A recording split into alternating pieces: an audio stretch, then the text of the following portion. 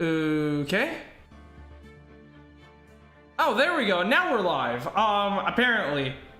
That took longer than I was expecting. Oh, I don't know. YouTube must be slow, I guess. So, are we getting any footage going through? Come on. And audio? Come on. There we go. Yeah. Okay. Perfect. So yeah, everything looks good on YouTube's end. Let me just you know, finish up this tea bag here, and yeah, then we'll be getting into it right now. I mean, I thought it fitting to drink some tea since you know, I have the Sherlock Holmes thumbnail. Sherlock Holmes is British. He's a Brit bonger. Yeah. Alright, here, let me swap over to the game so that we can have a little bit of a chat before we get started. Or actually, I want to head into the actual game before we talk so that we can actually look at the court record and go through the evidence that we have. If you're new here, I always like to go through my evidence at the start of every trial to try to, you know, collect my thoughts, see what we've got here. October 13th, 9:36 a.m., District Court Defendant Lobby number 1. Oh, shut up, Maya. Oh, fuck, I clicked. Alright. Court record. Yeah, I'll do that in a second. I just, need to make sure everything's good on YouTube. Alright, yeah, we're good. Okay, perfect. Now let's get started. So, while this tea is a-brewing, actually, I should probably go ahead and stir it real quick, just to make sure all the, sugar is dissolved. I put ungodly amounts of, well, not sugar, I use Splenda. I just like the taste better, and it doesn't make me fat. I put absolutely ungodly amounts of Splenda in my tea. I'm sorry if you're British, I've probably just offended you, and your entire, culture. But that's just how I do it. It's just good. I like Splenda, it's tasty, and it's not as bad for you as regular sugar. I mean, it's carcinogenic, sure, and I just spilled a bunch of tea all over my desk. Fantastic. Okay, well, this looks fine. Actually. Fuck.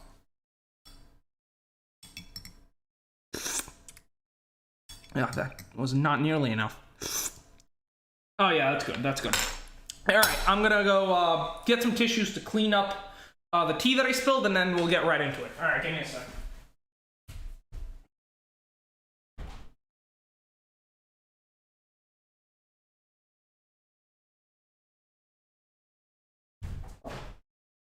I suppose toilet paper will do fine. It's just tea, you know. Don't think I need, like, industrial solvent or anything for this, you know. Let's just get that. There we go. There we go. Desk saved. Now, on to the court record here. So let's take a look. Obviously starting off with, actually here, I'm gonna go ahead and pour myself a cup real quick before we get started.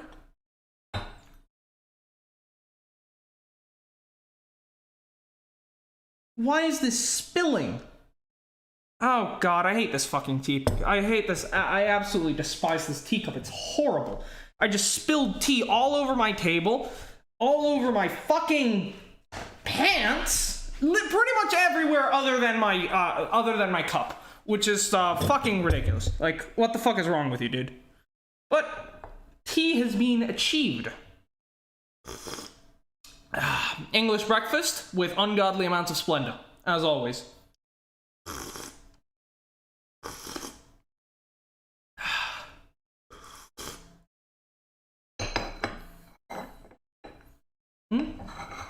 No, I'm getting a phone call, so give me a second. I need to pick it up, and we will be right back once I'm done with this phone call, okay?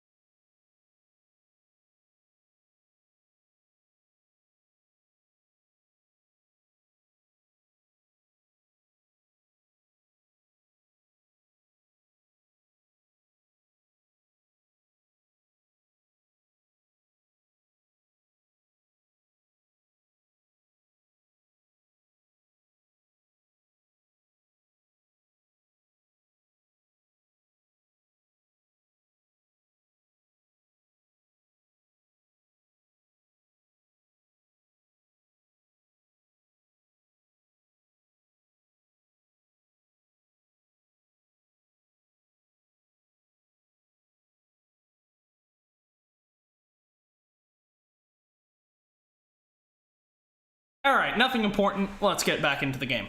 Now, I do not have my... I think my controller should be charged by now. Let's hope to God it is. Come on, please. All right, let's see. So, starting off, our attorney's badge, you know, useless. Magatama useless. Treasure exhibit poster. So, here we have our treasure exhibit poster, which is likely how the thief came to know about the exhibit. And, you know, obviously they stole the artifact that was first and foremost, right? You know, just displayed right there in the middle of everything. So for them to actually, you know, catch wind of this opportunity through the poster seems pretty likely. Now, we see most of the text is blurred out, so I'm just gonna guess it's not important, but we've got Maya's picture. I doubt that's gonna ever come in handy. Sacred Urn of Kurain Village, Treasure Exhibition, I Am, Lordly Taylor, you know, nothing really special. I mean, it says obviously the name of the place, you know, what the main exhibit is. Yeah, nothing really much of importance here, but, you know, just keep this information in mind. The thief also should not know what the real word is, you know, that's supposed to say Amy. I don't know if that'll ever come up, but just in case. Then Amy Faye. The statue was moved, and if I remember correctly, there was a bunch of, like, purple paint. Yeah, turn on the light, shit. Yeah, there's a bunch of purple paint, like fucking Pepto-Bismol type of shit, you know, some real, Danganronpa moments. You know, felt like playing Danganronpa made me think that it was like, you know, a murder scene or something, but, you know, it's just paint. Which clearly was splattered over a box. And behind this statue, and that was several days old, meaning that statue was at a different place several days ago. After the splattering of paint all over the box with the urn, the statue was moved to cover up the paint, and then during the night of the crime, the statue was moved once again to reveal the paint. The paint could not be seen until the statue was moved. Then the sacred urn, right, supposedly priceless, but has no monetary value. Right. So for a thief that is interested in selling works of art to pay off a debt, it doesn't really make sense to go after something that has been appraised at about $0. Then again, that begs the question, did the thief know this? Because, I mean, here they say the sacred urn of Kurain Village. I mean, they don't... I doubt they would say on the fucking exhibit, like, pamphlet that, oh, it's actually not worth anything, right? So, I mean, it's entirely possible they were under the idea that the urn had, you know, monetary value when in reality it didn't. That's a possibility. Then the Damask calling card. To security at Lordly Taylor, I will be coming to purloin the most priceless work of art on display in your exhibit. Treasures of Kurain exhibit. Take good care of the speckled urn, won't you? Yours truly, Mask Damask. Now, here he clearly says priceless work of art, which and then he refers to the urn, which is what he took, which makes me think that the thief didn't know the fact that the urn had absolutely no monetary value, and I have a feeling that that might actually come in handy at some point. Right, the thief clearly believed that this piece of art had some kind of price. I mean, it says priceless, but we all know it isn't. But we do know for a fact that this is the real Mask Damask because, you know, the little face thing, right? The emblem is top secret, only the police have access to it, so unless this was part of a... So, the only people who could have forged this is actually quite similar to a Danganronpa trial in the first game, actually, the second trial. The only person who could have forged this emblem, right? So this emblem must either be real or it must have been forged by someone who knew it. And the only people who would know it were members of the police force. So Gumshoe, the prosecutor, whoever that may be. I think it's Godot. We haven't met him yet. you know, Chief Gant from a fucking prison cell, you know, or possibly Detective Atme, since, you know, he's not an official, he's a private investigator, he's not part of the police force, but he would know about the emblem, though. So he could have forged it. That is an important thing to know. Then the camera data. Right. The camera took a single picture at 1 Oh, yes, and back to the idea of possibly Atme being a suspect. He did have a big duffel bag in his apartment or office, and inside of it was something round and smooth. Now, that's interesting because the urn isn't smooth. It's completely fucking cracked. But maybe Phoenix only felt like a single portion of it. That's entirely possible. So, well, it's probably not the urn because it was smooth. I'm not going to rule it out. Because it does have smooth areas. Yeah, so then the camera data, so yeah. Atme set up the camera from Lordly Taylor, and even though he was knocked out by Mask Damask, the camera was able to capture a picture of the robber. Yep, at 1 a.m., that makes sense. That's the time the crime was committed. What that doesn't work out, though, is that, you know, I mean, not that, well, yes, that doesn't work out. We'll get to that in a second, but what's interesting about that is the fact that we haven't been shown the picture yet. This feels very much like a Turnabout Big Top or Turnabout Samurai. Turnabout Samurai and Turnabout Big Top situation where, you know, we have an image of someone, but it's not exactly definitive proof. But, you know, the prosecution tries to present it as if it is. So we'll have to look into that a bit further. You know, we'll have to wait for that image to actually be revealed to us during the court to actually be able to form any kind of opinions on that. Then the Shichishito, right, because Damask knocked the fuck out of Atme with that. Not really much to say about that. I mean, the sword was clearly in Mystic Amy's hands. I guess it is removable. So Mask Damask must have gotten the sword from Amy and then gone around to beat up Atme. Now, what the issue is here is that the statue of Amy was right next to the door, which Atme was watching. If someone had approached the statue of Amy to grab the sword and then headed to bonk Atme, he should have seen them. I mean, they were out in plain view. So it's kind of weird that Mask Damask was able to get the sword without Atme noticing them. But I guess we'll have to see how that develops. Then we have the security camera photo. Fuck, I completely forgot. I'm an idiot. Okay, yes.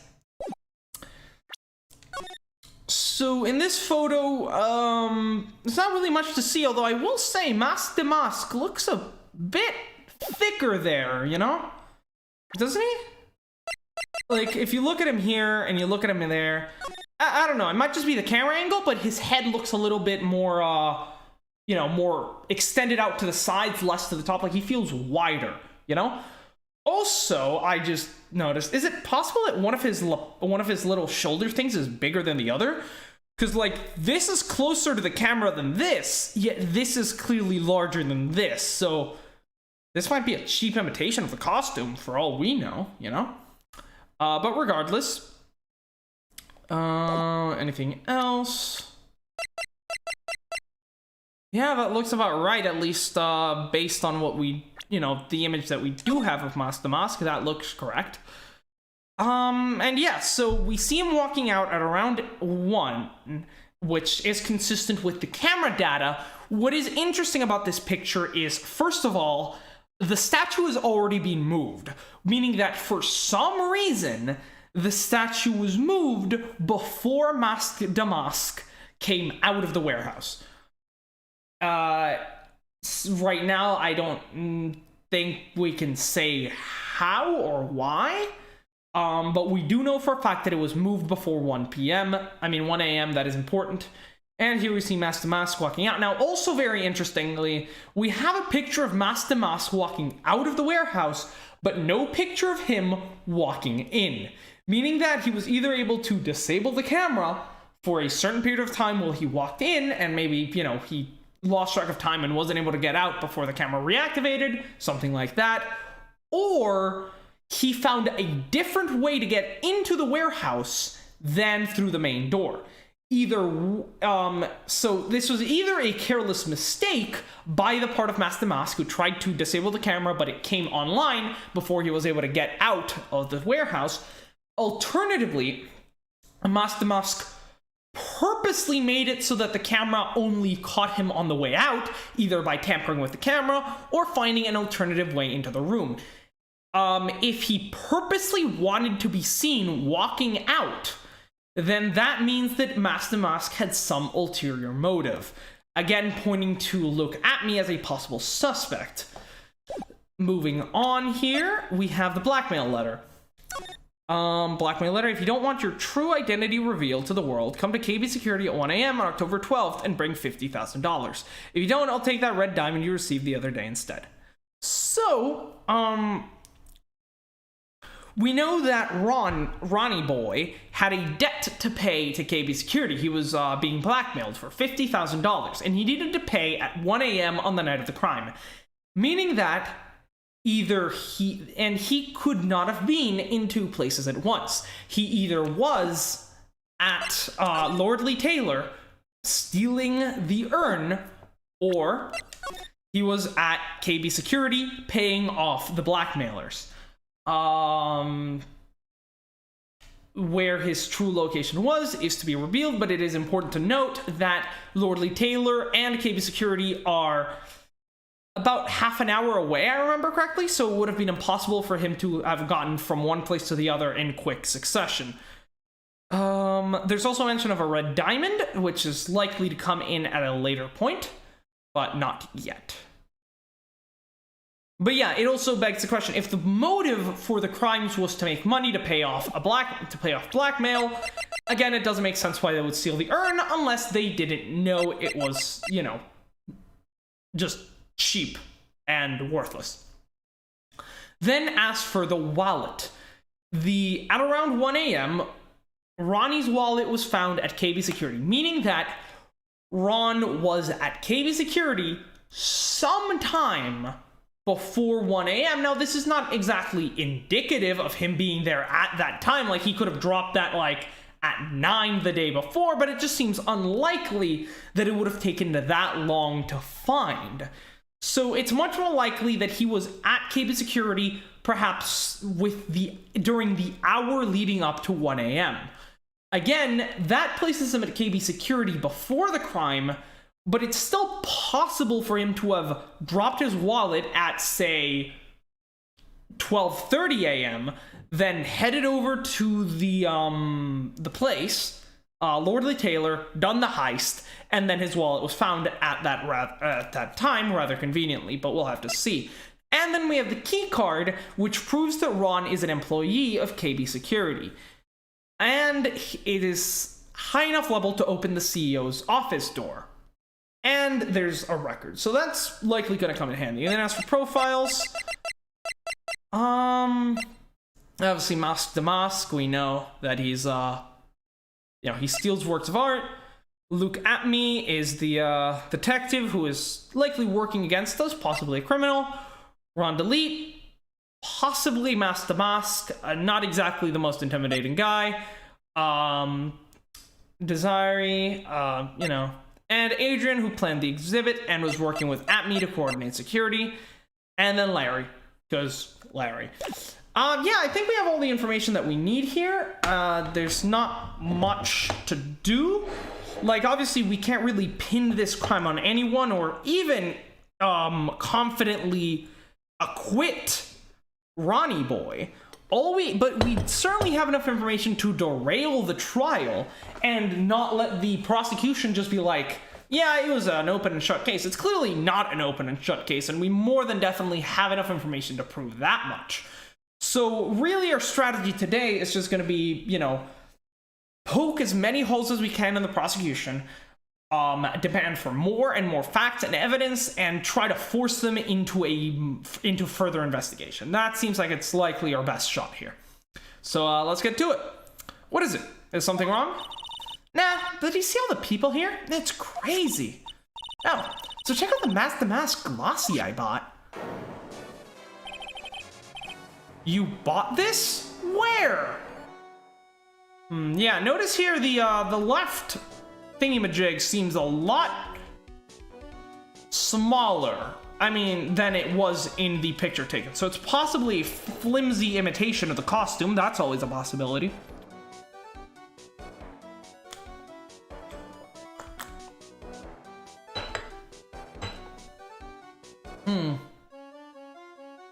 So interesting, we actually get a full view at... That's new.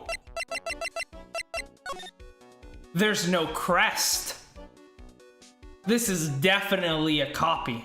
A cheap imitation. I mean, let's take a look. The left pauldron, I finally remember the word, looks larger than it should be. That might just be an error on the part of the developer, so I'm not really gonna think much of that. We have actually spotted some errors on the parts of the developers before in these games. Specifically, I believe there was one in Rise from the Ashes that kind of stumped me until I realized, yeah, it was just a plot hole. But yeah, if you look at the picture, you'll see that Master Mask here has this sort of crest with his face on it, and some little wings right around the I don't remember what this area is called, like the top of the chest where the chest meets the neck type of area. Whereas in the image taken here, Master Mask doesn't have that. The rest of the costume seems fine, but he clearly doesn't have that bit. Also, furthermore, you'll notice that the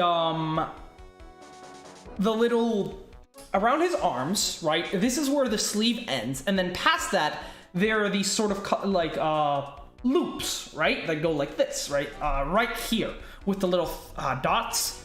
Those seem, you know, those are there in this image. However, the dots are not. And they also seem smaller. Like, as you can see here, it looks like there's roughly like maybe 1 or 1.5 make up the size of his wrist, while over here, those definitely look like each one is about the length of his wrist. So there are a number of faults with the costume in the image, and thus, you know, that's probably going to be a very important... Also, wait, is that two... That's 2 feathers, right? Does this guy have 2 feathers? Yeah, okay, he has 2 feathers as well. Okay, it's just one is behind the other, so I didn't quite see it. Okay, yep, so, this looks fine. This is, fantastic. Good job, Maya, actually, for first time in, like, ages. Around the little tennis den in front of the courthouse, they have all sorts of things for sale. So I should lock my door, actually, just so we don't get interrupted. Because this seems like it's going to be a very fun trial. The prosecution here really didn't do their homework. Like, they're, I don't know what they can bring to this, but, you know, they always have conducted their own sort of investigation, so we'll see what evidence they've come up with, and we'll synthesize from there, because obviously we don't have all the facts yet. You know, I'm a sucker for this kind of stuff. Alright, so we have Master Mask. That's going to be very useful. God, I'm guilty! Throw the book at me! Who's screaming like that? Oh, Mr. Wright, you made it. Yeah, I did, but it doesn't look like things are going to get any less ugly for you. Because I did it! I'm the criminal! Me! He's at it again. I sent the calling card to Lordly Taylor. I admit it! But you don't have the sacred urn, right? Well, that's true, but that doesn't mean that I didn't commit the crime. Normally when I say, of course you didn't, I'm being sarcastic, but you? Jesus Christ. Anyway, I admit that I'm guilty, so make sure they give me a guilty verdict, please! Again, this is very much stinking of a different trial that we've done. I don't remember which. Oh, right, Rise from the Ashes. Where Lana Skye wanted to be convicted. Because she legitimately. Well, no, she didn't believe she was guilty, but she was essentially being blackmailed into essentially trying to take the fall for Gant's crime.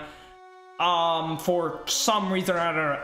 I don't remember exactly what dirt Gant had on her, but she was willing to take the fall for him, regardless. So I'm getting very much, vibes of that, which is actually quite interesting because it's also, this is very similar to Rise from the Ashes, since I'm pretty sure the garage in Rise from the Ashes is modeled after the basement in this case. And in that case, there was also a situation where travel time was an issue. So this is seeming very much like that case, which is interesting because that case was very good. And we also have the blackmail letter. Ron is being blackmailed, clearly. It's possible that the real Mask Damask is then blackmailing him to take the fall for some reason, maybe threatening his wife. I don't know, it'll be interesting to see where this plays, how this plays out. Now there you are, Ronnie. Bonjour, sweetie. Oh, Desi, honey. Bonjour. Well, actually, I don't really know why I should be speaking French to you at a time like this. Oh, poor Ronnie. Leave it on to me, Ronnie. I swear I'll protect you. Well, you see, actually, the thief is me. Oh, come on. Stop the sulking. You'll be fine. Can I tell you something, Nick boy? I can guarantee that my Ronnie is innocent. If he's declared guilty, I'll be ever so cross with you. So why are you smiling when you say it? Well, if you'll excuse me, I've got some errands I need to take care of. I'm counting on you, Nicky boy. Good luck. I mean, we could use a character witness. Those are certainly, you know, they're not evidence, but they're helpful. At least lowering the sentence if he does get found guilty.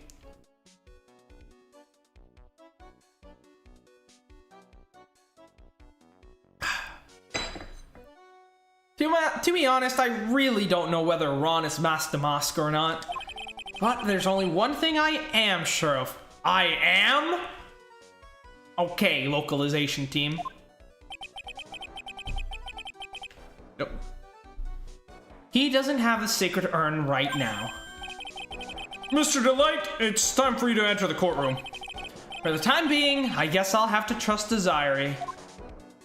Yep, we'll have to. I mean, and even if he was guilty, it is our job as a defense attorney to try to get him to try to make the case for his innocence, even if we know he's guilty.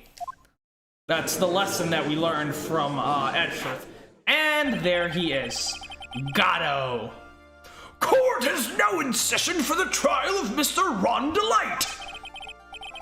The defense is ready, Your Honor. Oh god, this music goes hard.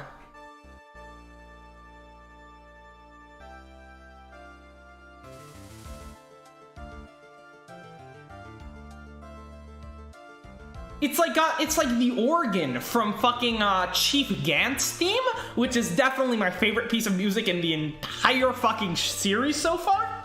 Right, it's got like that organ grandiose quality of it, but it's also kind of jazzy at the same time. Yeah, it's very groovy. I really like this theme song, goddamn! The defense is ready, Your Honor. I don't know if this is this guy's theme song. I'm guessing this is Godot, or if this is like the new courtroom theme. Either way, this is great. What about the prosecution? Are you prepared to? What a stupid question. Oh, what did you say? Fine, let me ask you then, Your Honor. Are you ready? Are you ready to pass judgment? What?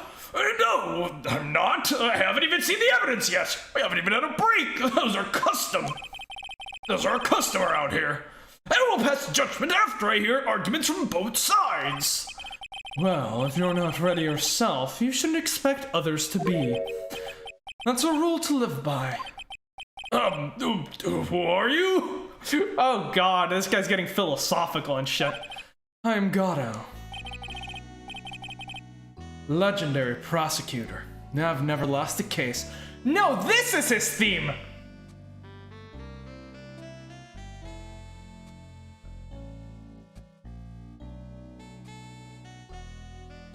Why is this so good? Why the fuck is this so good? Let's keep going. And my controller is out of battery. What a time! I guess we'll continue with mouse and keyboard then. Ah, he's the one the detective Atme was talking about. Yep, he is. Although Atme never mentioned he was this hot. Nick, that's inappropriate behavior. Don't worry. My heart is set on Edgeworth and Edgeworth alone. Don't worry, Maya. Okay, that's good to hear. I thought you were gonna marry Mystic Maya. Nope, it's Edgeworth. 100% Edgeworth.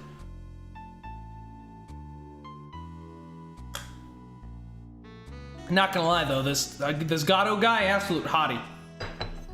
Even has a fucking jazz orchestra backing him up. Like, that's a good prosecutor, you know? Yes, your reputation precedes you. What kind of cases have you dealt with so far? None. What did you say? I've never prosecuted a case before. Never? But you said you've never lost before!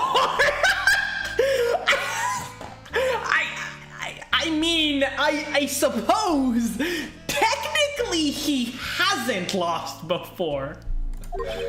Exactly. I've never lost. I've never won before either.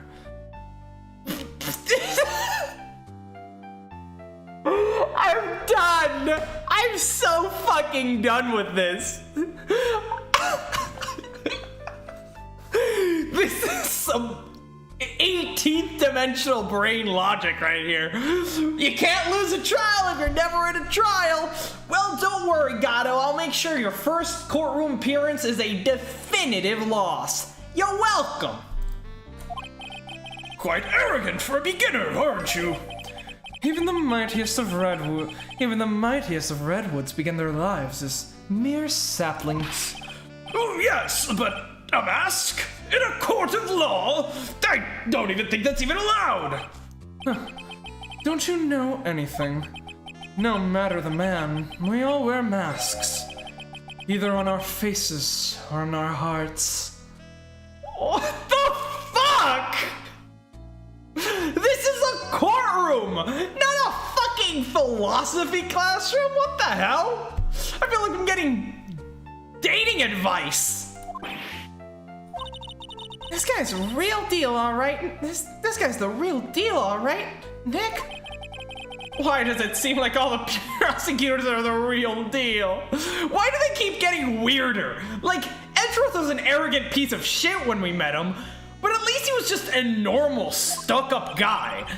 Then Francisca Von Karma started whipping people in court. Like, she had some straight-up anger issues, you know? And then this dude? Like, they just keep getting weirder. So, we finally meet, Mr. Phoenix, right? Hey, nicknames aren't getting you anywhere. My heart is reserved for one man alone, and that man is Edgeworth. What? Nick, is he a friend of yours? No, I don't have any friends that call me trite. Just who is this masked man? I've got to return. I've returned from the depths of hell to do battle with you. Oh, well then, Prosecutor Gobbo?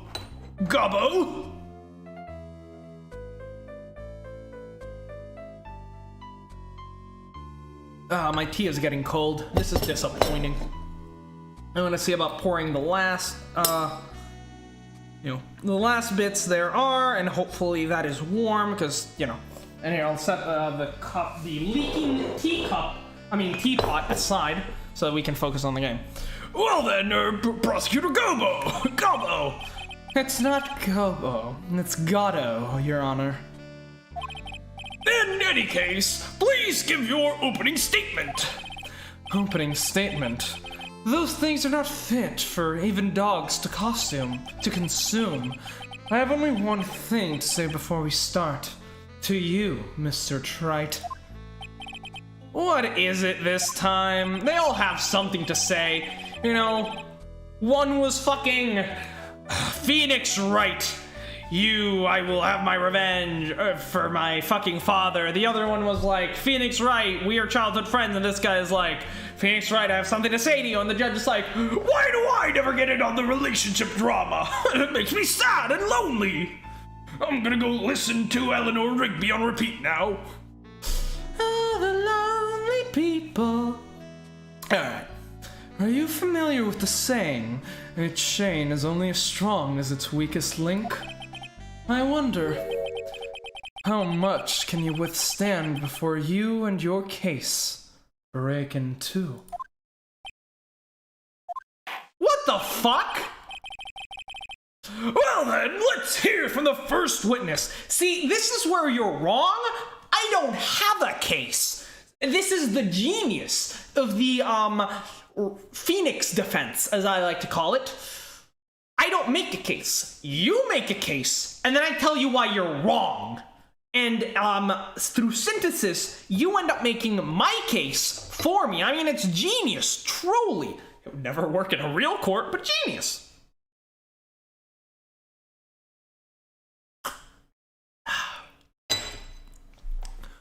Well then, let's hear from the first witness. You know, I like a prosecutor that doesn't, waste time. He doesn't mince words.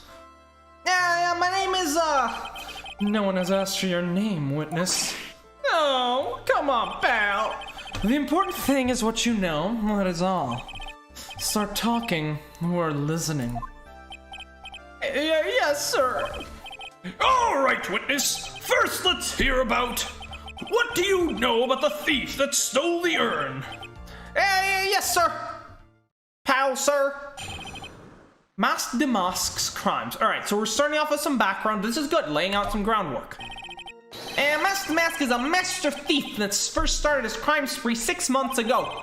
And he's so confident he sends his calling cards out before he even commits the crime. This was his fifth heist, and as usual, he sent a card on to Lordly Taylor. And the pattern is to always go after only the most precious art pieces. That's why we're sure it was Mask Damask, sir. It fits his MO to a T. M-O-T, as they say. I could go for a cup of tea right now. So then the actual identity of this Mask Damask is... Mr. Godot, what are you?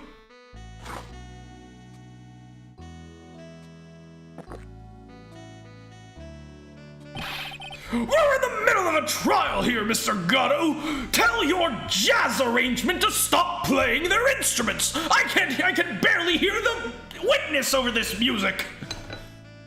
Judge, when will you learn that any good trial requires some good ambience?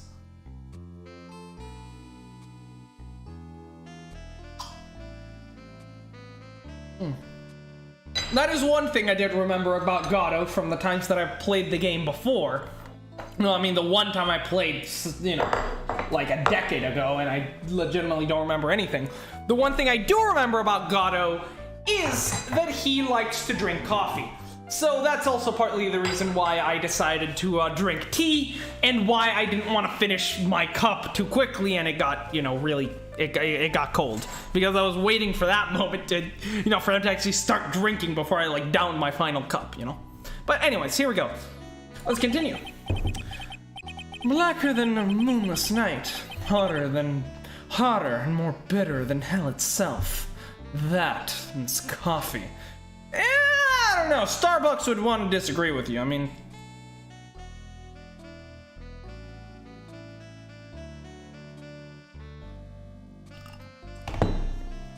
I personally like my coffee black, but I don't like coffee.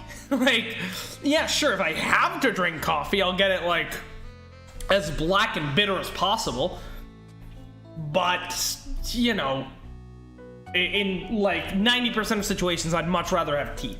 Because I'm a man of class. You see? I'm sure you can grant me at least this much, Your Honor. Oh, please. Proceed. Very well. It's only coffee after all. I have my Mountain Dew and tendies right here on my podium. I mean, it would be kind of unfair if I didn't let you. I was more so concerned about the jazz instrumentation, but thankfully that's died down. Thank you for that, by the way. What? You can't be letting him slide this early in the trial. Proceed with your cross-examination, Mr. Wright. Well, Nick, what are you going to do? Also, does he just have an assistant? Like a fucking intern? Like, law student that just sits at the edge of the table and just slides him a mug of coffee when he asks for it? Like... Well, Nick, what are you gonna do?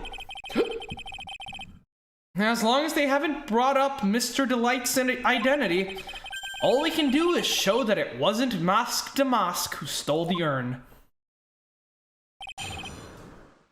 Masque de Masque's crimes. Alright, let's see. So actually, I should probably try to see if I can charge my controller, so that then we can continue. We may be able to switch back to it later on in the trial. So I'm gonna go ahead and do that. And what happened to my audio? Oh, audio's back, I guess. That was weird. Is that still fine on the stream? Because that seemed weird. Yeah, okay, everything's still fine. I don't know what happened there. Whatever. Alright, so Thief first started his crime spree 6 months ago. He's so confident that he sends his calling card before he even commits the crime. So that's going to be an important piece. This is his 5th heist. As usual, he sent a card on to Lordly Taylor. Okay. Pattern is to always go after only the most precious art pieces. That's why we're sure it was Masque de Masque, sir. It fits his MO to a T. So I'm guessing what the linchpin here is the fact that the urn was actually worthless. So let's try to pursue this avenue. Art pieces. Like what, for example? Well, his first target was the famous Tear of Emanon. What's that? Some kind of especially salty teardrop? No, sir. It's a blue diamond, a single rare diamond. Next was the Crown of Bangora, you know, a thing you put on your head. After that was the Left Hand of Hades and the Portrait of Magina, sir. Detective Atme retrieved the Portrait of Magina and returned it to the museum. And the target of his 5th and last robbery was the Sacred Urn, correct? But isn't it difficult for him to dispose of such famous art pieces? Yeah, well, we assume that he must have some kind of underworld connections. I mean, yeah, there's underworld markets for all kinds of stuff. Like, if you had the fucking Mona Lisa and you stole it, like, there's definitely people who would buy that shit. Somehow, Mr. Delight doesn't look that type.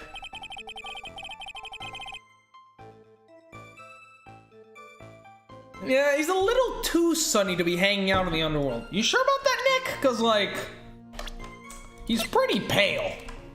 He probably doesn't spend too much time in the sun, let's be honest here. So, it fits his MO to a T. His pattern is always to go after the most precious art pieces. Ooh, okay. But it doesn't, though. And what do you mean when you say it fits his MO to a T? I was thinking of asking the same thing myself. Well, I wish you would listen to me more closely, pal. First of all, there's the calling card. We're 100% sure this is authentic. And there's the fact that he seemed to know all about the security system. And finally, his target was an art piece. These are all part of the thief's modus operandi. And so, since this robbery seems to fit all those conditions... That's right, it means the Masque de Masque is behind it. Nick, it definitely looks like it was Masque de Masque who stole the urn. But there's no real evidence either way as to whether Ron Delight is Masque de Masque. But... Also, the urn hasn't turned up yet, let alone in connection to Mr. Delight himself. So even though we know it was Masque de Masque that did it, maybe for the time being I should try to show it wasn't Masque de Masque that did it. Right, yes. so in this case, it's either one of these two. Alright, let's try this one. Right? And I'm just gonna go. I always save at the beginning of every cross-examination just to ensure we don't have to restart from the very beginning if we actually lose all our health. Alright, I believe this should be the urn being of no monetary value. Yep. Can I ask you a little something, Detective Gumshoe? Yeah, just hearing the little in that question is making me nervous, pal. You said that he always goes after the most precious art pieces, right? Yeah, that's right, pal. But there's one problem. That's not what he did in this case. The supposedly priceless urn doesn't exactly rise to the level of precious art. And what do you mean? Nick, how can you say such a terrible thing? Now I'm not going to be able to make any money of it when I get it back. No, I mean from a financial point of view. I mean, it wouldn't fetch a good price. Well, Prosecutor Godot, what is the value of that urn? The appraisers I spoke to said they couldn't attach a price to it. And I mean that in the worst sense. So in other words, it was not the kind of item that Master Mask would normally go after. Yeah. If I understand you correctly, Mr. Wright, you're saying that the theft of the sacred urn was not the work of Mask Damask? Yes, that is what I'm saying, at least for the time being. Actually, all I did was point out a contradiction. The argument made itself, but I'll take it. Well, first of all, we need to get this issue cleared up. Was this last robbery the work of Mask Damask or not? What do you have to say about this, Mr. Godot? And jazz music? Ooh, nice gulp. This coffee here, it's my own special blend. I call it Godot number 107. I'm not trying to decide whether to cut down on the acidity or the bitterness. That's the only thing I've got on my mind right now, Mr. Trite. What? We're in the middle of a case! If you're really a man, you should clear up your own mess. Sorry, but I don't get what you mean. Your witness is the one who made a mess of this. I simply showed the mess. If you're saying it wasn't Master Mask that stole the urn, then it must be someone imitating Master Mask's method. A fake. A fake Damask? Fake Damask? It sounds so ridiculous, but I like it. Now, before I decide on my coffee, I believe some proof is in order, Mr. Trite. Proof that the person who appeared at Lordly Taylor that night was actually a fake. I mean, yes, I have proof and I'm about to shove it in your face, don't get me wrong, but the burden of proof should really fall on you. You should prove who the thief was. I shouldn't have to prove that it wasn't Master Mask.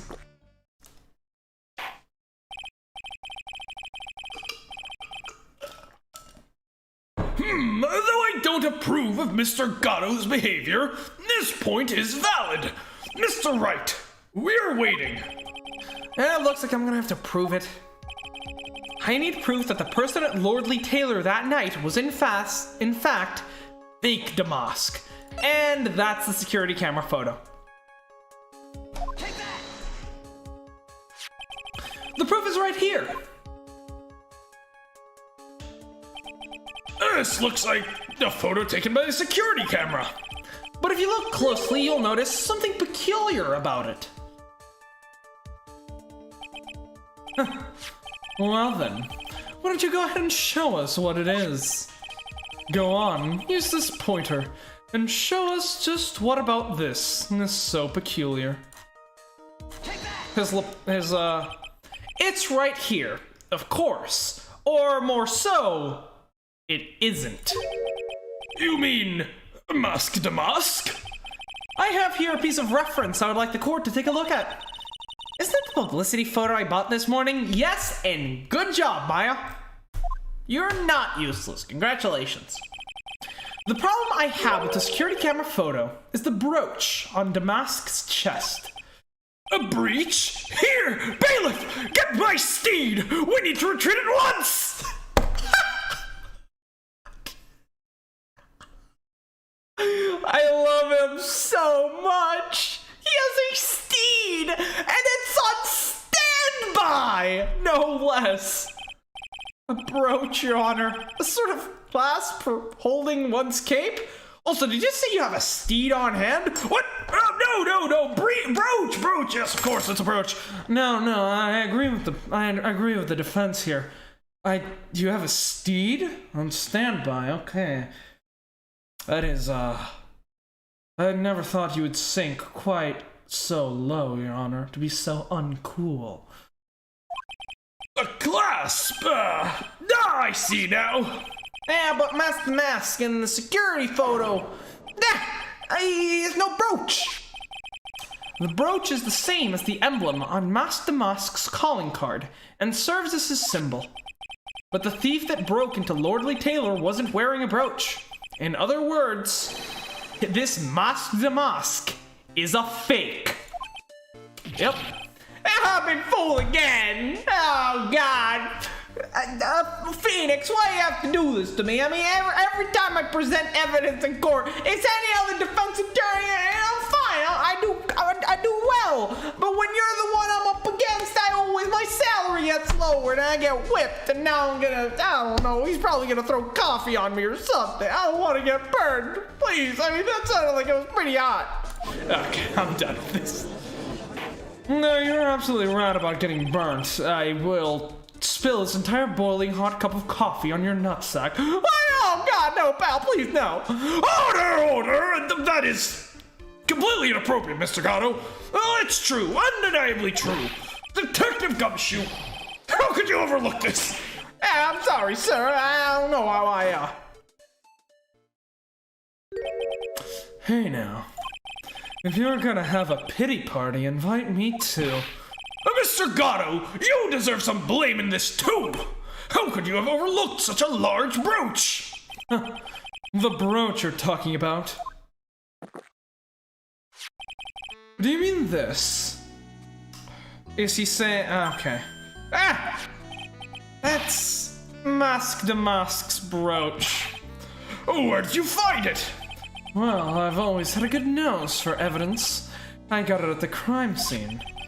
It was hidden in the shadow with the big female Buddha statue. Buddha statue? You must mean Amy Faye. Why didn't you tell me about that, sir? I always put evidence away in my pocket. After all, it's the safest place for crucial evidence. Yeah, this guy's one cool customer. It's a little early to be shaken up, isn't it, little lady? This friend of yours left pretty little hickeys on there too. Hickeys? Figuratively speaking, of course. I'm referring to Ron Delight's fingerprints. What? What? The defendant's fingerprints are on the brooch? Yes, okay, so, you love talking about proof, Mr. Prosecutor? How about you tell me why was the brooch removed in the first place? Order in the court. Mr. Godot, let's see that brooch. I've grown attached to my metallic girlfriend here. Take good care of her, will you? It appears to have been torn off some clothing. There's a little bit of cloth left on the back. Possibly signs of a struggle. Interesting, so Atme wasn't just knocked out from behind. Obviously, there must have been a big struggle that night at the crime scene. Uh-oh, Phoenix, we have a problem. So, found in the shadow of Amy Faye's statue, looks like it was torn off some clothing. Got it. You mess with Godot. He's gonna say you get burned? And you get burned. He's so cool, but so predictable. He's been playing me like a violin. They played us like a damn fiddle! Oh, Miller. Well, Judge, I'm about ready to call my next witness. You're done with me? I haven't proved anything yet. You've proven your own incompetence. That's good enough. I didn't even need to burn you with my coffee. You've burned yourself. See, even I can come up with better lines than this dude. What a loser. This whole fake cool guy persona is dumb. Yeah, it doesn't sound good at all. Hey, be glad I haven't lowered your salary yet. Oh, yeah, I guess you are a bit kinder than Mr. Edgeworth was. Bailiff, bring the next witness into the courtroom. Finally time for the ace detective to make his appearance, huh? Yep. What the fuck?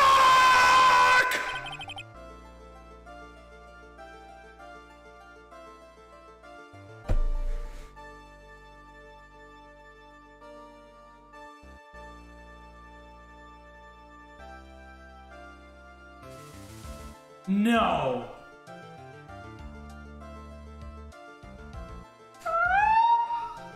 I'm blind! I'm fucking blind! Alright, give me a second. I need to go back to Atme. 1 second is one drip of the 1 second is one drip of the coffee pot. Let's hurry it up.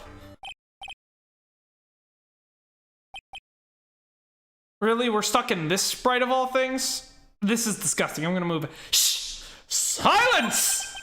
And now I see! It's all becoming clear! Oh, what's clear? Zavari! The truth has once again been elegantly revealed to me! Alright.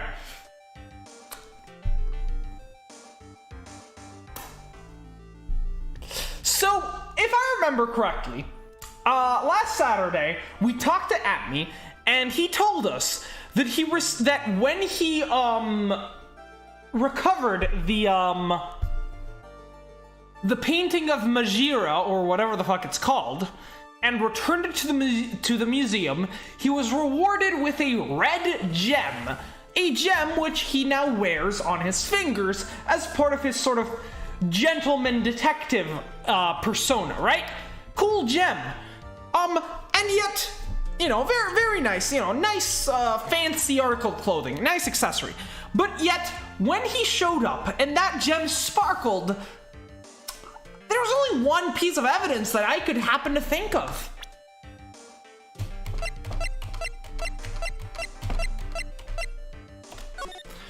Blackmail letter. If you don't want your true identity revealed to the world, come to KB Security at 1 a.m. on October 12th and bring $50,000. If you don't, I'll take that red diamond you received the other day instead. Keep in mind, it never says stolen, and as far as we know, Mosque de Mosque never stole a red diamond. The only one who has a red diamond, who has furthermore received it, is Luke Atme, and that is who this letter is actually addressed to. The letter was found in Ron's room, yet it never says that it's addressed to Ron, interestingly enough. Very nice. So the one who was getting blackmailed was actually Atme. Interesting.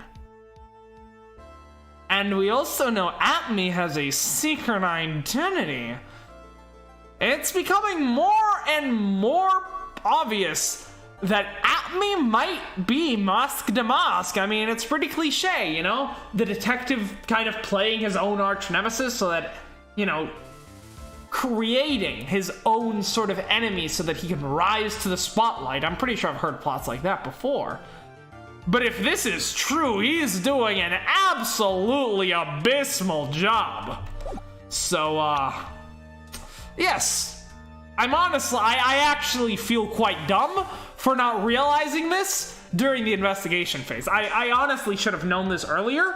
I think it's just because I just reviewed the letter and I was kind of interested in that whole red gem thing. Because I remember when Gumshoe was listing off the various items that Masque de Masque had stolen, I was like, could this be a red gem? And then I was like, oh, is this a red gem? But no, it was blue and stuff like that, you know?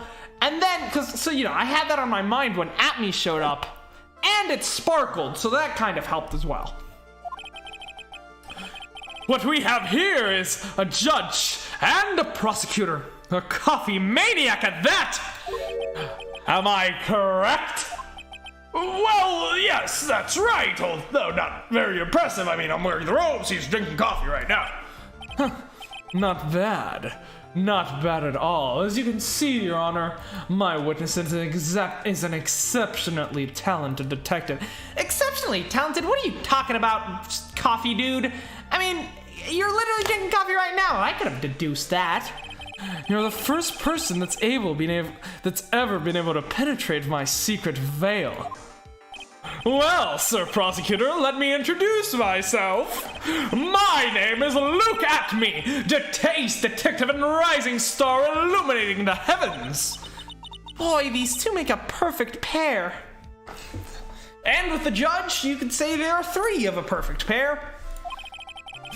They'd either be best friends or they'd tear each other's heads off. I've heard that on the night of the crime, you were all alone on security detail. You heard correctly. My specially made monocle is worth more than 100 Detective Gumshoes. If Detective Gumshoe was worth anything, that is. Why was this guy all by himself anyways? There must be some reason. I'm sure of it. Well then, tell us what this special monocle of yours witnessed. What I witnessed. It was approximately 1 o'clock in the morning, just after the date changed. That's when my nemesis, the infamous Masque de Masque, dancingly descended upon me! Okay, so he's actually saying that he actually saw Masque de Masque. Interesting.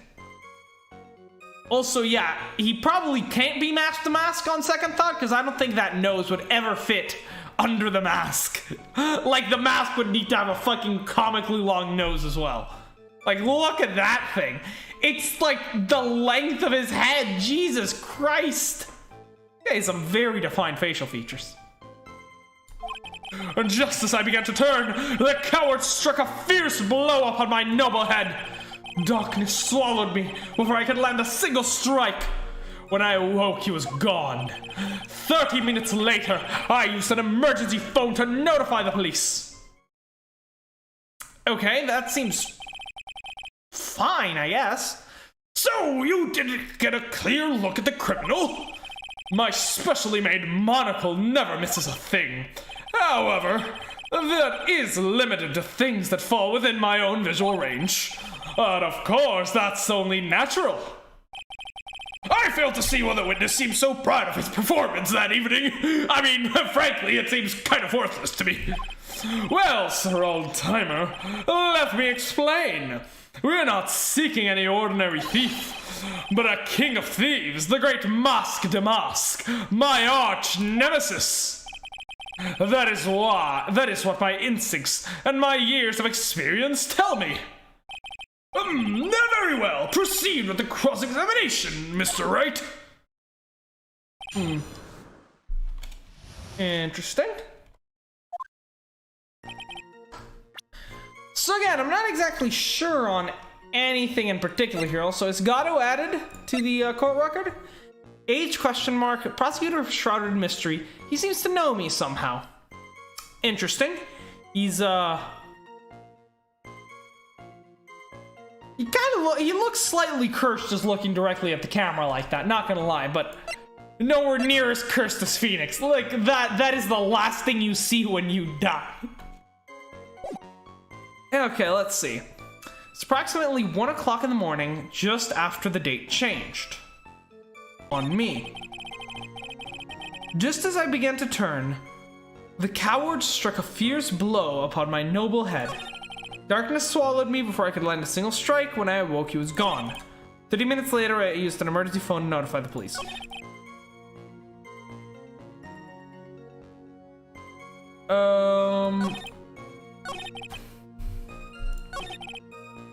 Well, let's pressure him on this. Let's see if we can glean some more information. Dancingly descended? From where exactly? Well, from the entrance, I suppose. Where else? So in actuality, he neither danced nor descended. Someone please save me. How is it that you didn't notice the thief? My eyes were looking for the thief's shadow, while my ears listened for his footfalls. Even so, the dastardly criminal managed to sneak up on me. It can only be due to his subtly camouflaged cape and soft-soled shoes. I hereby dub you Ace Dunce. Yeah, these three are really just way too perfect together. The judge, Atme, and Godot. Like, they make the perfect trifecta. They began to turn. The coward struck a fierce blow upon my noble head. Okay. You didn't see the criminal's face when that happened. Well, that's the difficult part. How should I put it? I saw his mask. That's all I can recall. That's not very solid as far as testimony goes. However, fortunately, I had my third monocle, the security camera, at the ready.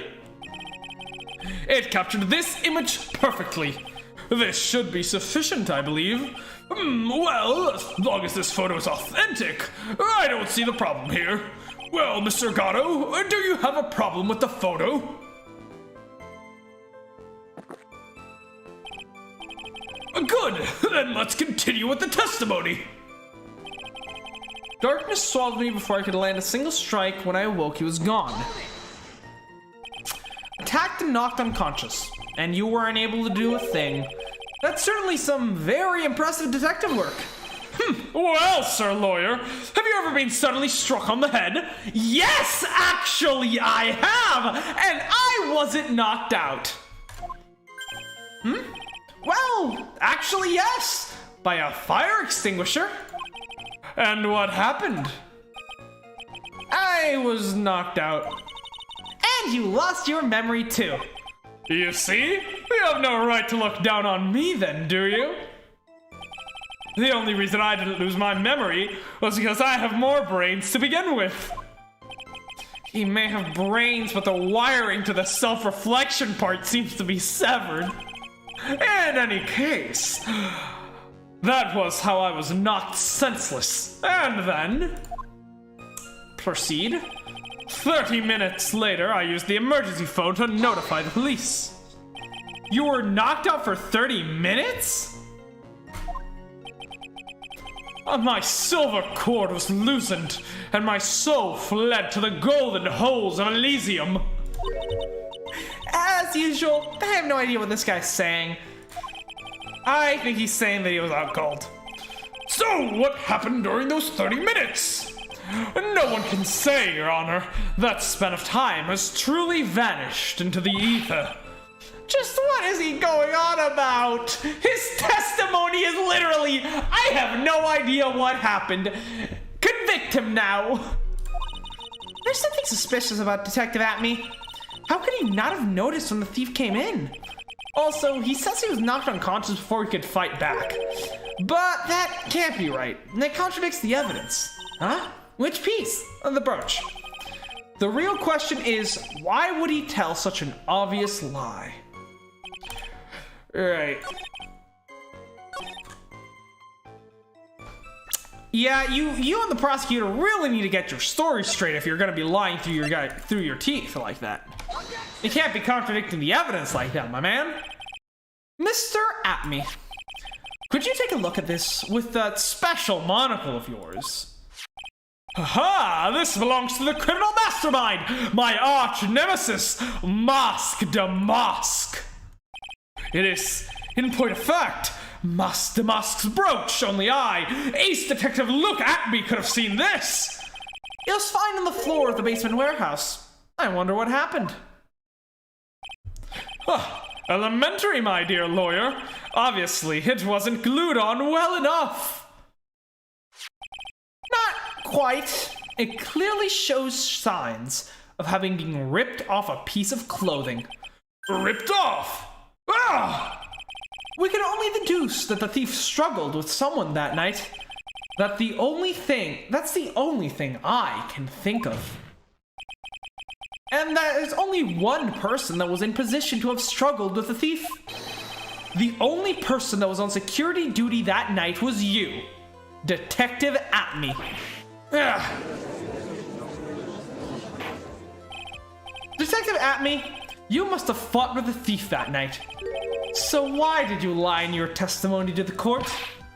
Witness! Giving false testimony is a serious crime! Yeah, no. Wait a moment, Sir Old Timer. Don't talk to me like I live in a nursing home! I live in the back of this courthouse, by the by! I just remembered, Your Honor. I was just confused because I've been dealing with so many cases lately. You get knocked unconscious in all of your cases? That's not a good look. The true measure of a man is the amount of work he does. That's what I always say. Not when his work is shabby and useless. Also, you've done what work have you done? This is your first case! What? Nick, you can only handle one case at a time. Isn't that right? You talk too much. Witness! So are you now saying that you and the thief fought? Hold on. That's quite enough, Your Honor. Excuse me? Save the big questions for the testimony. That's one of my rules. Indeed, I understand. I, Luke Atme, agree completely. Oh my god. Well, if it's testimony, I can cross-examine it, so this works out for me. Indeed, it's true that I looked away from the door for a brief moment. However, Luke Atme cannot be easily discombobulated. Discombobulate. The fucking... Oh god, this is not even on purpose, but there's so many Sherlock Holmes references. First, discombobulate. Then, discombobulate. Block left-hand strike. Discombobulate.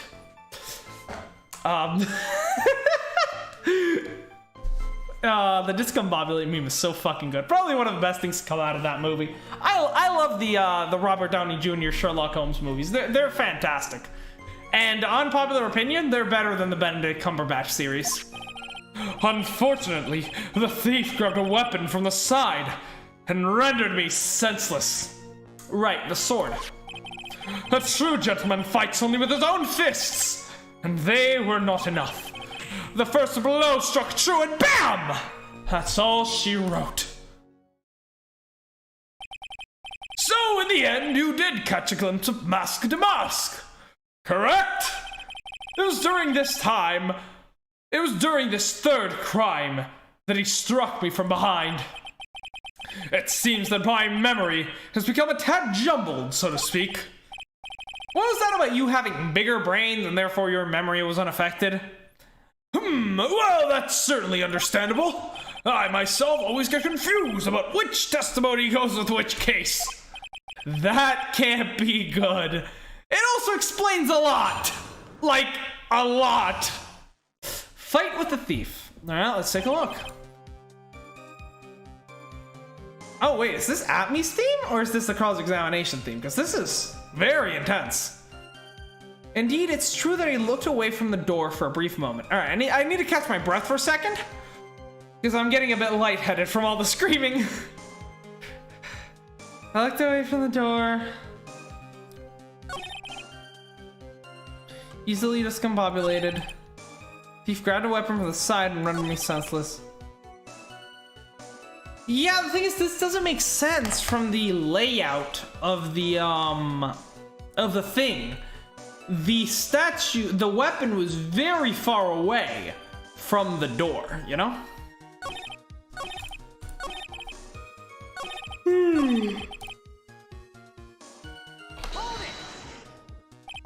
What do you mean by weapon from the side? Naturally, the thief had no idea that I, Luke Atme, was hiding in the area. He grabbed the sword from the statue that was standing by the door to the warehouse. Sword? You mean the sword that was all twisted like a tree branch? Correct. Fortunately for me, the blade was not sharp. Okay, so he is talking about the Shichishitsu. So the thief armed himself with a sword, and what about yourself, witness? Right. Thief grabbed a weapon from the side when he senses. So, why did you look away from the door anyways, Mr. Ace Detective? Or did you have to go pee? Because you can say that, you know, that's not embarrassing. In addition to the camera, I prepared a variety of other sensors as well. The alarm on one of those had gone off, so I had to check the data. That's why I went to the computer, elegantly, of course. So you were momentarily vulnerable when you were working on the computer. What should I do? Should I ask some more questions? It's enough. About the sensor, about the computer. Let's ask about the sensor, because, this sensor seems kind of counterproductive if it literally just doesn't warn him. Like, if Master Mask tripped the sensor, then was able to hit him in the back of the head by the, or, you know, get there into the room by the time it took Luke to go to the computer, like, you should have probably had that sensor detect him earlier, you know? What kind of sensors are you talking about? There are other places in the basement that someone could enter and exit from. Oh, now that is valuable information. There are air conditioning ducts, sewer pipes, and a cat door as well. What? I hooked up the heat detecting infrared and ultraviolet sensors to each of them. That's a lot of hardware. Was it all yours? Lordly Taylor Department Store was kind enough to provide the monitoring hardware. Naturally, the security camera that took the photo belongs to them as well. In other words, he couldn't have rigged the equipment, huh? Has that cleared up any doubts you had about me, Sir Lawyer?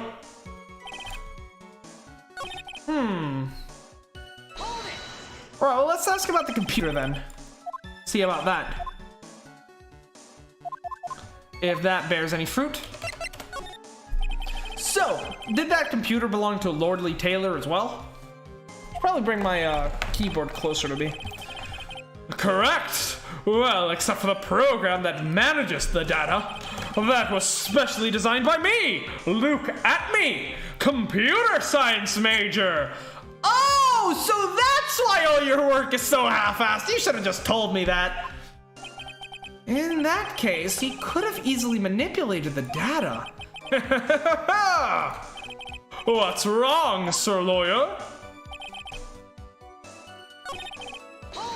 Oh, fuck, I did not meant to do that. Let's skip this since we've already read this. So I'm just, gonna go ahead and save just for the sake of, you know, safety. Never know when we'll have to revert. Now, gather the weapon, enemy senseless, cannot be easily discombobulated. I'm trying to find any holes here. What does that mean? Discombobulated. What, you haven't watched Sherlock, Phoenix? Young people these days, they really irritate me. They're the perfectly good old words to die until everyone forgets what they mean. Like defenestration, for example. Has anyone outside of an AP European history class ever heard that word? The defenestration of Prague. I was there, you know, I remember it as if it were yesterday. Sorry, but what exactly does it mean anyways? Now I've forgotten. What was I saying? Jeez, it's better than old people who forget what they were saying 5 seconds ago. Well, it looks like we've cleared that up. You can go on with your testimony. So that's useless. True, bam, and that's all she wrote. You had that much faith in your own fighting abilities. But of course, in college I was second in charge of the boxing club. I'm sorry if I failed to find that appropriately impressive. However, my opponent in the ring this time was my arch nemesis, Masque de Masque. This guy's a real piece of work. Can you tell us a little more about what happened? My opponent was both powerful and vicious. You might say he was powericious. Oh god, he really is red-white. Powericious. I assumed the at me fighting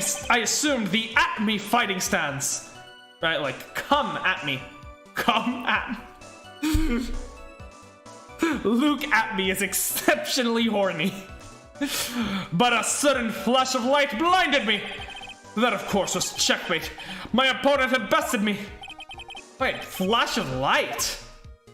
What do you mean you were blinded? Although I do want to ask about the fighting style as well. So what was this flash of light that blinded you? I was bathed in a golden light that seemed to come from the statue of the woman. The statue of Amy Faye, I'm guessing. Well, that wasn't very much help at all. What do you think, Nick? Well, there's only one thing I'm absolutely sure now. Yeah? What is it? This look at me guy, he's definitely hiding something. But why? I think I'm starting to figure out what really happened that night. And about the true nature of this detective.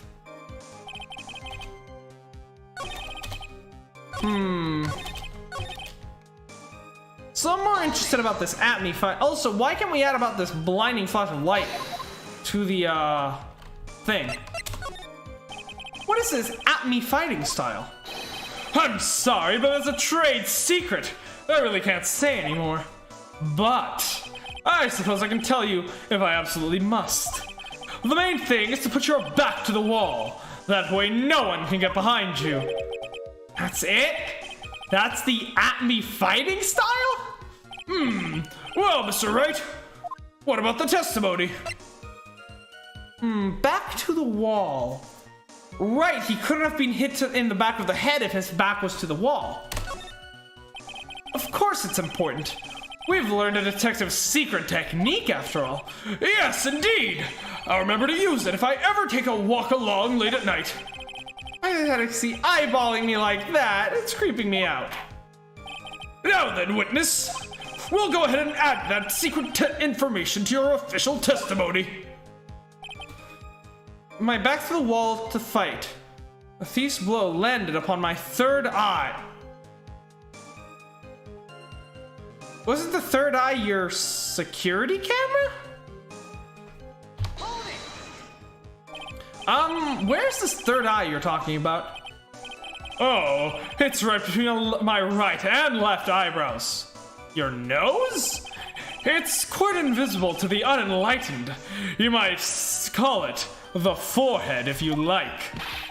Why didn't you just say it in the first place? So, lawyer, it looks like the creases in your own forehead are getting deeper. So, Mr. Abney got hit in the forehead then. That's what he says.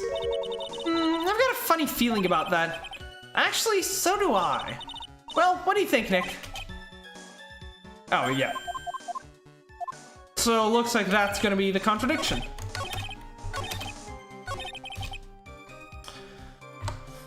Let's see.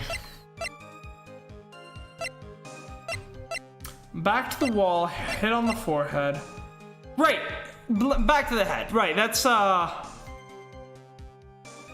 thing is, why was he... Where did we get the information that he was hit on the back of the head? Was that, from him? I think it may have been. Detective Atme, your testimony is crumbling like a house of cards. What fun this is, sir lawyer! It is truly a pleasure to cross words with you. And you. This is very fun. And now, once again, you've thrown the gauntlet at my armored feet! I believe this is what you said yesterday. Right, okay, so we're using his own words against him. Now the coward must have wormed his way in through somewhere beside the door. Then my arch nemesis struck me on the head from behind with this gruesome item here. From behind, huh? But just now you testified that he struck you on the forehead. I hardly think you could forget where you were hit on the head. It seems I've made another mistake. Detective Atme, that's not the only strange part of your testimony. What do you mean by that? For example, the very fact that you hid the calling card from the police itself is strange. It's almost as if you were afraid they were going to help with security. Right, again, this leading credence to the theory that Luke Atme is in fact Mask Damask. You know, the fact that the card came after he was hired means that he only, he hits places where he's already been hired because he's already familiar with their security systems because he's the one who set them up. And he's able to manipulate the data in any way he wants. Furthermore, leading to the idea of him manipulating the camera purposely so that it only flashes a single image. Geniuses such as myself have always been misunderstood. How sad. That's wrong. Oh my god, his voice is so deep. To err is human, to forgive is divine. Humans aren't machines. They have souls, feelings. They live, they die, they love, they hate. And yes, they even make mistakes. Hey, hold on! It's not as pretty as that. Really? What is it like then? Always chase a riddle down to the end. That's one of my rules. This is it. This might just be my chance to turn things around. Mr. Wright, what exactly is it that you're asserting? Very well, Your Honor. The defense asserts that Mr. Atme is no ace detective. This Mr. Atme is a fake. Mr. Atme is Mask Damask. Holy shit. These are both good. These are all good. I mean, this Mr. Atme is a fake. I don't think that works because I think that's just saying this is not actually Atme. So it's either no ace detective or Mask Damask. Do we want to cast our net wide or do we want to go straight to the point? Because him not being Mask Damask also implies that he's not an ace detective. The question is, so most definitely he's not an ace detective. The question is, do we have enough to push our Mask Damask theory? Let's take a look, shall we?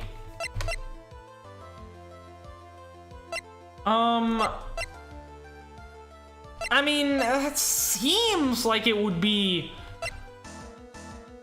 the most obvious situation. I mean, all the camera data and stuff, and furthermore, the blackmail letter, right? I mean, who else? I mean, we can prove that this blackmail letter is directed to him. I just don't know if the blackmail letter is enough to say, oh yeah, this is, because all it mentions is a secret identity. It doesn't specifically say Mask Damask, and that secret identity could be the fact that he isn't an ace detective. Under the shadow of Amy Faye's statue, looks like it was torn off some clothing. Fuck! Alright, the thing is, I'm not sure here. Cast our net wide or go for the kill. I think we have enough evidence to at least go for the kill here. So I'm gonna go for it. The answer is simple. That's all clear to me now. Detective Luke Atme's true identity is actually Mask Damask. Yeah! Oh, that was a good reaction. Order! Order in the court! Mr. Wright, what is the meaning of this? I know you used this technique and caught like a dozen murderers by now, but this is still inappropriate, and I'm still surprised every time!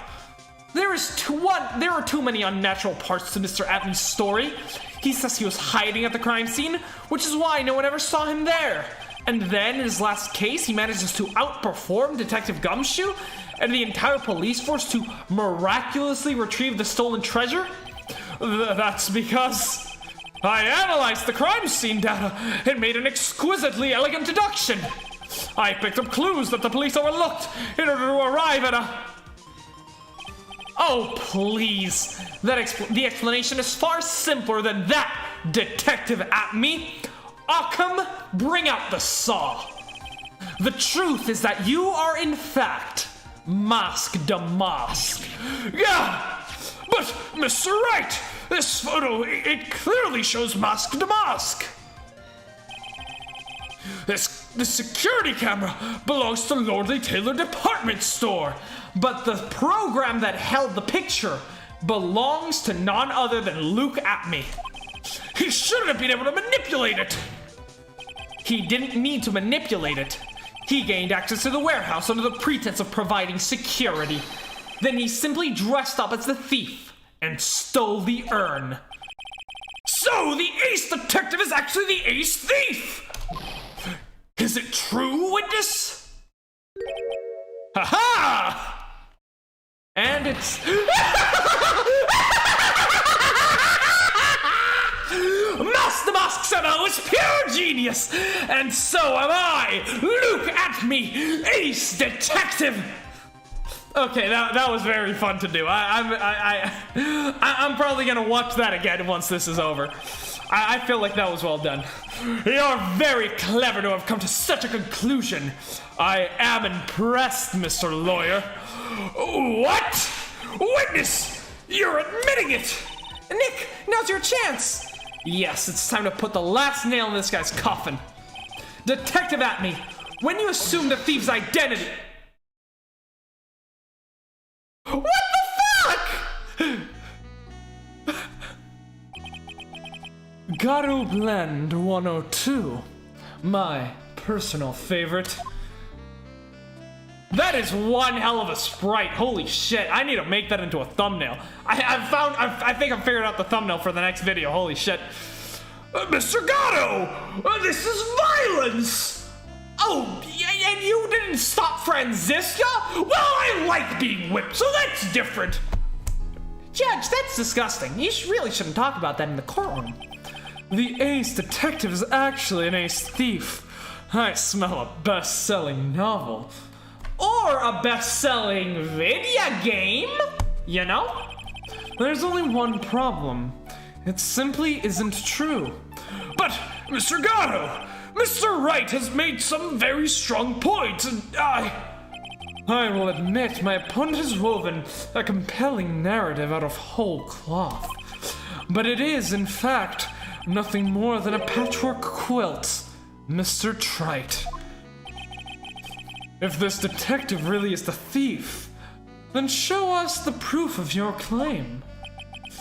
But it had better be as hot and perfect as the coffee dripping down your face. Well, Mr. Wright, don't just stand there. This court would like to see this decisive proof you have. Quickly now. Huh? Oh, yes, of course. What's the big rush anyways? Are you alright, Mr. Nick? Are you alright, Nick? Abby looks pretty rattled right now.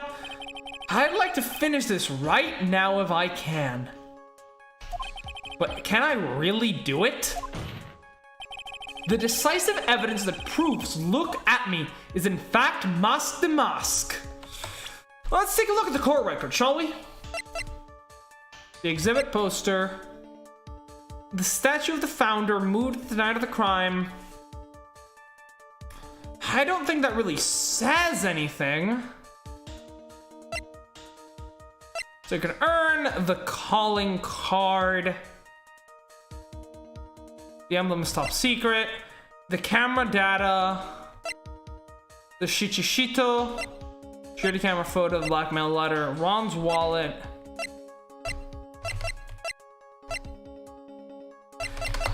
I mean, the blackmail letter could be done, but I feel like that might be a bit too big brain for this game.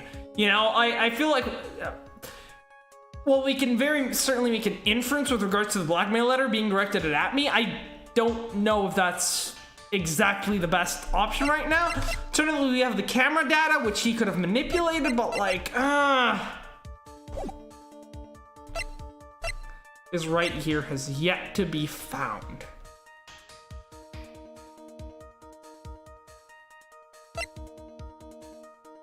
No, I don't really have the conclusive evidence. Proof.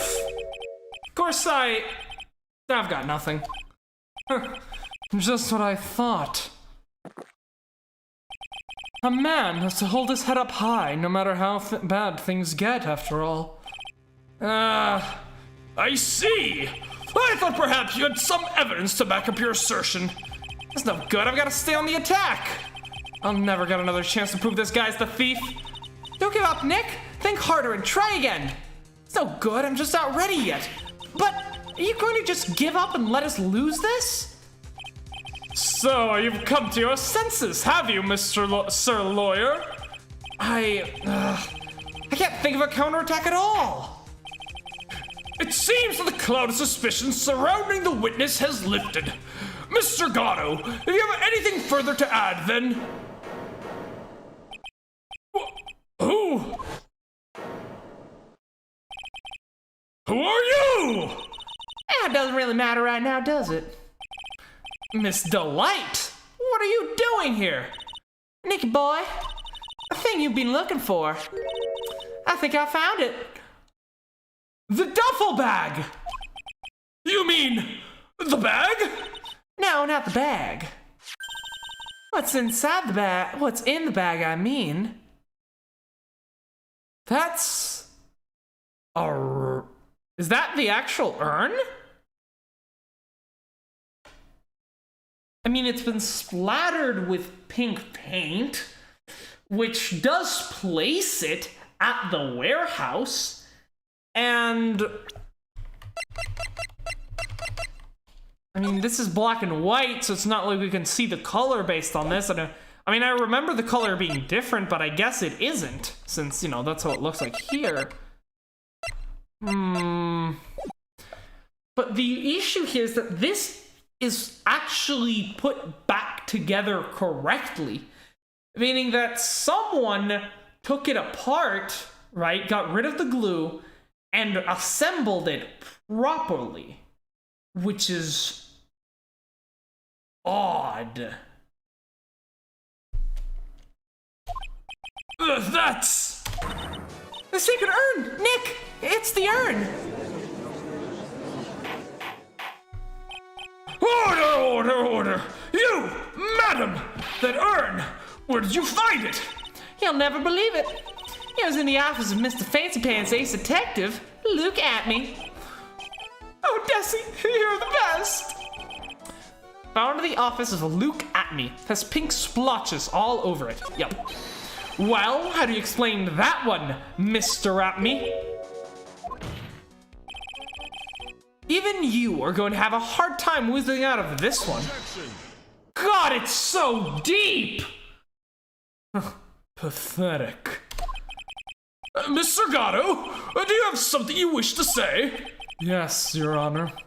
It simply amazes me how quickly things change. In the old days, a man was to be taken at his word. It's truly sad. You're still denying that Mr. Atme was involved? Before casting aspersions at Detective Atme, consider the young lady here. Your name's Desire? Desire Delight. Is that correct? Yeah, what about it? Oh, charming. The lengths that a woman is willing to go to save her husband is truly inspiring. What are you insinuating? As the wife of the criminal, you could have discovered that urn anywhere, including the office of the good detective here. That is true, we have no proof that the urn was actually found at Atmy's place. Although we can corroborate that, but I don't know if he's gonna believe us. So you found the urn, what does that prove? It certainly doesn't prove that the urn was where the urn was before you found it. Well, yeah, just brought it here from the detective's office. Please, madam, this town is already filled to the brim with lies. Any more can only compound the tragedy we have been witness to. You're wrong. I would never do such a thing. Mr. Light. Please, Nicky boy, you've got to help me talk some sense into these people. There must be some way. I've got to prove that the urn was actually in the Atmy Detective Agency.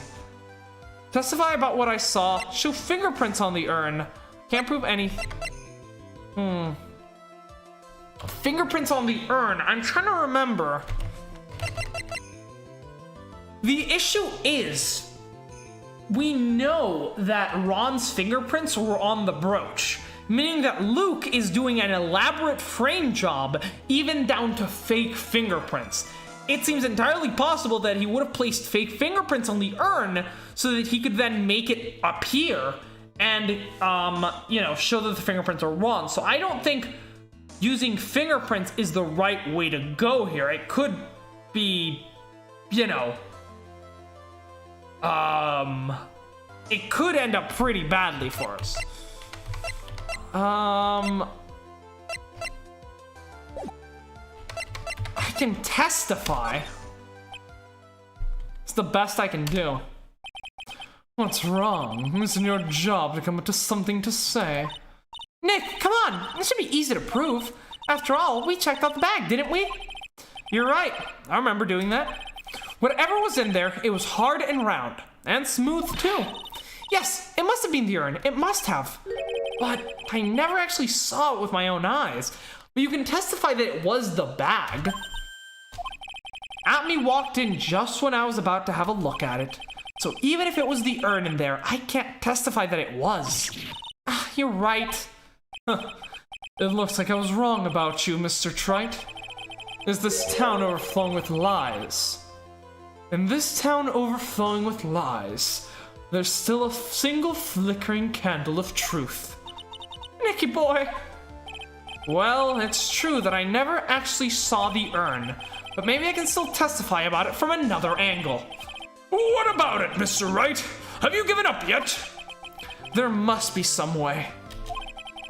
I've got to prove that urn was actually in the Atmy Detective Agency. The fingerprints are gonna backfire, but sure. I can prove where that urn was by taking fingerprint. Oh no! We're not taking Atmy's fingerprints. We need to get my fingerprints. Oh, right. Fuck yeah. Okay, I'm dumb. It makes sense. I touched the urn. It has my fingerprints. If we can prove that the urn has my fingerprints, then it is what I touched inside the bag, and we can place it at the agency. Bing, bam, bada, boom! Let's go.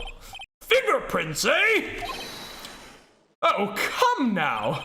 Now you're really making me laugh, so lawyer. Fingerprints indeed. He wears gloves, right? Yeah, okay, he wears gloves. I forgot about that. May I go on? Good. Now, it would be perfectly understandable if my fingerprints were on the urn. After all, it was I who was guarding the urn in the first place. Yes, but there is one set of fingerprints that shouldn't be on there. That is. In any case, I am always in the habit of wearing gloves, as you can see. Of course, definitely. To, not soil the evidence. I'm sure that's the motive. So unfortunately, my fingerprints wouldn't be evidence of anything. What about it, Mr. Wright? What witnesses' fingerprints would mean nothing anyways. Nick, what are you gonna do now? I've come too far to turn back now. Atmy must have brought the urn back to his office yesterday. And there, I'm sure someone must have left fingerprints on it. The defense proposes that the fingerprints of this person should be on the urn.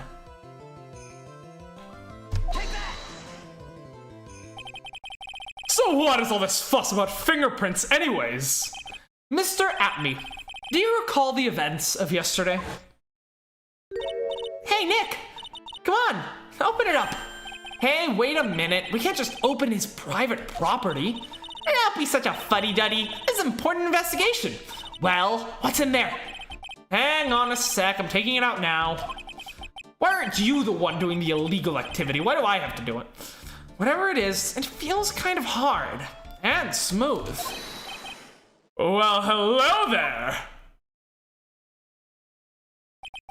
It's true that I didn't get a chance to look in the bag at the time, but I did touch what was inside.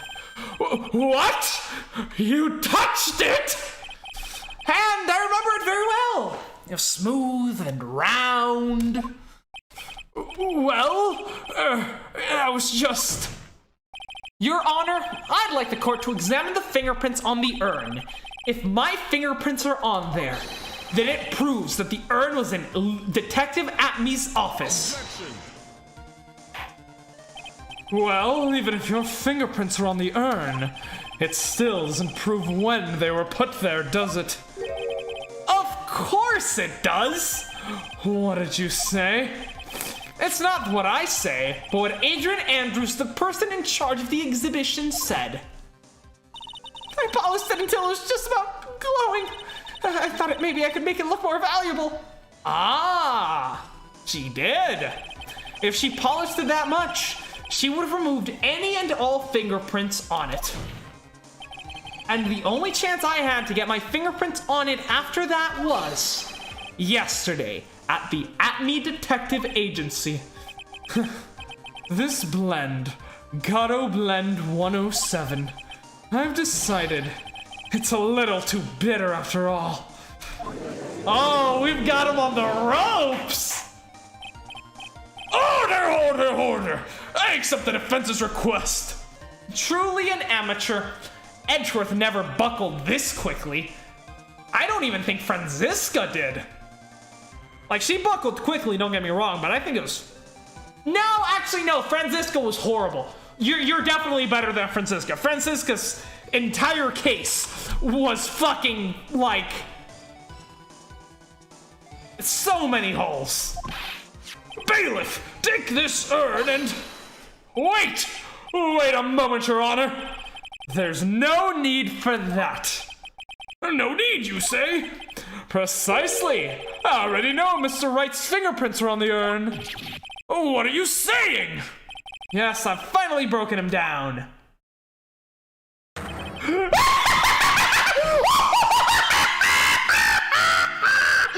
Take a good look, everyone! Oh my god! He's going mental! Oh my god, I had no idea this guy would be such a treat to... Oh god, but oh god, it's I think I ran a little bit low on oxygen there. I'm literally seeing stars. You know, like when you see little specks of light flying around. Oh god, okay, let me get my head straight. Jesus Christ. Jesus fucking Christ! Unable to find a rival worthy of my genius, I was forced to create one myself. Here I am, the tragic clown! This guy's nuttier than a fruitcake. You see, it was me all along. I am the one and only Mask Damask. I hope you all enjoyed my little performance.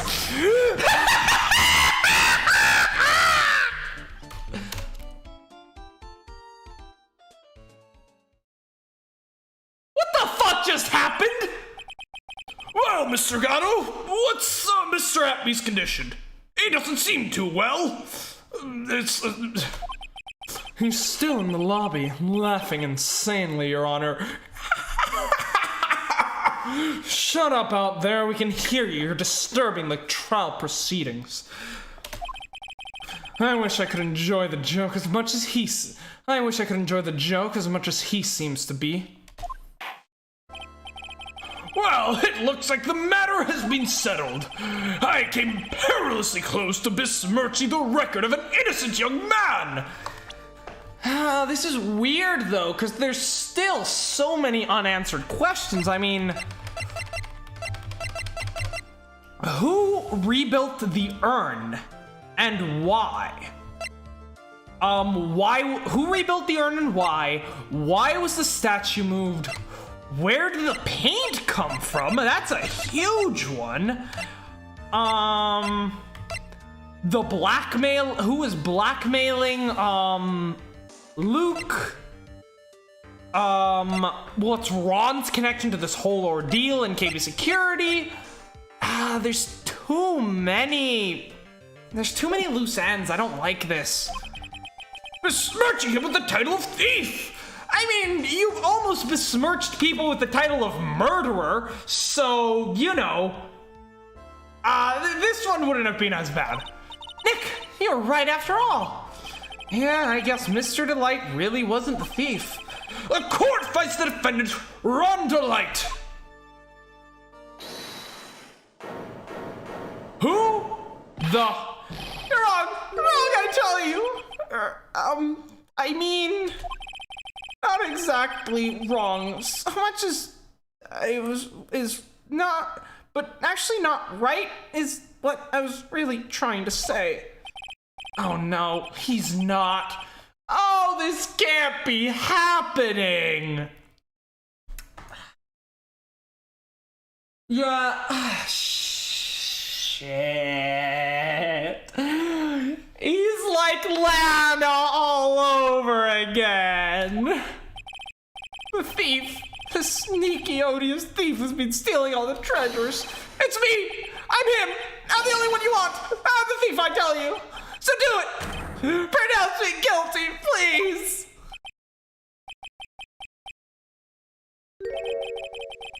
I don't know what kangaroo court you all think this is, but... The true identity of the thief has already been proven. Please hurry up and pass, Judge. What are you talking about? I already confessed. I'm the thief, I tell you. But Luke, we have 2 confessions. Oh, fuck. Oh, God. Oh, God. Oh, fuck. Oh, no.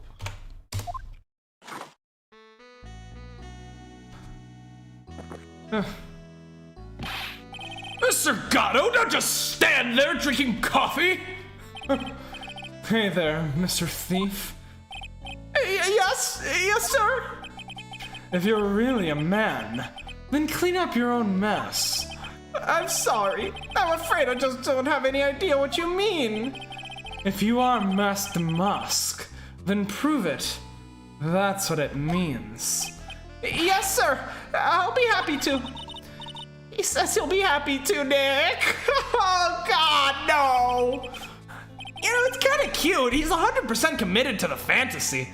It's not a fantasy. He's being blackmailed or something. It's like Lana. Shit. Good boy. Just remember one thing. A boy only gets one chance in his life to become a man. I know that. I won't fail. I swear. Okay then, talk. We are all listening. Oh, well, let's all have a listen to this little confession. Man, this definitely reminds me of the Lana Sky case. That was something, wasn't it, Phoenix? The prosecutor was certainly of higher quality than now. Your Honor, I heard you. I mean, don't blame your honor. Don't blame the judge. I mean, it's true. You're garbage, dude. Better than Franziska, I will tell you. Master Musk's identity. The truth is, I've been Master Musk all along. I mean, you can't prove that I'm not actually Master Musk, can you? I don't have an alibi for the night the urn was stolen, after all. I donned my costume that night and handsomely descended upon the scene of the crime. Look, you can see right there in the photo. That's me. As for my brooch, I snagged it on the door handle and it got torn off. That's all. I don't like the direction this trial has taken. This is how every trial goes, at least with me anyways. Why could I have a normal one? You're doing great. Stop it, Mr. Godot. You're embarrassing me. Like I said, you're only gonna get one chance to testify, alright?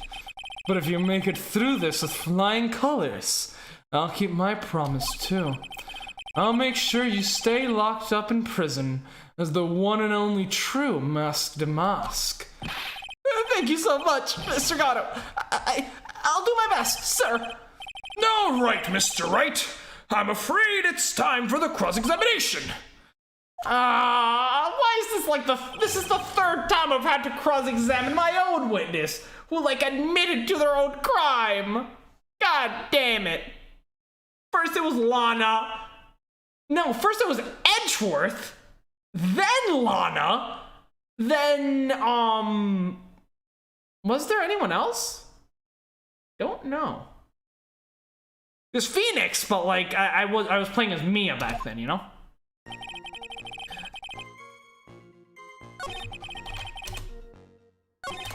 This I've been Masque de Masque all along. I mean, you can't prove I don't have an alibi for the night. The urn was stolen after all. I donned my costume tonight and dancingly descended upon the scene of the crime. Look, you can see it right in the photo. There's me. I snagged on the door handle and it got torn off. That is all.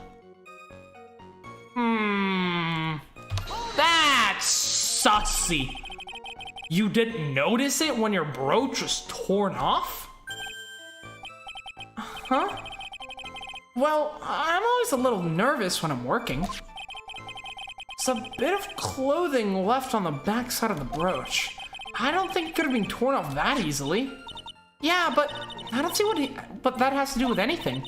Right now we're trying to prove that Mr. Delight isn't the thief, right? Yeah, I guess so. Let me hear that testimony one more time. Why does Mr. Delight want to be Masque de Masque so badly? It's kind of disturbing. He doesn't seem like your typical attention whore to me. Unlike, say, you, Nick. I'm nothing of the sort, thank you very much. But I gotta admit, the way Ron is acting is kind of scary. Anyway, time to poke some holes in the testimony of his. In Masque de Masque all along, you can't. That's not how this works. I thought you were going to be the one to show us proof.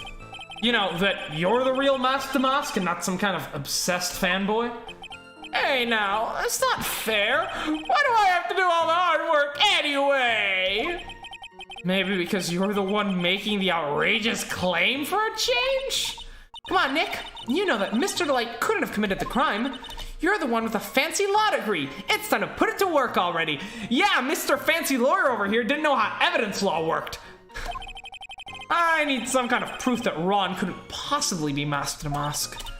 Well, I guess if you had that kind of proof, we wouldn't be here, would we?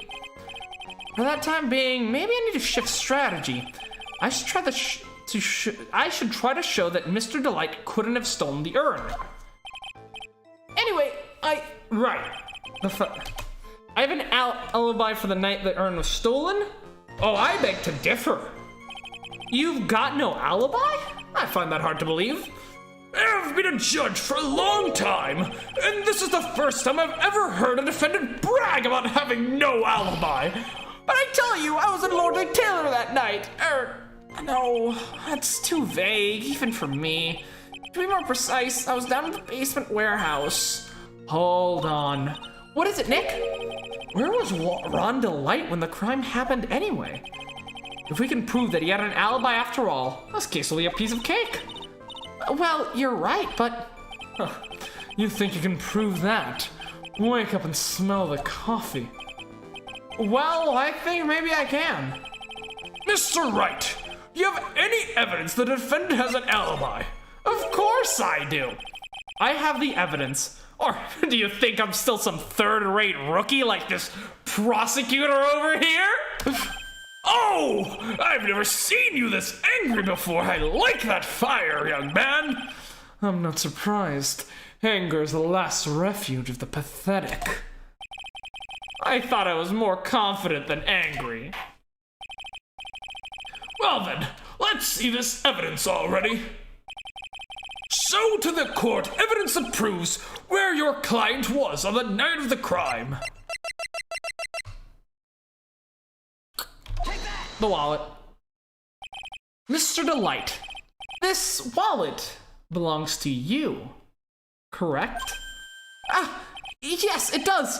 I had lost it somewhere. Mr. Wright, when you find a wallet, you should report it to the police right away. No, you don't understand. This is an important piece of evidence. Evidence? Mr. Delight, when did you first notice you'd lost your wallet? Important, yes. Let's see, I think it was on the night of the crime. But I know I still had it when Desi and I went out for dinner. This wallet was found at approximately 1 a.m. at KB Security Headquarters. What? Surely you're not serious. Yes, I am serious. This proves that Mr. Delight was in fact at KB Security that night. No! Why did I answer his question? It was obviously a trap. So, if the defendant was at KB Security at 1 o'clock in the morning, then that proves that he has a watertight alibi. No!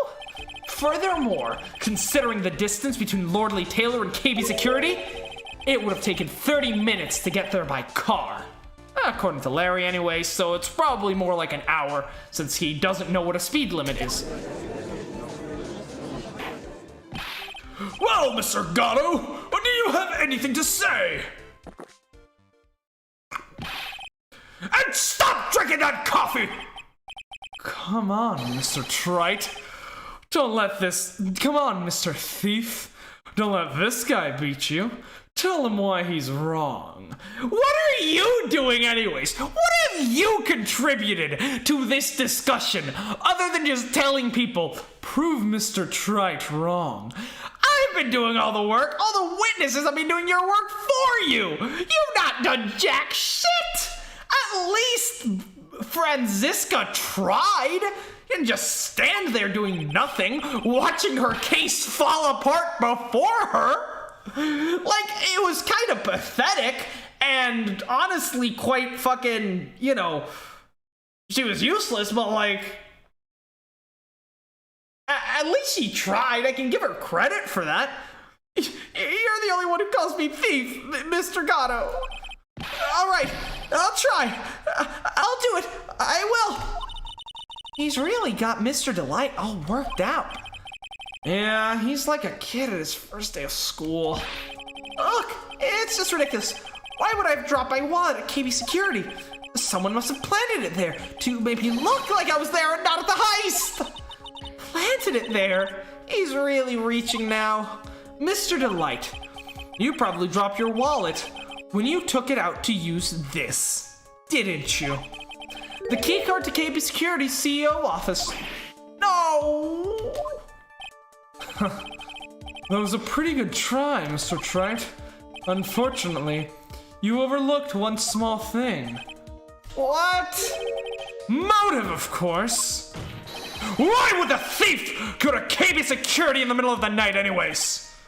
Well, Mr. Wright, it looks like you need some more evidence after all. Ah, this stupid kid. Yeah, but I know that that they want me to use the fucking letter, but I know that the letter wasn't even targeted at Ron. This stupid kid. Now then, let's see your evidence. I've literally presented all the evidence in this court of law. What have you presented to back up your argument?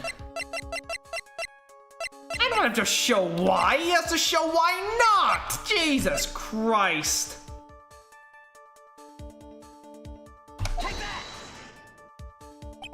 Mr. Delight, I believe you've seen this before. Is that correct? Oh, that's... What is it? a blackmail letter. That's what it looks like from the contents. Blackmail? Yes. Basically, it says, bring $50,000. Well, that certainly sounds like blackmail, all right. At the time of the theft, Mr. Delight was dealing with the blackmailer himself in KB Security CEO office, a full half-hour away from the scene of the crime. No, no, no, no, no! Order! Order! So, when the theft of the urn occurred, the defendant was at KB Security. It looks like the perfect case for the defense. You may see it as perfect case, Judge, but to me... Well, let's just say that my Godot Blend 107 impresses me a lot more. What are you even saying at this point? You say the thief is being blackmailed by the CEO of a security company. But did you actually investigate the CEO at all? You're reaching like a motherfucker! Holy shit! I present evidence. You present counter evidence. You don't tell me your evidence isn't good enough. Go fuck yourself when you haven't presented jack shit. My evidence is still better than your evidence. What is this reaching bullshit, dude? This is ridiculous. Like, you don't understand how prosecuting works, dude. Jesus Christ. You're literally doing nothing. You're not furthering this conversation at all. You're just teeing them up for me to strike them down.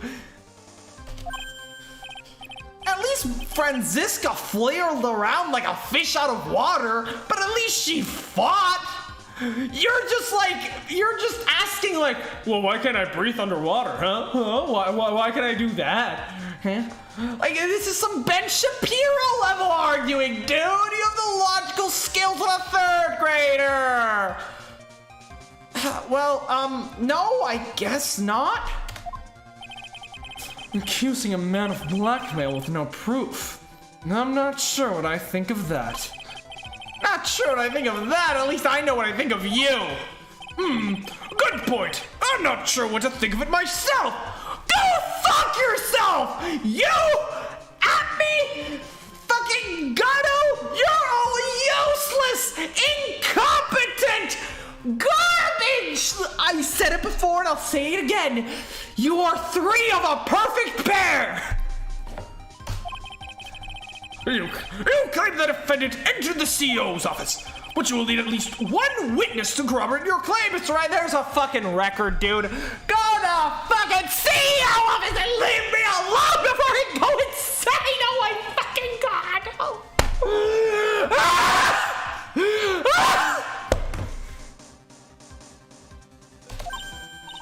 Nick, I think we're gonna have to track down the CEO guy.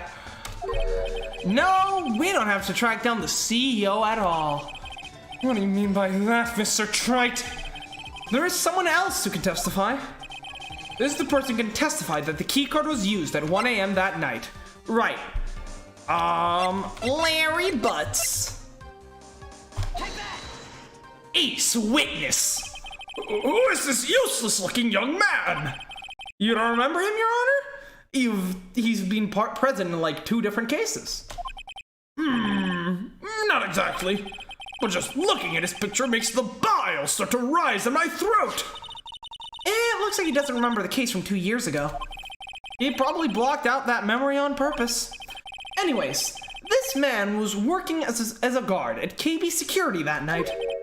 Oh? The question at hand is this keycard. Yep, that's the keycard they used in the building I work. According to the serial number, this one's for the CEO office. You need to get into that room, but every time you use the card, it leaves a record. But yeah, it tells you exactly who entered the room and when.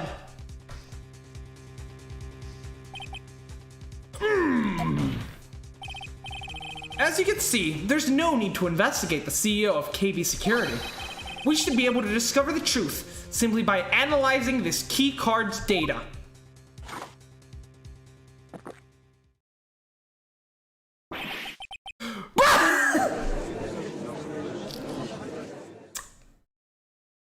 I've done it again. Perfect case. Oh, and back to the new courtroom theme, which is just so good. It's so good. Well, Mr. Godot, The name of the CEO of KB Security is Kane Bullard. I was unable to contact him directly, but I got the keycard that, here. so what does it show? Each keycard has its own serial number, and they leave detailed record of their use. According to this data, this card was used at 1 a.m. on the morning of the crime. Let's fucking go! But that means it can't be Mr. Delight dressed up as Mask the Mask in this photo. It looks like you were right. 2 minutes isn't even enough time to brew a good old cup of joe. So, does that mean I win? Or are you gonna try to weasel your way out of this one as well because you're a weaselly little liar, dude? Rhonda Light was clearly in the office of KB Security at the time of the crime. The prosecutor's office is ready to admit that fact. Therefore, it's impossible for the defendant to be Mask de Mask. I don't like where this is going. So, he's admitted that, although, quite frankly, I proved this like several hours ago. You're just a stubborn little bitch. But let's see where this goes. Good job! You did it, Nick!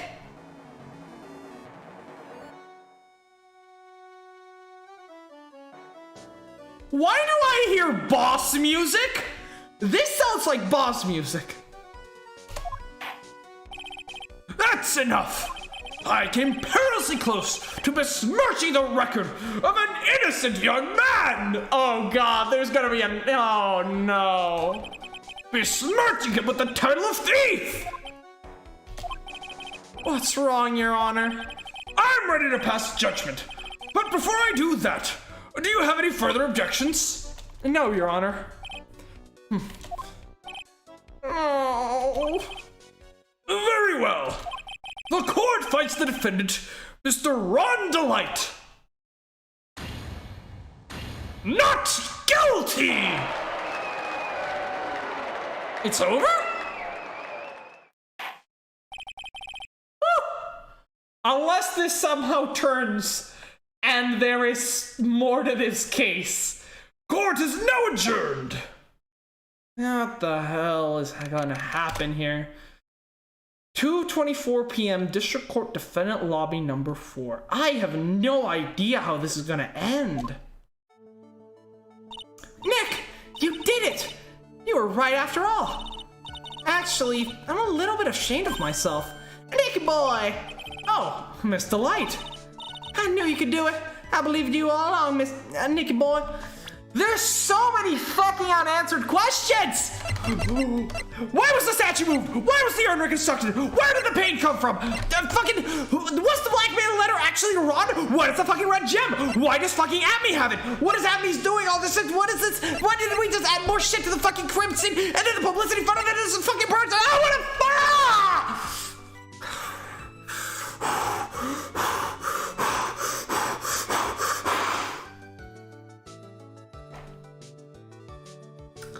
What is going to happen? We've already been declared non-guilty. We have the right. We have the right of against double perjury. Ron Delight is innocent. That's it. So where does this even go from here? We know it's not over. So what happens now? I don't know how I can ever repay you. Ah, shucks. Thanks, Miss Delight. I just know I'm blushing. Congratulations, Mr. Nick. Oh, Pearls. I've got a bad feeling about this. Who is this woman? Oh, she's nobody. She's just, You're blushing. How dare you do this in front of Mystic Maya? You should be ashamed of yourself. she slapped me. How does she even reach up to my face? Am I that short? Pearly, This woman is Miss Desire Delight. She's our client's wife. Mr. Nick, Yes? you're even worse than I thought. Going behind the back of your own client. No! You got it all wrong! I'll never forgive you. Oh, a double slap! Oh, if there's one thing I can thank Von Karma for is making me resistant to whippings. Well, anyway, all's well that ends well, right? We've got the secret urn back, and the thief is being caught. You're so right, and it's all thanks to Nicky Boy here. But actually, it was you, Miss Delight. You brought us our urn back. Thank you from the bottom of my heart. Oh, please, you're embarrassing me. Oh, please, you're embarrassing me. If we won the case, then why does this guy still look so glum? But I am the thief. Actually, what's the point now? What is it, honey? I did my best for you, Ronnie. I know that. I appreciate it, Dusty. But the thing is... Come on, give this kid some time. He's just got a little touch of the blues. You know about feeling blue, right, amigo? God, those shoulders. That is one sexy man. Mr. Godot, what are you doing here? Oh, come on. I just came here to say thanks to my newest buddy. You, Mr. Trite. Maybe you should learn my name before you call me buddy? Well, playtime is over. Huh?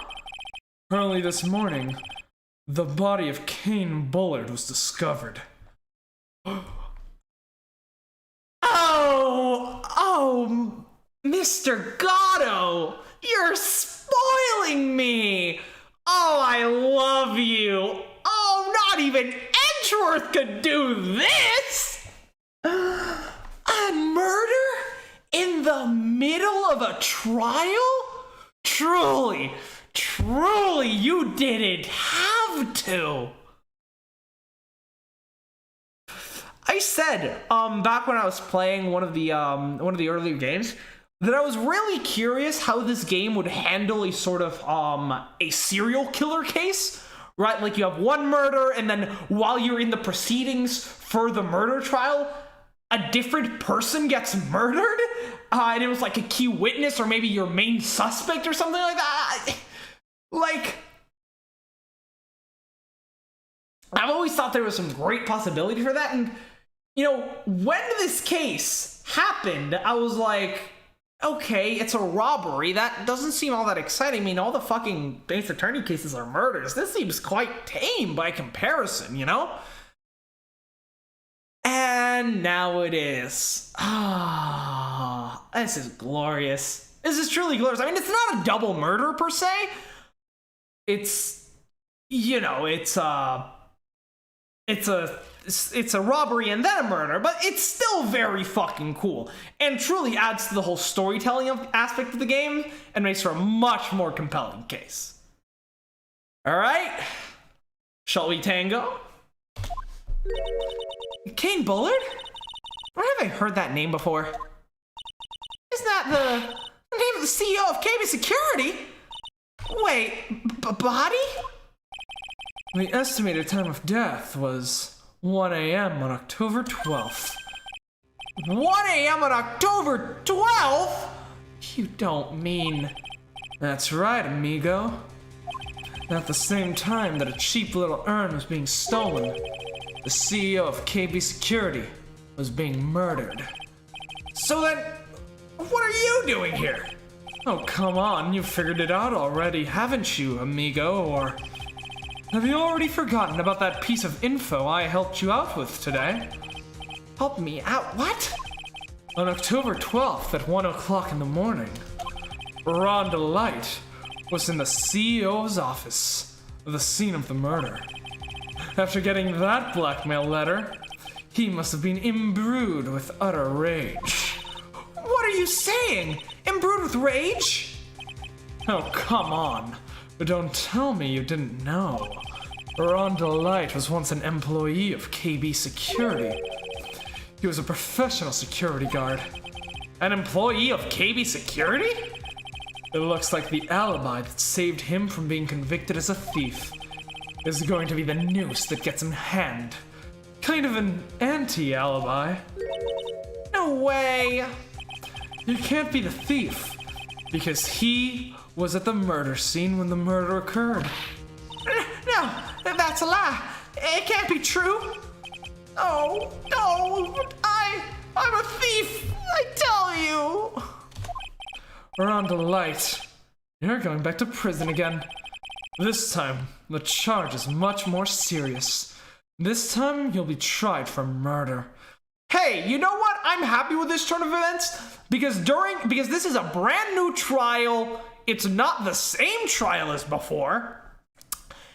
And you no longer get to parade around the fact that you were undefeated because in fact, you have been defeated. And unlike Edgeworth and Von Karma, you can't even say, well, yeah, but I actually won a bunch of cases before them. You just straight up have only lost. You've never won.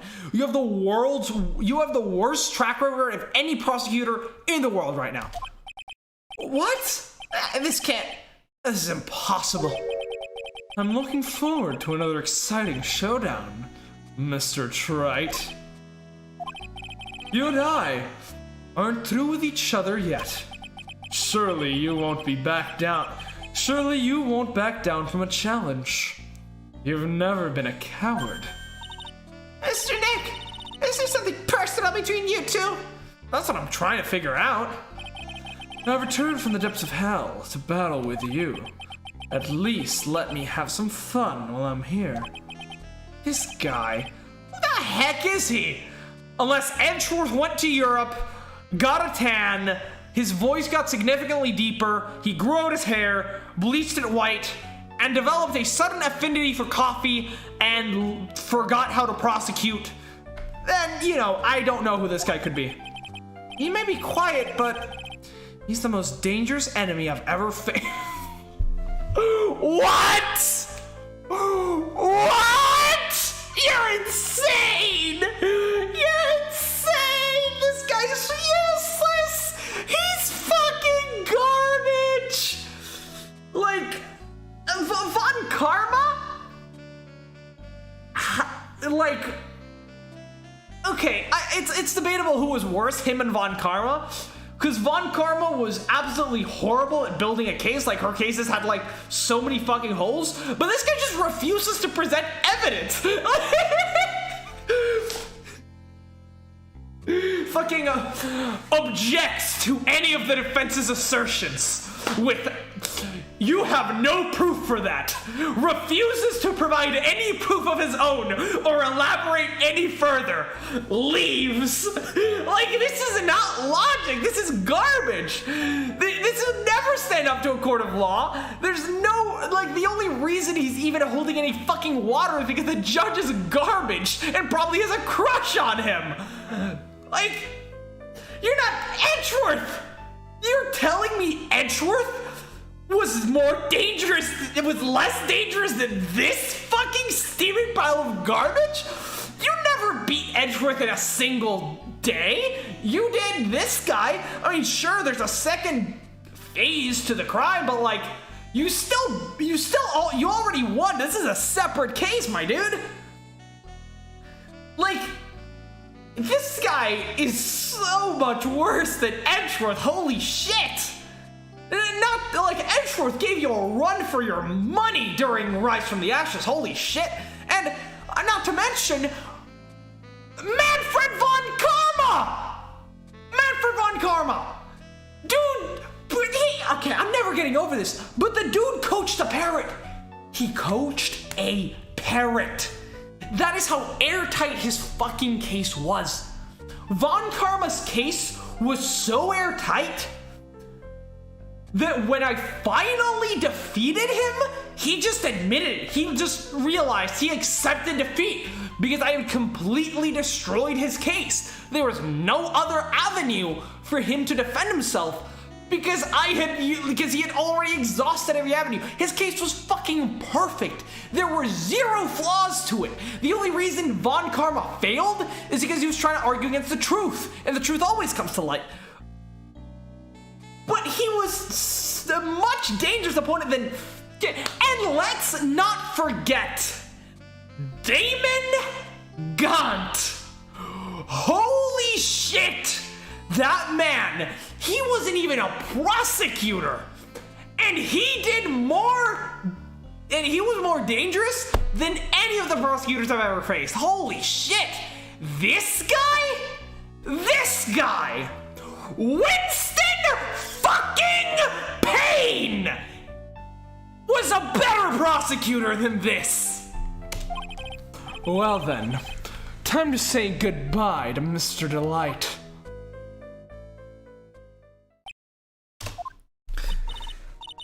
No! Hey, what did you say about me, fucking coward? You're not an intellectual. You're a fake and fraud. Hey, come here. The fucking Alex Jones meme. That's why I feel like you're not intellectual. You're a fake and a fraud. That's exactly how I feel right now. I just want to beat the shit out of this guy. Nick, how could this be happening? Right in front of our very eyes, our client has been arrested for murder. And the one who established his presence at the scene was me. Yeah, Ronnie. To be continued? Not yet. Arrested for murder on the same day he's declared innocent of larceny. What the heck's happening here? To be continued. Okay, there you go. Next up, fucking Luke Atme is gonna turn up dead. Like, holy shit. Is that new? I think that might be new. At least I haven't noticed it before, because goddamn, that is good. Alright. Are we going into... No, we're heading into an investigation. Okay. But I believe we have time. I mean, it's only been, what?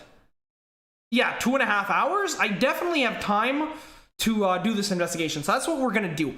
But before then, I'm gonna take a quick break. All right? Wait, what? It's only been an hour and 20 minutes? Why is Streamlabs saying I've only been streaming for an hour and 20 minutes when it's clearly been 2 hours? Oh no! Did something happen to the stream? Please don't tell me something happened to the stream. No, the stream says 2 hours and 28 minutes. Okay. And yeah, there's no fucking, I'm looking at the stream health. I guess it's just Streamlabs being dumb, which, okay, I shouldn't be surprised at this point. Anyways, let me head over to the Be Right Back screen. There's Godot, looking really competent when in reality he isn't. And yes, we're gonna be taking a short break. I'm gonna go to the bathroom. I got a phone call to make. I'm gonna get some water because my throat is starting to hurt from all the screaming. I might brew myself another cup of tea. Probably not a fucking pot because this pot is fucking horrible and keeps leaking. So I'll probably just brew myself one more cup just to get me through this.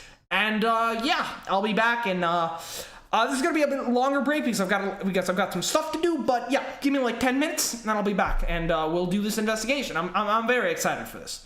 So yeah, I'll see you guys then.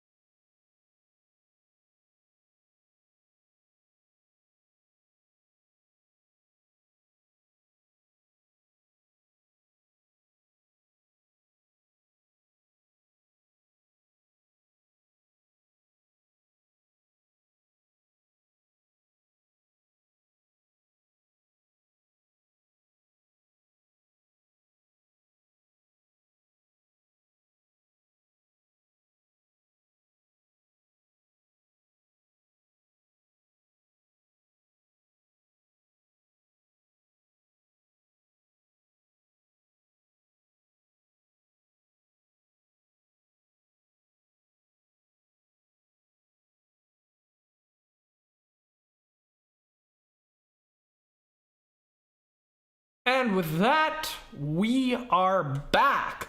Sorry that took a little bit longer than I was expecting. The person that I needed to call wasn't picking up, so I had to, try a few times to reach them. But, that's all good now. And my tea is nice and hot. I'm gonna squeeze out all the tea from that tea bag. I wanna waste a single drop. Alright, that's good. And I didn't have time to add any Splenda, but we're back here, so it's fine. Here, I'll just start I'll just start playing while I, add the Splenda and all that stuff. Let's just get to it. Also, I hope the, it's got a couple of, the next one. Audio's current bitrate is 0. Yeah, okay, of course it was 0. I was muted. Okay, fucking YouTube worrying me over there. Alright, let's head back to the game. I was charging my headphones, so hopefully the game audio is still fine. Yeah, well, I need to wait for some part with music. October 13th, 3:02 p.m., Wright & Co. Law Offices. Alright. Let's see, how's the music? Yep, okay, everything looks good. Yeah, and we will be now continuing on with the game. I'm glad we found the urn and all, but poor Mr. Delight got arrested again. Not exactly the best turn of events.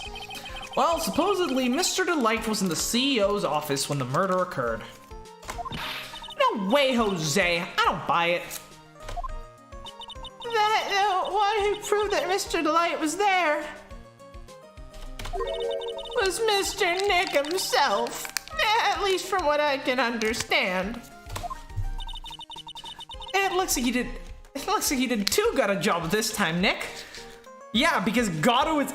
I love the fact that Nick is somehow twisting this like, oh, Godot saw this coming all this time. He played me like a damn fiddle.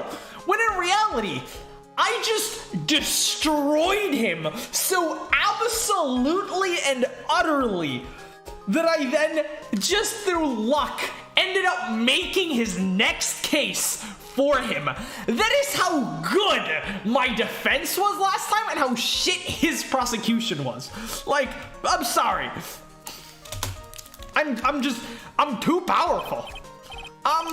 Well, how about we get started looking into the KB security murder? I think I'm gonna head back to Kurain Village for a little while, if that's alright. Thank God I don't have to keep doing this voice. Sure, but why? I'm gonna bring the sacred urn back and have some people take a look at it. Oh, that's a good idea. I think I'll go with... No, Mystic Maya, you should stay here. You don't know what Nick could get up to while you're gone. I want you two to spend some special quality time together, full of love and happiness. Where am I? Okay, no, there we go.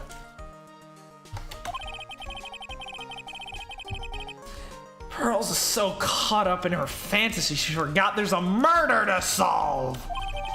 Sacred urn given to Pearls. Okay. And remember, no fighting, okay? She's gone. So they just let us keep the fucking evidence? Like, it's not even going into the court record? We just, like, if the court isn't keeping track of it, we just have it? Okay, sure, I guess. Okay, Nick, time to get going on this murder investigation. Hold up a second. Let me see if my tea is sufficiently sweetened, and then we can get started, alright? Alright.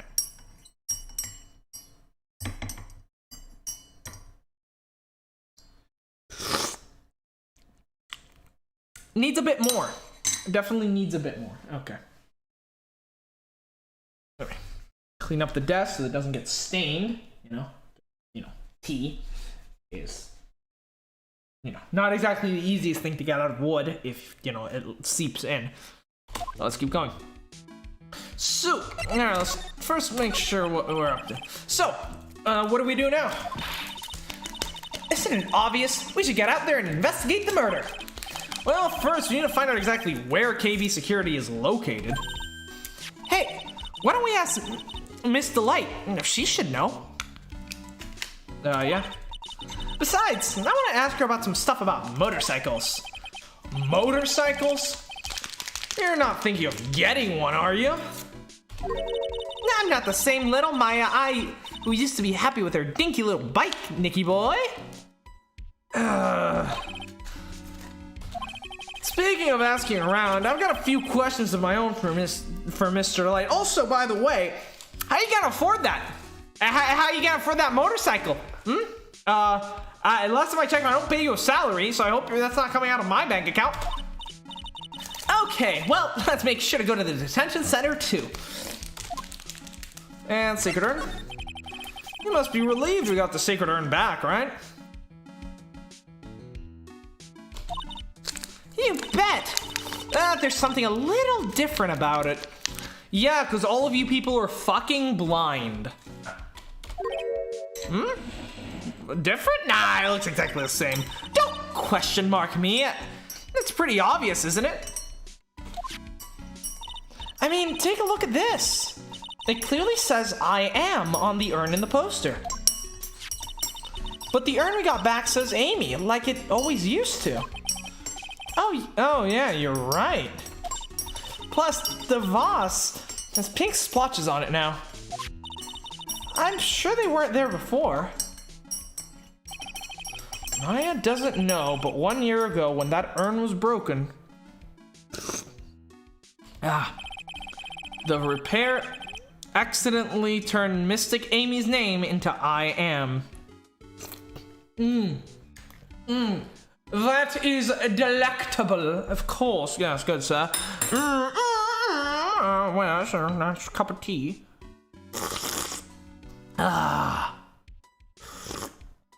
Oh, that is so much better than that lukewarm trash that I had earlier. Oh, this is tea.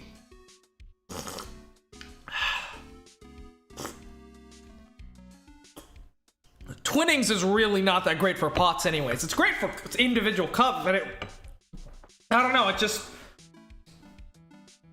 it's not casually drinkable. Like, if you, like, brewing a cup of Twinnings is fantastic, but brewing a pot of Twinnings is horrible.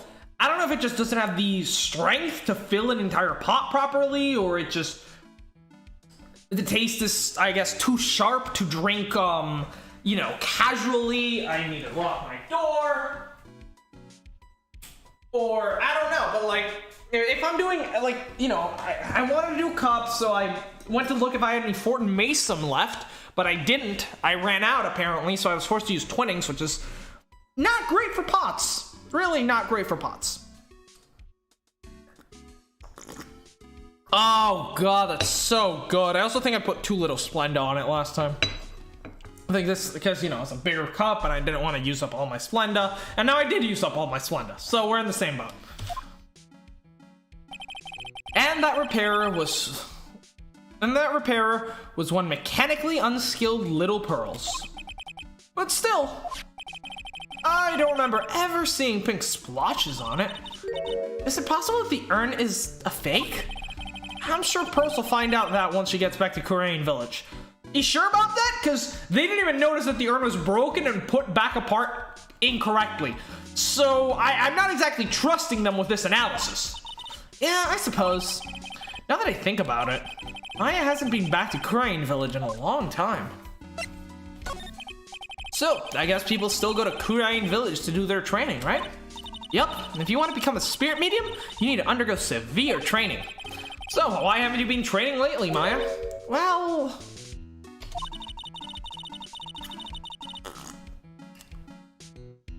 lately, I've been thinking of heading to a channeling dojo to do just that. A channeling dojo, huh? Well, it's pretty serious, whatever it is. If you're going to train, you have to get serious. Otherwise, real tragedies can happen.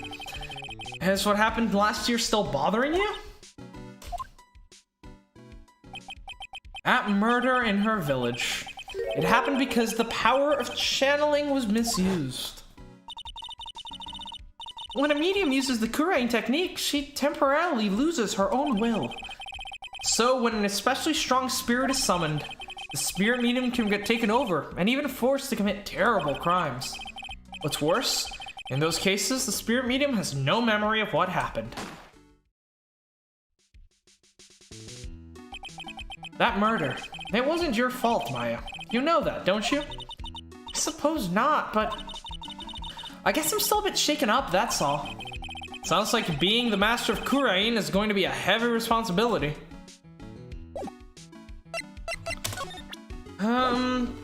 Alright, well, do we have any information we would like to present? Made a publicity photo. So, Detective Atme was masked to mask after all, huh? I mean, it was pretty obvious, other than the fact they don't really look that much alike. I guess so. I mean, after all, he did admit it. Yeah, but Mr. Delight still hasn't changed his tune. He's still claiming that he's the real Master Mask. You don't think he's just saying that to avoid the murder charge, do you? I'm not sure, but as a lawyer, it is my duty to defend him nonetheless. Alright. So it's interesting. How did, Atme break off his brooch? This was found on the floor at the basement warehouse. So does that mean Detective Atme put it there himself? No, because this was part of the information that we used to crucify him with. That's the only explanation I can think of. I guess he wanted to make sure it looked like he'd struggled with a thief that night. Maybe, but that ended up being his undoing, right? I mean...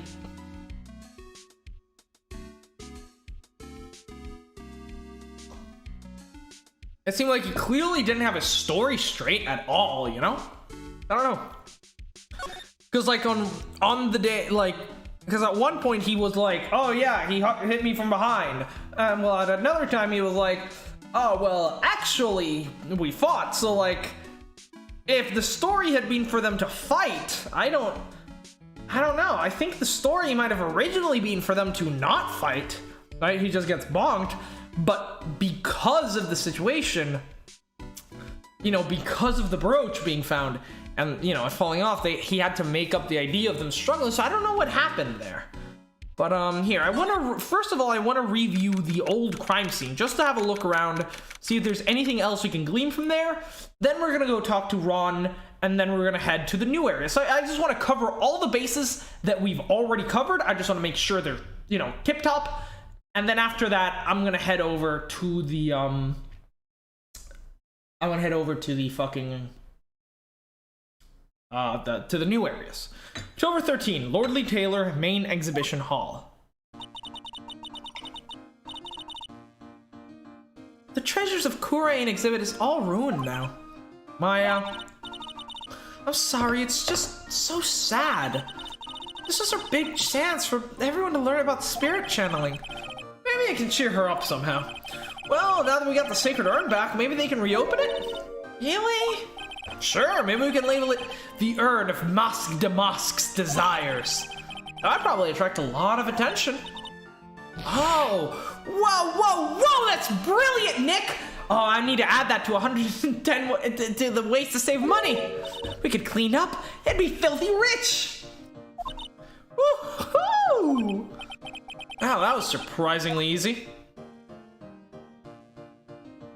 Oh yeah, I want her to... Piece of cloth with a ton of finely written characters shoved onto it. Probably esoteric knowledge, only meaning... yeah, we've already seen this. Okay, so all the information we've seen here is the same. Let's head to the warehouse, see if there's anything new here.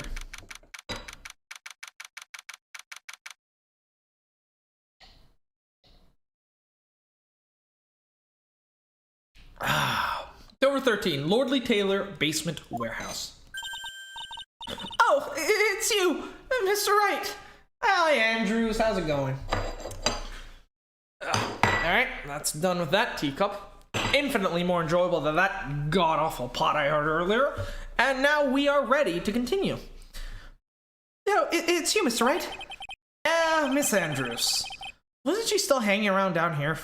What's she still hanging around down here for? How's it going? What about the sacred urn? The urn? Oh, I've already taken care of that. What do you mean, oh, that? Taken care of? Do you mean it's been found? Yes, it was brought in during trial today. Oh, really? Oh, you are the greatest, Mr. Wright. Mr. Wright had nothing to do with it. It was Master Mask's wife that found it. Well, anyways, I'm so relieved. I just heard all about it on the news. So that detective was actually the thief all along. It looks that way right now. It's my fault. I'm the one who ended up hiring the Moss to guard the treasures. Oh, don't blame yourself. You were just doing your job. Hey, Nick, if she wants to apologize, you should let her. So, what was it about you? When was it that you hired Detective Atme again? About 20 days ago. And when was the Moss calling card arrived? That was about 10 days ago. So he sent a calling card to the very place he was hired to guard. What a fucking loser. I guess that's it then. Detective Atme must have really wanted that sacred urn after all. I guess so. What? So Master Mask murdered someone as well? Well, that's how things look right now. Yes, but I thought that he was here stealing the urn at the time. Well, we're talking about a criminal mastermind, so anything is possible. Nick, let's get down to business already. On the night of the theft, did you notice anything suspicious about Detective Atme? No, I couldn't have. After all, he was hidden the entire time. I never caught a glimpse of him. After all, he was hidden the entire time. I never caught a glimpse of him. Yeah, preparing for his crime. Also, his nose is poking out. He claims that's the way he always operates. That's just what he says so he can have an alibi while he commits theft himself. Yep, he was caught in the crime scene photo dressed up as Master Mask pretty well. I'm so glad you got the secret urn back. Yes, but there's still something that bothers me about it. What is it? I'm not exactly sure, but somehow that urn somehow the urn that came back seems different. Really? You wouldn't know anything about that, would you, Miss Andrews? No, I don't know anything. Oh, why would I? Oh, Andrews. You spilled a bucket of paint on the sacred urn?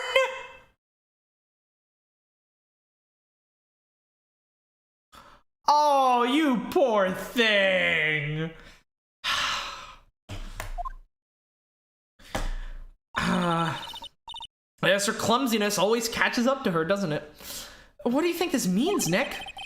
It means the person that holds the secret to the mystery of the sacred urn is our very own Miss Andrews. Well, let's take a look first and foremost, before we try to say anything about that. That pathetic wooden looking box. Ah! That's the box that had the secret urn on it. Touch it, there may be clues to the thief's identity on it. Okay, so this is the same dialogue we had last time, so that's useless. Then that's the sword. Detective Atme said he got hit on the back of the head with this by the thief, but that was obviously a lie. Because it turned out that Atme was the real thief. It's still hard to believe. It looks like Adrian feels really bad about it. I'm gonna take full responsibility and fix that sword myself. I know I don't look it, but I have complete confidence that I can fix it right up. I promise I'll fix it so you never knew it was bent in the first place. Did she break the urn and then try to fix it and that's how it ended up? Oh God. Oh, please be gentle with it. Very suspicious. The statue wasn't there where it is right now.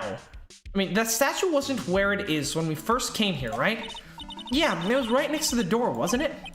If someone moved it, it was probably Master Mask. Maybe he didn't like being watched by Mystic Amy while he stole the urn. Hey, cut it out. You're giving me kind of the creeps with that kind of talk. I mean, we do know spirits actually work, and I have a phone call. Fantastic.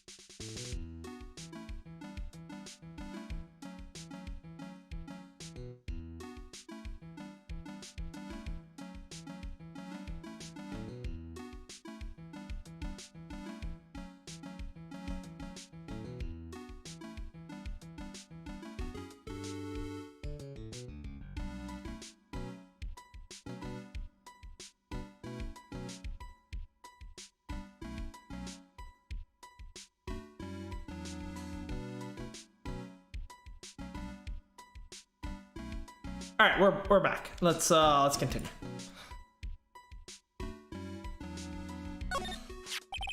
It looks to me like it's been dry for several days. There's something suspicious about this paint mark. The bottom left part of it is oddly shaped and it's shocking pink. I don't see how the color of the paint is in any way important. Alright, well, I want to finish up this place and then I have to take another break for, yeah, I'll tell you in a second. It looks like the door to the actual classroom. I mean, warehouse? Fuck, I can see lots of big boxes and stuff in there. I guess that's where they keep the sacred urn. Remember, Maya, Miss Andrews said we're not allowed in there. Which is fucking bullshit considering we're trying to investigate a murder. I mean, to be fair, the murder didn't even happen here, so I guess that's fine. But like, really? I don't know, that seems kind of dumb. Defense attorneys really are second-class citizens, I guess.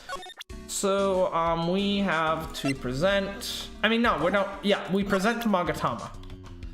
Actually, let's present some other stuff, see if we can get anything out of this. Masque de Masque. No, can we... What the hell? Give me a second while I pull up chat on my phone, which is not having a good time right now. Yeah, there we go. Amy Faye's golden statue. Yeah, would you happen to know anything about the statue? I thought the whole exhibit would be brightened up by something shiny and gold. That's why I went to the trouble of borrowing it from the Branch Family Training Hall. A gold statue is totally cool in my book. I arrived rather late, so I thought I wouldn't be able to put it on display. By the way, it looks like the statue was moved on the night of the theft, and that there was some paint behind it. That's also very important.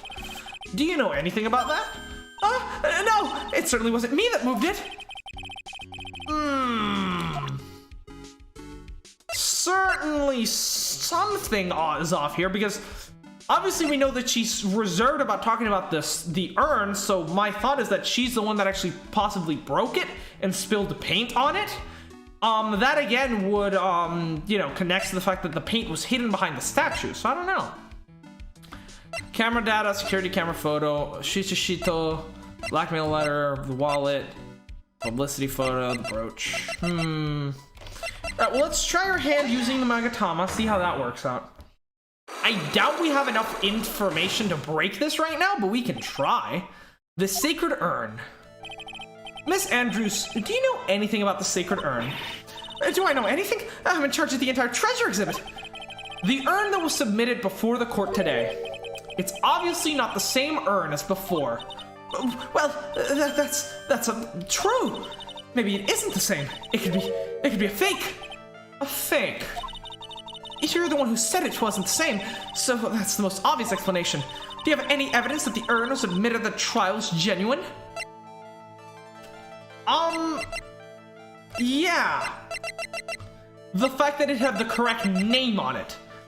Meaning that if it was a fake, it would have I am, because someone would have faked it based on the exhibit poster.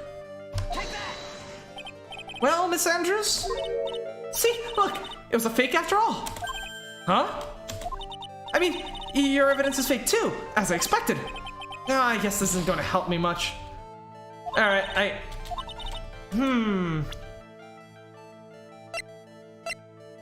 Attorney's badge, Magatama, treasure exhibit poster, calling card, golden statue, camera data. I mean, if it's not that, then there's not really any other way we have of proving that it's a fake. So I guess we'll back off of this for now. I don't think I have enough evidence yet. I should investigate and gather some more clues before I try again. Yeah. You know, the usual stuff. Alright, so I have to go walk my dog. I completely forgot about that. So I'll be back in like 15 minutes. I'm sorry about this. I have to fucking walk the dog, you know? The thing that I have to do. So I'll be back in, about 15 minutes. And yeah.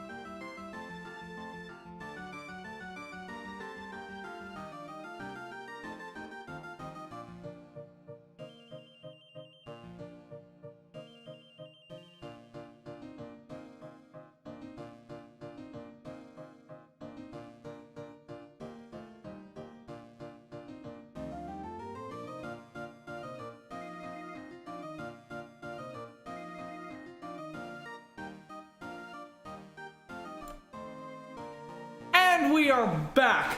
I'm pretty sure that was exactly 15 minutes, so, you know, I'm god at timing. Fucking elevators were slow today, so I had to take the stairs, so I'm a bit winded. But, anyways, yes. The dog has been walked. He's very happy. And now we're gonna be, continuing here, right? And I need to lock my door. I always fucking forget. Always forget. It's just, that just should be instinct. But yes, let's keep going. So next, and actually, is my controller charged?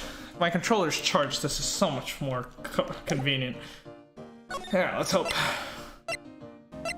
Right, let's head to the detention center first up.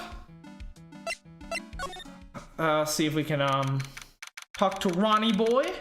See what he has to say. October 11th, 13th, what, 11th? Detention Center Visitors Room. I already told you, it's not me! A sad, pitiful whine that tapers into silence. Yeah, sounds like they're interrogating Mr. Delight right now. What a delight. Man, and we don't have enough time as it is. Yeah, well, I guess the police are just going crazy just like we are. Yesterday they thought he was just a thief, but now they got a murder case on their hands? I guess you're right. That guard over there looks a bit on edge too. Come on, we'll just have to come back later. Okay, let's go check out some other place, Nick. Yay, alright. The Mosque's hideout. Red and Code Law offices.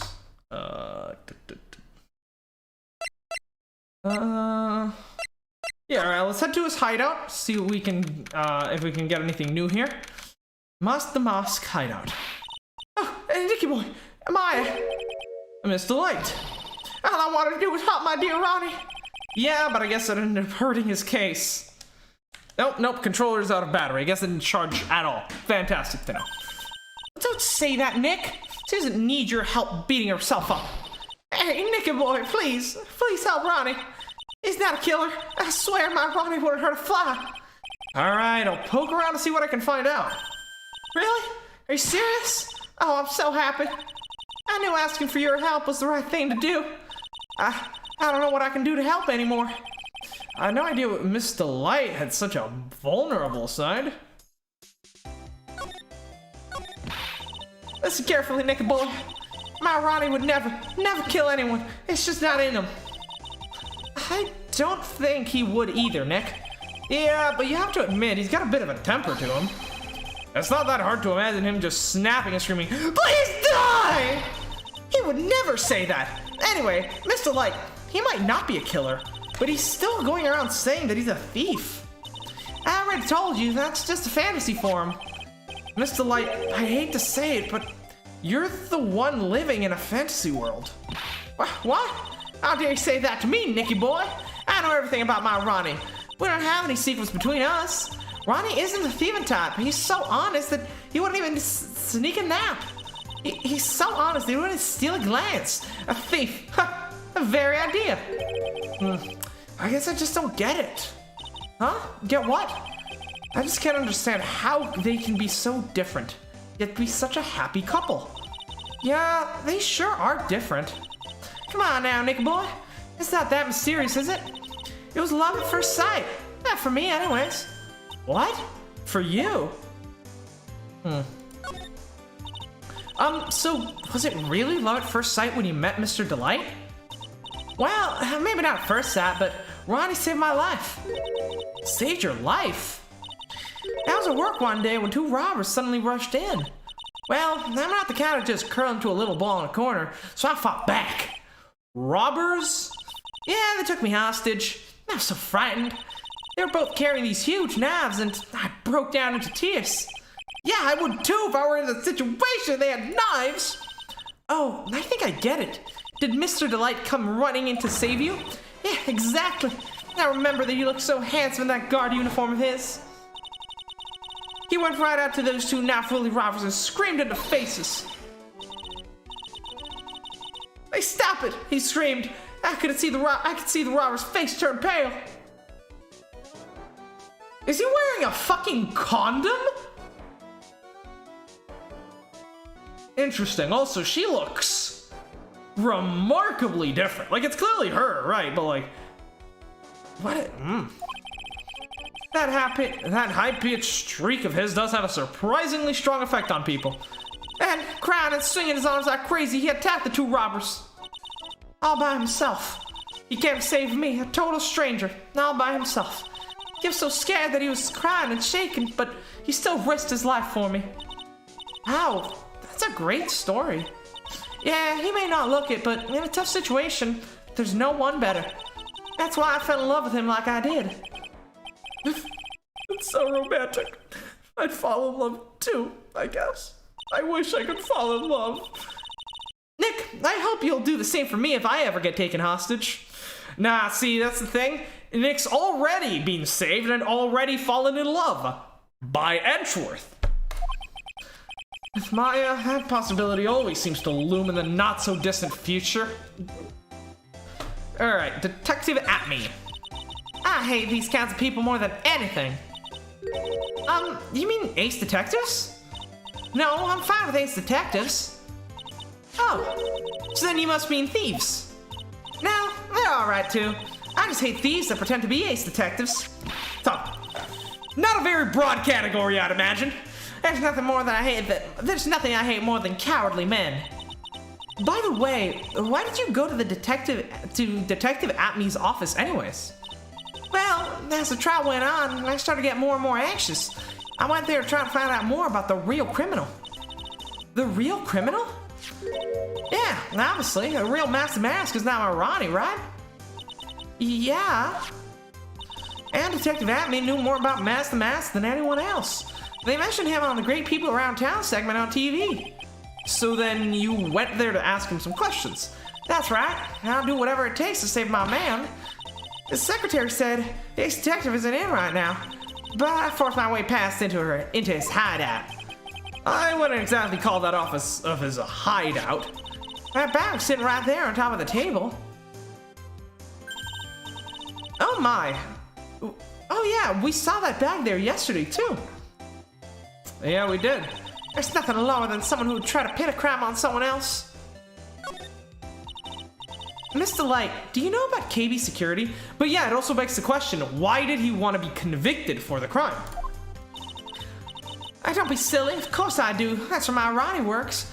Like, maybe it was that he knew about the murder and, either he committed it or not. And he, knew that if he got convicted of the thieving, he would have an alibi for the murder and he wouldn't get convicted of the murder. That begs the question, though, why didn't he try to tell anyone about the murder and try to get ahead of that, especially me, considering I'd be trying to help him as much as I can? And just... I don't know. It just doesn't make any sense, like, him... Unless someone, was trying to blackmail him furthermore into forcing him to take the fall for the crime. I don't know. So she thinks he still works there, huh? And yet, according to what we heard today... Come on, don't tell me you didn't know. Ronnie Delight was once an employee of KB Security. He was a professional security guard. Ron quit. He doesn't work there anymore. It looks like Mr. Light doesn't know. KB Security's only about 20 minutes away. By motorcycle, that is. Larry told me it takes 20 minutes by car. Well, I have to admit, I tend to fly pretty fast on my bike. Making to KB Security fast? Are you sure you aren't literally flying? Why don't I give you a ride sometime? Or better yet, how about now? No, I'll pass. Thanks. I need to be alive to defend your husband, but sure, after that, then yeah, definitely. Why don't you just tell us where it is and we'll go ourselves? What a scaredy cat you are, Nick. Mr. Light told us the location of KB Security. Okay, let's head over there right now, Nick. Alright. Do we have anything we want to present to her? I'm not exactly sure. The blackmail letter. Yeah, has she ever seen the blackmail letter before? Do you know about this? Oh, is that a letter addressed to my Ronnie? Sorry, but I hate it when people poke their nose into other people's business. It looks like Miss Delight doesn't know about it. Which means she has no idea that her husband was being blackmailed. Yeah, that's the thing. I'm not exactly sure if it was her husband that was being blackmailed. Also, fountain pen, very important. KB security, night of the crime. Photo. Would you take a look at this? Oh, I'm sorry. I haven't the faintest idea. I guess I just don't get it out enough. What about profiles? Anything to say about Godot? I don't like this man one bit. He's had it in for my Ronnie for the very beginning. It's his fault that Ronnie is under suspicion of committing murder. Plus, he lobbed a coffee grenade at me. You look pretty silly wearing that mug on your head like a birthday hat. Oh, I know. We can get him back tomorrow by returning fire with a milk grenade. Sure. Oh, this is the guy who delivered Ronnie's wallet. He's got some issues, doesn't he? Huh? Let's just say his flirting style is pretty obvious. Pretty style too, actually. It's pretty sad when the only thing you remember about a man is his lame pickup lines. I don't think anyone has ever been able to sum up Larry so succinctly. What's even more sad is said man probably believes those lines like they're his lifelines. Looks like he blew it again, huh? Alright, well later, Miss Delight. Let's head to Atmy's place, see if we can get again anything from the real thief. October 13, Atmy Detective Agency. Wow, this place is literally crawling with cops.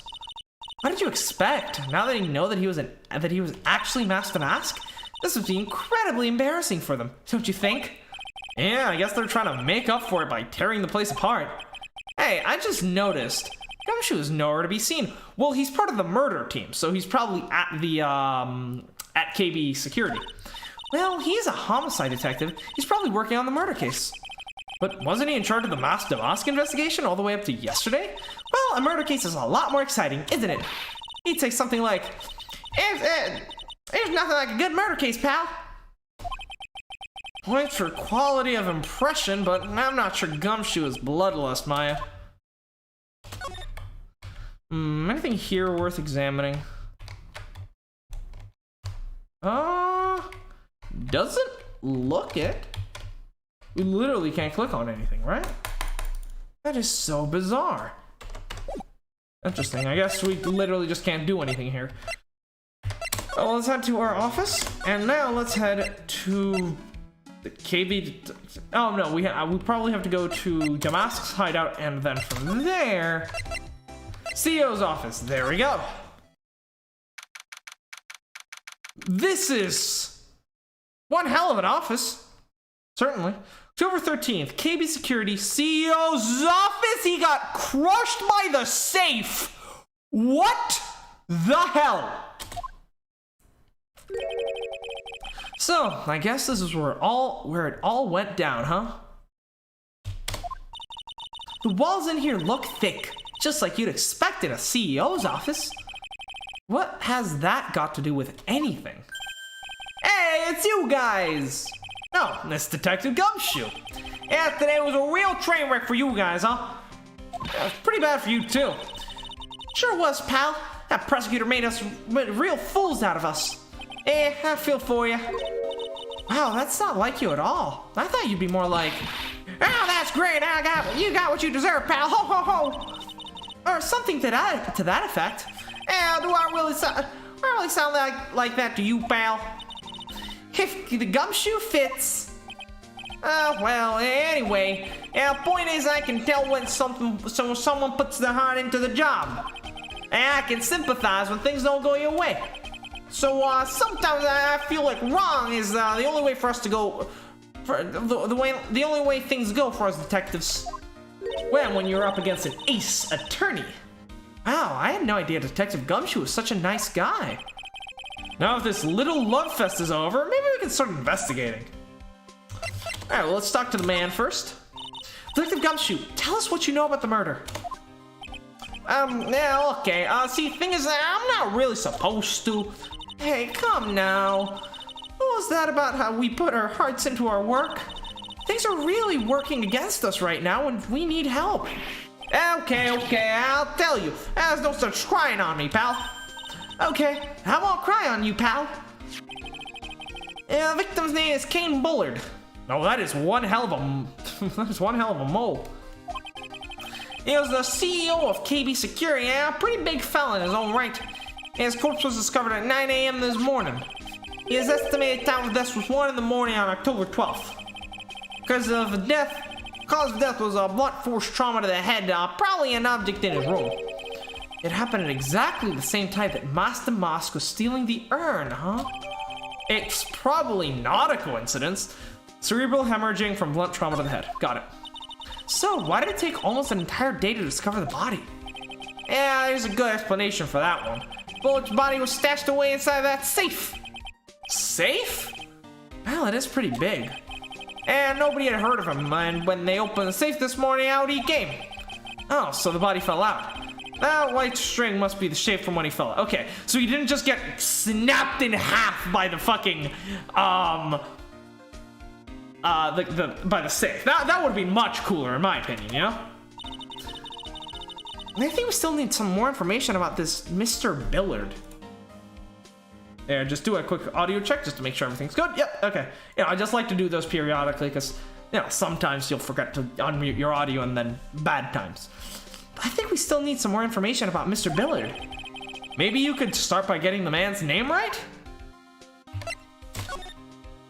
So, what happened to Master Mask? He's at the detention center screaming like a madman. Investigate me again! He keeps yelling. No, I didn't mean him. He's not the real thief anyways, right? Oh, you mean Detective Atme? Oh, that was great. That guy got what he deserved! Now that's the detective I know and love. Think about it. Atme was always around when calling cards showed up. He's always mysteriously disappeared when the heist took place. I was hiding at the scene of the crime. Yeah, right. That's the lamest thing I've ever heard, pal. That's how you just knew he was a thief. Yeah, you fooled.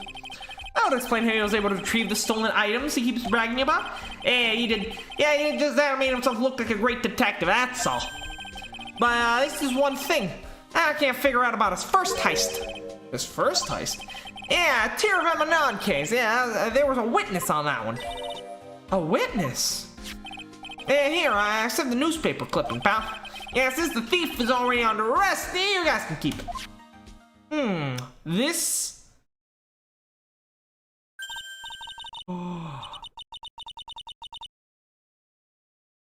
Wait...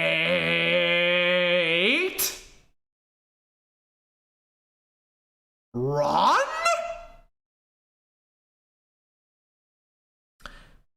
Hey, this guard here, haven't I seen him somewhere before? He's pretty small, so it's kind of hard to see, but now that she mentions it... Newspaper clipping added to the court record. I'll have to look into that in a bit. Oh, that prosecutor, I really don't like that guy. The way he used our own evidence to do that to Mr. Delight. Yeah, I think he did that way just because he knew it'd hurt more. That's what my gut tells me anyways. So, who is that Java-addicted masked maniac anyways? Prosecutor Godot, he's quite an enigma, huh? The only thing is, pal, I never heard of the guy before. He just showed up one day at the prosecutor's office and came out of nowhere. That's right, he said this was his first case as a prosecutor. It's true, according to the records anyway, but no way he's an amateur. He's a nice man of the court, a maverick that gives me the goosebumps. Yeah, he acts cool and shit, but his logical reasoning skills are actually fucking garbage. Goosebumps? You? Yeah, I knew something was off about him, so I asked around. And nobody would talk to me, they all just turned the other way. Poor Detective Gumshoe. I had no idea you were so unpopular. No, that's not what I meant. That Godot guy acts like he knows me and has a grudge against me. I get the feeling he's hiding some kind of dark secret. Interesting.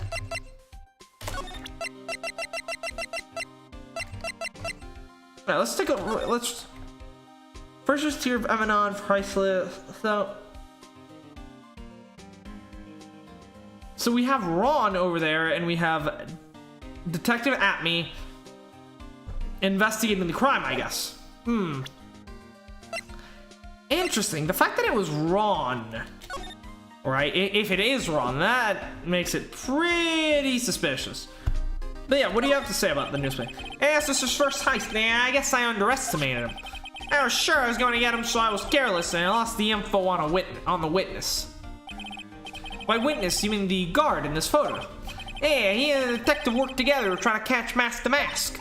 But he got away anyways, right? That guard, I got the weird feeling I've seen him somewhere around lately. You know, pal? Autopsy report, Mask the Mask brooch. Detective Gumshoe, about this right here. Yeah, sorry, it's hard to believe, but there's a limit to how much my brain can hold. I got 2 ears and 2 eyes, but I only got 1 brain, pal. I see your eyes, and I can see your eyes and the ears. The jury's still out on the brain thing. Hey, Nick, if you have something to say, just come out and say it. Here, do we have the, security card log? Yes, it's proof that Ron Light was here at the scene of the crime when the murder happened. His wallet and this key card, huh? I think we need to ask Mr. Delight some more about those 2 things. Yeah, we certainly do. What about this blackmail letter? About this blackmail letter. I've been thinking a lot about it too, pal. Why came Bullard have been blackmailing Ron Delight anyways? Well, Mr. Delight used to work at KB Security, right? But what was it that made him quit? Nick, that's it. Maybe there's maybe that's the same reason he's being blackmailed. Well, I'm in the middle of investigating that right now. Oh, alright. Nothing really much here. What about profiles?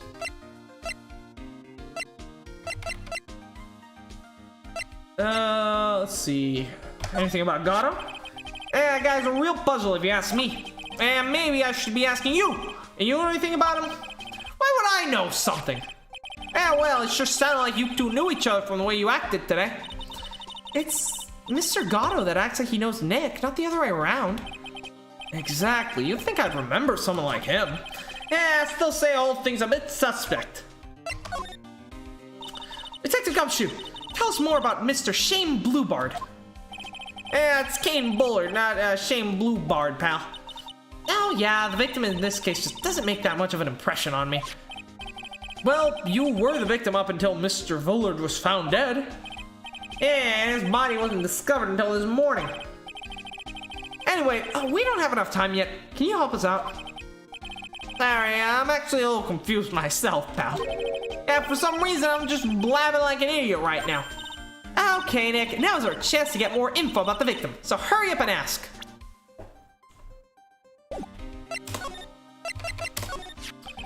Can you tell us some more about Mr. Bullard? He was the CEO of KB Security, right? What kind of company is it anyways?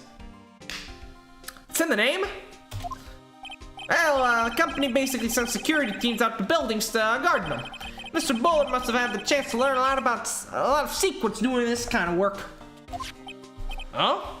And I don't know how to put this, but the guy was kind of a money grubber.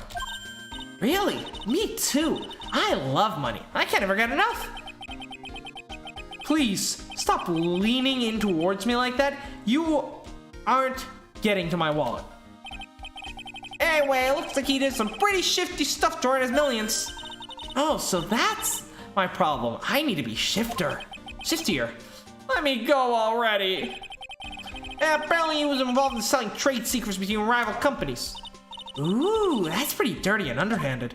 I have to add that to the list. Remind me to do that, Nick.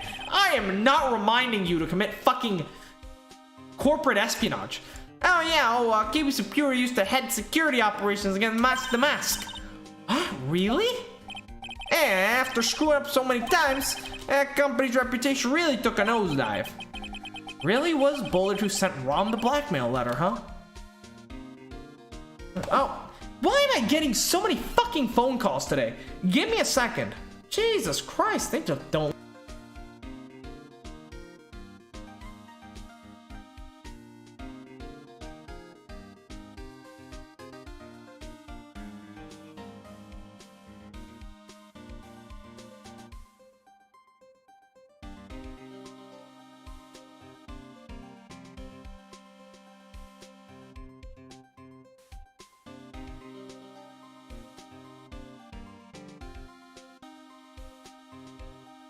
And we're back. No, it was nothing important. All right, let's keep going. So Bullard, if he was heading security on all the fucking Damask cases, then maybe he was in on the thing too, right? Like KB Security would get hired for security of a place, then Mosque Damask would hit the place up, right? Then what's his face? Luke Atme, under the guise of Masque Damask, would hit up the place and essentially get the, steal some sort of priceless artifact. Then Kane Bullard, who certainly had underworld connections, would then fence the priceless item, and thus they essentially just get super rich because Luke Atme gets paid, for, working the case against Damask. He gets paid in probably some kind of commission by KB Security. On the other hand, and he gets his reputation, which is really the thing he cares most about. On the other hand, KB Security gets paid for running security, and it can sell the items for a huge price. Certainly interesting, and it's entirely possible that someone wanted to silence him, right? So I guess we'll have to see about that. Alright, well, let's take a look around the office right now. Check out this big, thick binder here. Leave the heavy lifting to me, Nick. Reading a file isn't exactly back-breaking work, just a little hard on the eyes. Well, what did you find out, Nick? This file, it's not about any sort of security operations or anything. Also, assuming that KB knew that Luke Atme was the, that they were working together with Masque Damask, it makes sense that then they would send the blackmail letter to, that he would write the blackmail letter to, Atme, not to Ron, and that's why it mentions the red gem. Maybe Atme refused to give, Bullard his, one of the items that he stole, right, that one painting, and instead decided to return it to the museum to solidify his reputation as a detective. Perhaps Bullard was not too happy about this and was like, if you don't pay me the price of that painting, which is $550,000, I'm gonna take that fucking gem that you got in exchange for the painting. Something like that. This huge file all about Masque Damask. It's filled with info about him. What? What kind of info? So there's incredibly detailed information about his method and the crime scenes. Hey, Nick, look at the last page. It's a list. Let's see. Tear of Emanon, 100,000. Looks like a list of all the treasures that Masque Damask stole. So then, 100,000 is the value of the item stolen. I don't know, that number seems kind of low to me. I think I'd better secretly make a copy of this list. If that number is low, then perhaps he wasn't able to fetch that good of a price in the black market, because, but no, don't things in the black market typically cost more because of the risk associated with them?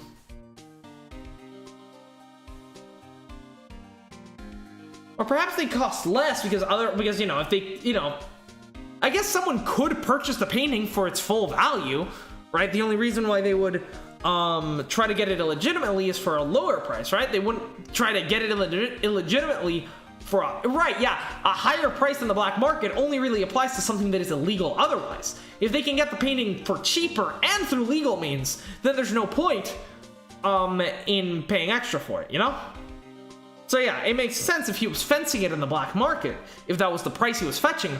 Alternatively, if even that is low, then perhaps that's the commission that he was paying out to Atme. Maybe. Because Atme certainly needed to make money off of this work in some way. Can I take a look at the list?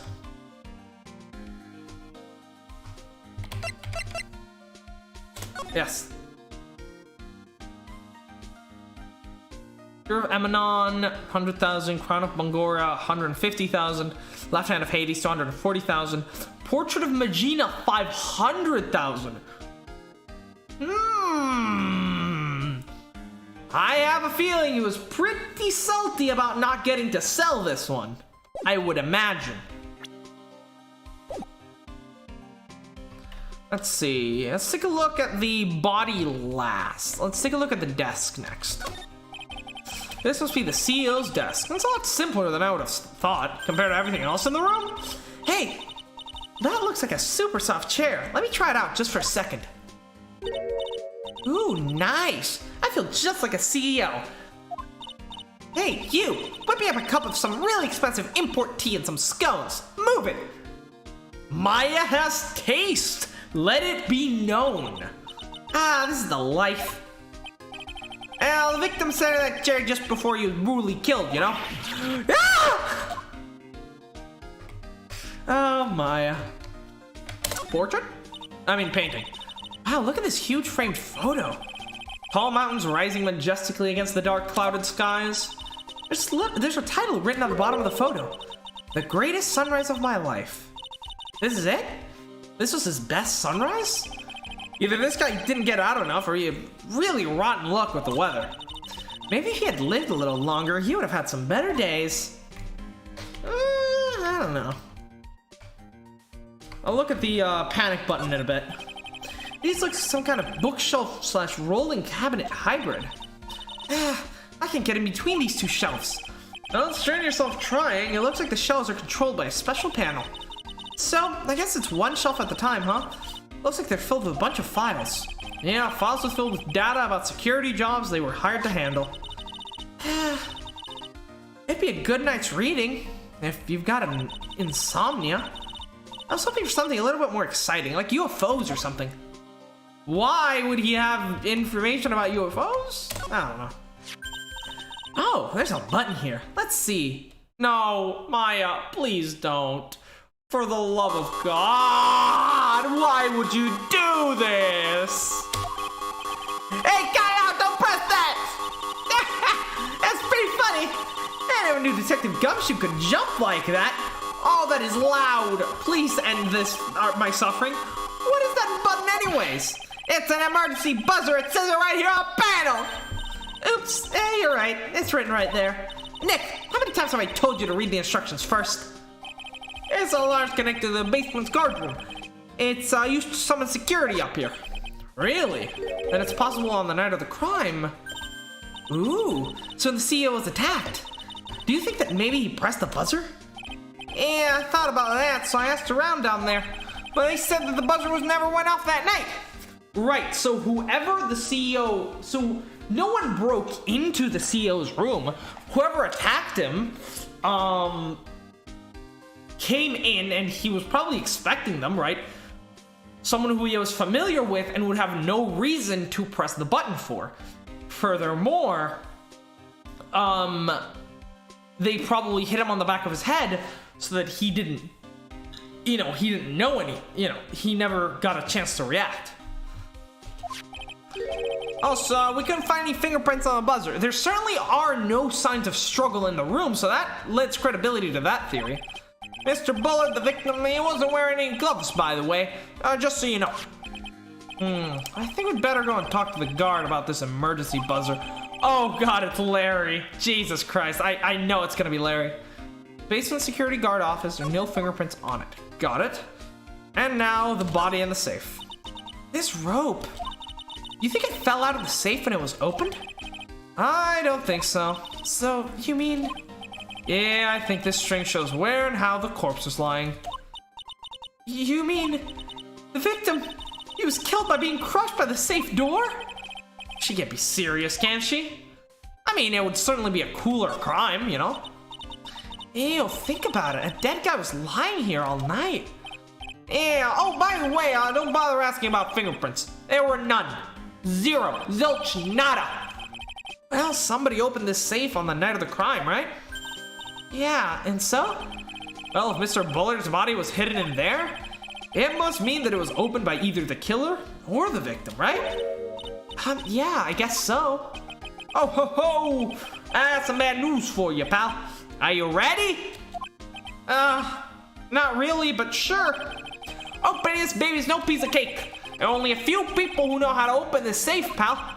Yeah, and? Everyone that knows how to open this safe had airtight alibis. I checked. Everyone except one, that is. Now I'm almost afraid to ask. Former security chief Ron Delight. What? Ron Delight? He was the security chief? Ron, so he knew how to open the safe, huh? Hey, sorry for waiting on your parade there, pal. Jesus Christ. There is no, what is it? No fountain pen anywhere to be seen, at least not that I can see. Well, let's check out the guard office, perhaps. See if he has anything to say about the list. So about this. Yeah, what's that? Hey, wait a minute, Maya. What's wrong? We copied that data without permission. Don't show it to him. He might get mad at us. So, what are you two whispering about? Oh, it's nothing. It's just my billboard. It's a pretty thick billboard you got there, pal. What the fuck's a billboard? I really want you to show it to me. Billboard. Billboard.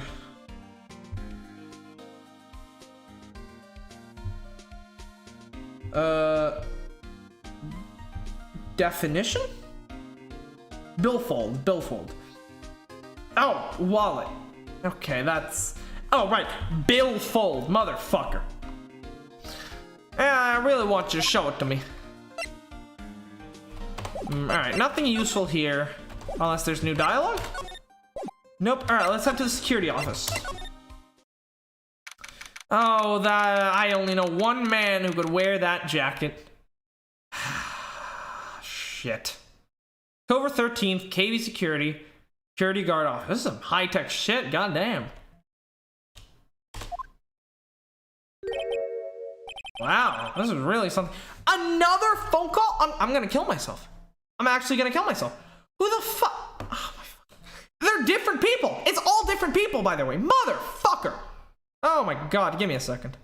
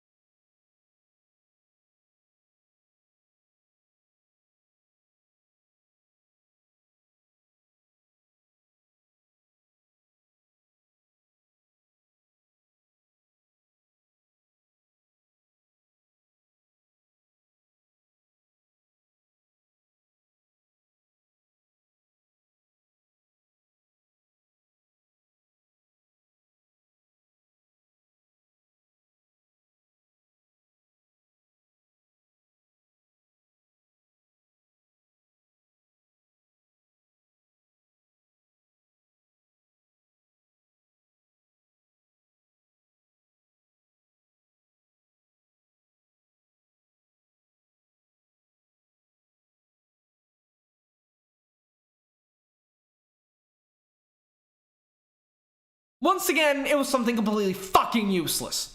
Let's continue. Jesus Christ. What an unlucky day this was. Getting calls fucking 24-7. Jesus Christ. Alright, let's see. Wow, this is really something else. Our security guard office, it sure doesn't feel very secure. KB security guard. Uh-oh, I just remembered Larry might be...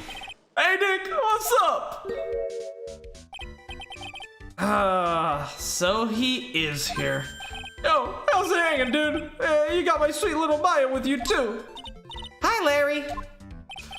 Here I was working my fingers to the bone. and I works an angel. I've got no problems with a daytime date. It's all good. No, that's not what we're here for. We're investigating the Bullard murder case. Oh yeah, that's right. You're a lawyer, aren't you? He's so hopelessly clueless. Well, if it's about the murder case, boy, have I got some good info for you. Really? What is it? Well, I don't mind sharing my sweet little Maya. But Nick here is a different story. But Larry, I thought you two were old school buddies. I saved your ass multiple times. That was that, this is that. That's that and this is this. Oh, before I talk to Larry, I want to look around. That's my partner's seat. Your partner? Well, that's what I call her. She's my superior, actually. Kind of a weird old lady. There's tea spilled all over the machine, you know? Oh, don't worry about it. Just the other day, I spilled some chocolate milk on mine. It still works fine, more or less. I really know how to build them, I guess.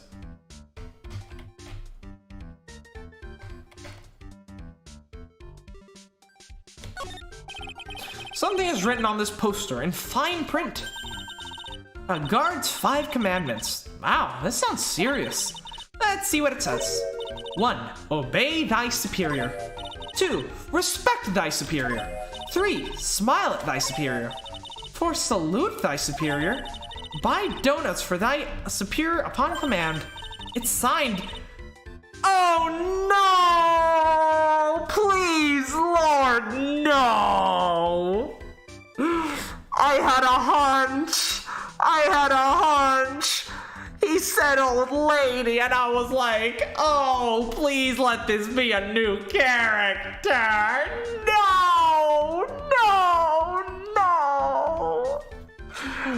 Oh, fuck, not Wendy. Fuck! Head supervisor. She's one tough old bird, I tell you, man. Cross her and you come face to face with a real, genuine ray gun. Yeah, sounds scary, alright. Unfortunately, she's on vacation. That's why I'm so relaxed right now. Oh, thank fuck! Hey, Larry, that's your jacket, isn't it? Hanging on a lever of some kind. Did you know you hang it right on top of some kind of lever? Yeah, sure. Let's all never ever touch that lever.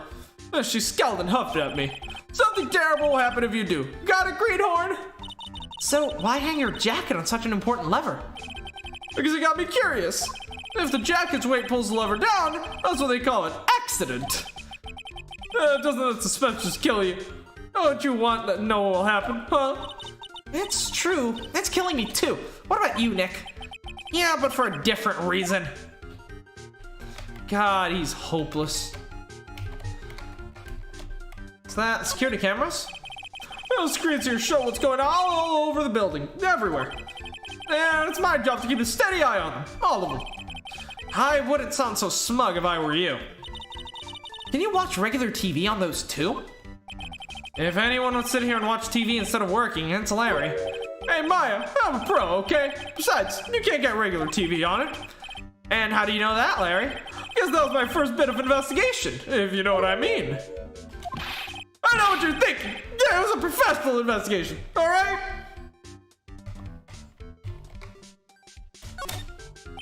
That's my workstation. Pretty cool, huh? You keep a steady eye on the monitors and use that mic for communicating. Look at all this equipment. It must be hard to operate. If it's Larry, it shouldn't be. No biggie. There's an instruction manual somewhere in the room. Somewhere? Instruction manual? What are you gonna do in an emergency? Well, I guess I'll start by coming looking for the instruction manual. And during that time, my partner, the old lady, would come look for her reading lessons. That's what a security professionals call teamwork. Even Maya and Pearls could run this place better. Hey, what's that supposed to mean? That you're bad. Alright, let's talk to Larry now. So, what's this good info you were talking about, Larry? Hey, I'm a guy, a pro. I can't just give away information for free. You want some bribe? I thought professionals were, you know, honest. Can you talk to him, Maya? Larry, tell us already. What's the good info? Hey, I like that. This kid has got some claws. Okay, you really want to know? Yes, so tell me. Okay, so the thing is, Ron Delight was an employee here. And naturally, since I'm a pro, I looked into his background. Follow me? Yes, you're a pro. I follow you. Go on. Well, 1 year ago, Ron Delight was fired. There's no warning at all. It just happened all of a sudden. I know this is a small company, but I think it was oh no. Oh, give me a second.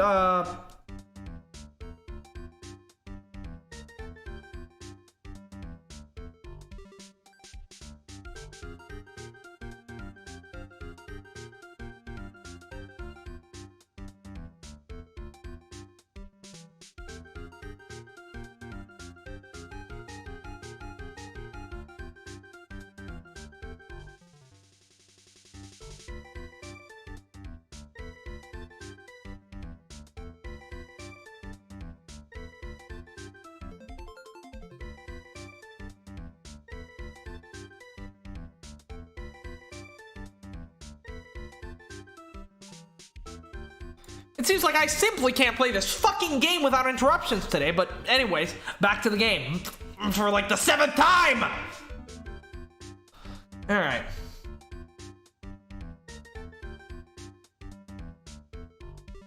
Oh shit. When was the first case? It doesn't say. Fantastic.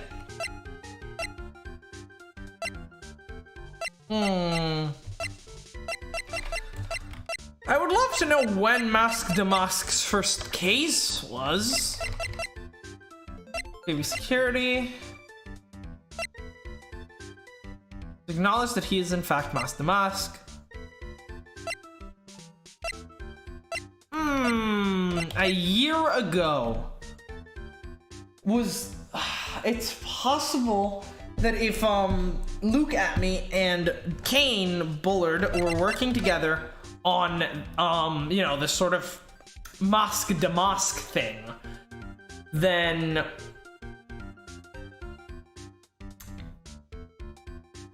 the fact that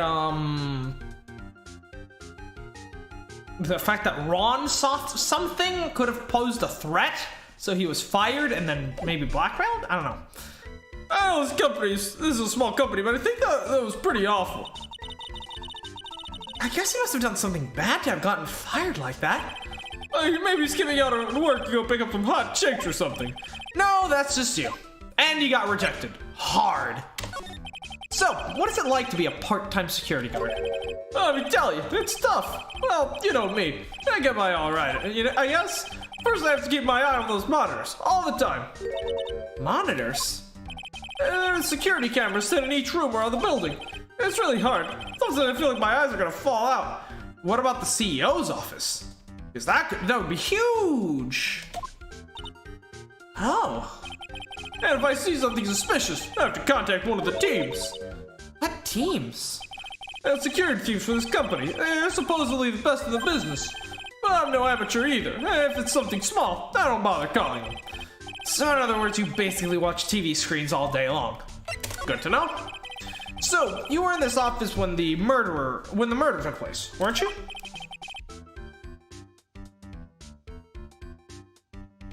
Why do you say that? It's just a part-time job for me. I can't operate the equipment, and I'm dumb. Even if it's a part-time job and you are dumb, you're still in charge of security here. Hey, give me a break. Don't try to pin the whole thing on me, man. I thought we were friends. I thought we were close to this. This is not fair, Nick. Huh? I don't think you can expect someone like him to take any responsibility. Anyway, the point is you were here that night, correct?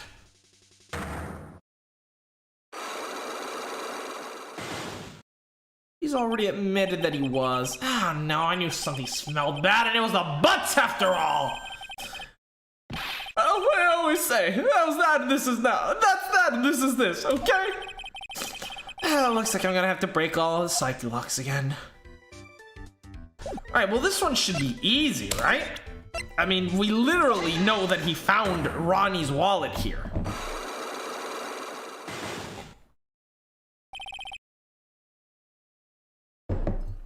Don't don't lie to me after you yourself have given me the proof that you are lying. Although, to be fair, that was like a day ago, and I don't think his memory stretches back that far. On the night of the crime, were you working hard like you were supposed to? What? Of course I was. What would I have been? But didn't you sneak out of work just yesterday to go see Miss Delight? But that was that. And this is... That's that, and this is this. Is there any chance that you snuck out of work last night, too? Never. I didn't sneak out. I tell you what, I bet you $1. $1? Wow, now that's confidence. What's that drenched in the rain puppy look on your face?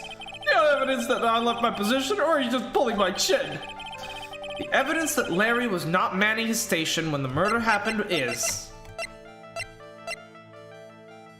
the fact that you found the wallet. This wallet. You know about this, right? I've never seen it before in my life. Liar! You had to deliver the wallet to Miss Delight yesterday! Hey, give me a break. You can't expect me to remember every little thing that happens. Well, I do expect you to remember something that happened just yesterday. What time was it when you found the wallet? I guess it was around 1 in the morning on the first floor of our company building. 1 o'clock in the morning? That's right. In other words, Larry, at the time of the murder, you were away from the security guard office. Oh! Yeah, but there's something you didn't think about. What the fuck? My shift that day didn't start until 10 p.m. The murderer might have snuck in before then. What do you mean by that? The murderer snuck in before 10 p.m. Then it wasn't my fault. It was the fault of the guy whose shift was before mine. Why do I have the feeling he still doesn't get the seriousness of this? Listen up, Larry. We know beyond a shadow of a doubt that the killer snuck into the CEO's office after 10 p.m. during your shift. The key card? Yeah. Larry, when you use a key card, does it leave a record?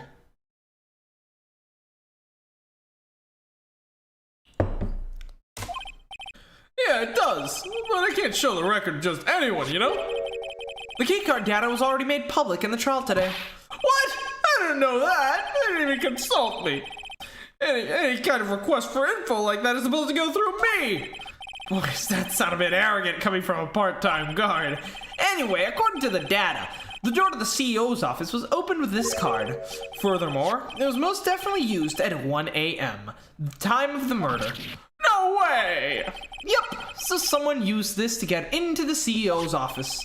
That happened at 1 a.m. on the night of the crime, right in the middle of your shift. Oh. Larry, you can't duck your responsibility this time. Oh, no. Yeah, he's, not the best liar.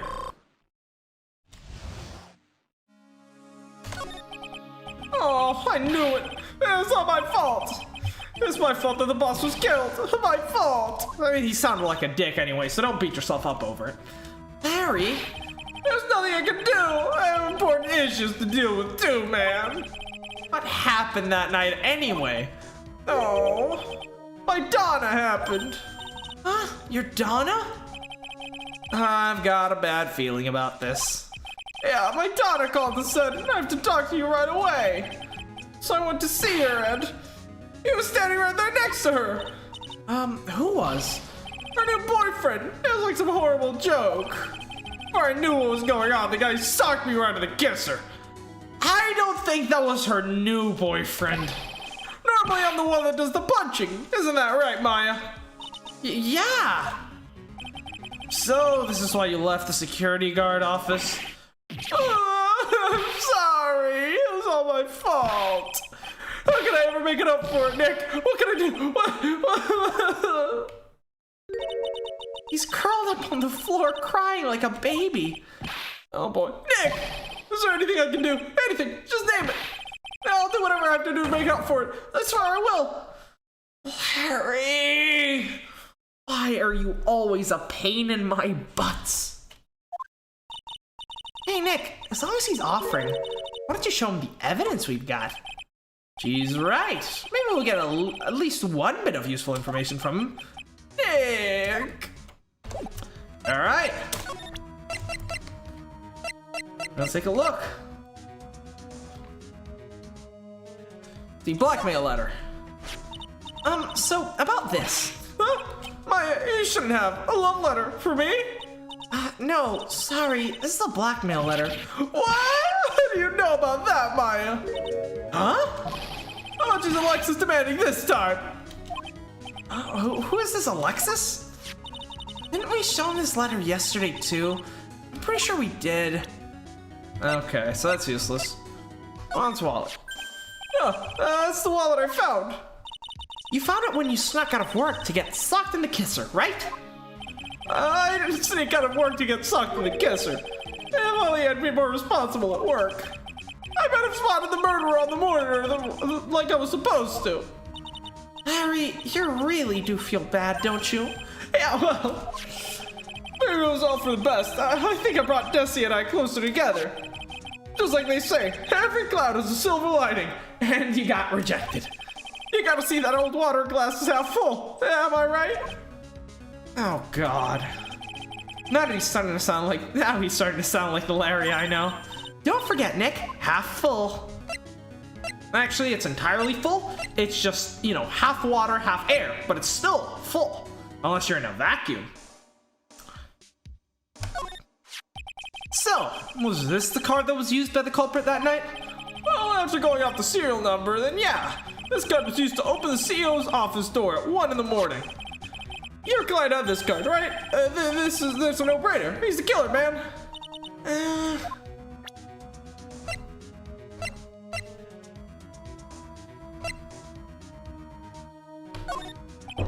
I think you know how much I want to help you guys, but I really don't know what to say about that. What is it, Nick?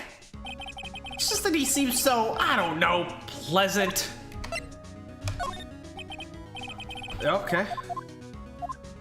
That's right, let's ask you about the buzzer. That's what we came here for. The buzzer in the CEO's office is directly connected to this room, right? That's right. Just like my heart is connected to yours, Maya. Go ahead, Maya. Press the buzzer in your heart. I promise I'll come ready to rescue, like the professional guard I am. Wow, that was pretty good. Thanks. I try. Do you think you could tell us about the buzzer now? Yes, please, tell us. Okay, I guess so. Prepare to be wowed. I'll keep my hopes down. I accidentally pressed the buzzer earlier. Yeah, I heard it. That was you, huh? You're security guard, aren't you? Why don't you come to the CEO's office? Because the CEO's dead, Nick. Well, this is the 3rd floor of the basement. The CEO's office is in the 1st floor. I thought it would be a good idea to adopt a wait-and-see approach. Well, there's a police detective there, right? I just didn't think it was necessary. It's as if he's trying to win an award for the laziest person on the planet. Let's get back to talking about the night of the murder, okay? Is it true that the buzzer didn't go off that night? There must be a record, right? You must have had a look at it, right? Of course I did. I couldn't possibly have made a mistake either. Do you know you could take just one more look? Do you think you'd take just one more look for me? Pretty please. Oh, okay. I just can't say no to you, Maya. What do you think, Nick? I mean, he's probably right. I don't think even Larry can make a mistake like... Whoa! No, man! What is it? What's wrong? I made a mistake! Huh? But how? It can't be! It's impossible! Okay, enough already. What about the records? At night, it went off just once. In the morning, at around 1 a.m. 1 a.m.? That's when the murder happened. Oh, God. You fucking idiot. Well, at least we know that now that there was a struggle of some kind. Really? Are you serious? That's terrible. It can't be. Jesus Christ. 1:02 a.m. October 12th, CEO's office. What does the court record say? I mean, what does the autopsy say? 1 a.m. So it's obviously not going to be precise to the minute, but yeah, that works out. Oh, Jesus Christ. But there are no fingerprints on it. Which means that either the guy, hit it with his fist, or whoever hit that button was not the CEO. You guys have really made me reflect on the way I've been living. But the only problem is, with all that reflecting, where's the time for love? Frankly, I think reflecting is a bit overrated, you know? What are you going on about, Larry? Plus, do you honestly have any new info on the buzzer record? Huh? The record? No, nothing at all. This guy reflects about as much as a piece of black carpeting. Alright, any profiles we want to show him?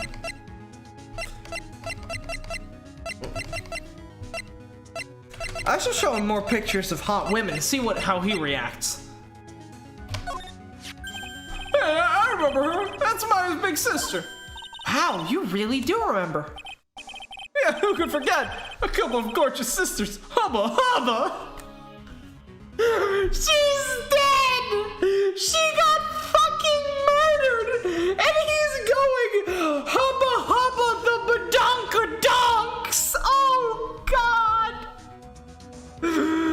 Oh, no. Let's just say Larry plays Resident Evil Village for the plot. The big, juicy, bouncing plot. You hear that, Nick? Gorgeous. Oh, yeah, that's right. When I defended Larry, Mia was still alive. Anything new? I'm really sorry, Nick. I swear I want to change my ways. But the thing is, I just don't have any interest in men. This guy really needs to get his mind out of the gutter. There's your stereotypical guy, all right. What about Keen? The CEO of a company is a pretty good guy. Yeah, so Larry doesn't remember him. So I mean, if Larry remembered him, maybe he was like some childhood friend or something. That would be a twist, just like Edgeworth. Huh? Really?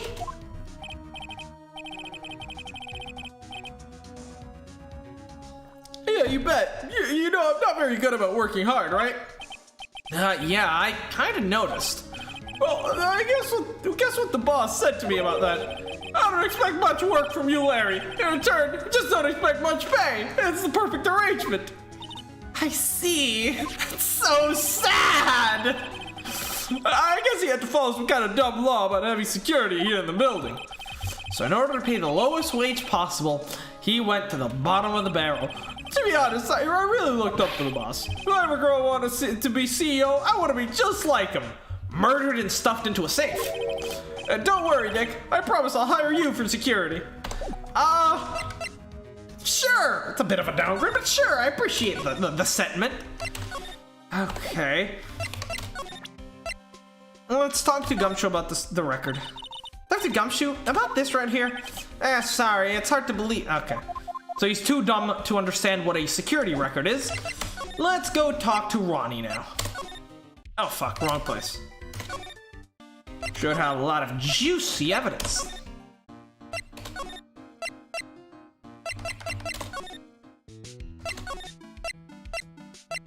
Detective Agency? Silver 13, Detention Center, Visitor's Room. That's right. Mr. Delight.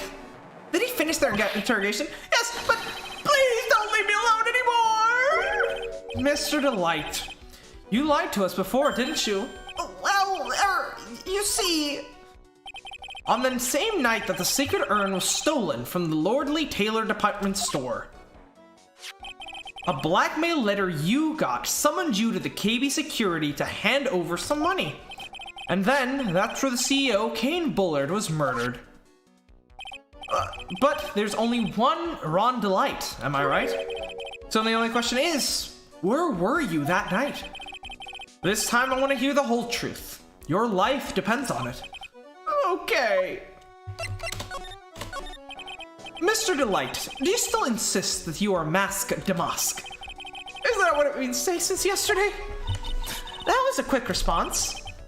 Tell me about it. To be honest, it's starting to get irritating.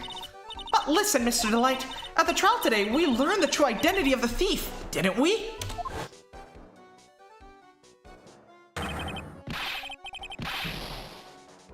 I'm not doing that again. Take a good look, everyone! Unable to find a rival worthy of my genius, I was forced to create one by myself! Here I am, the tragic clown! I'll do that, but I'm not doing the laugh again. No, I'm not spoiling you people like that. I guess it's... If you want to hear the laugh again, I don't know if it comes up again, you'll have to tune into the next episode. I guess it's true. It wasn't the urn, I wasn't the one who stole the urn. Of course not. After all, you were at KB Security at the time.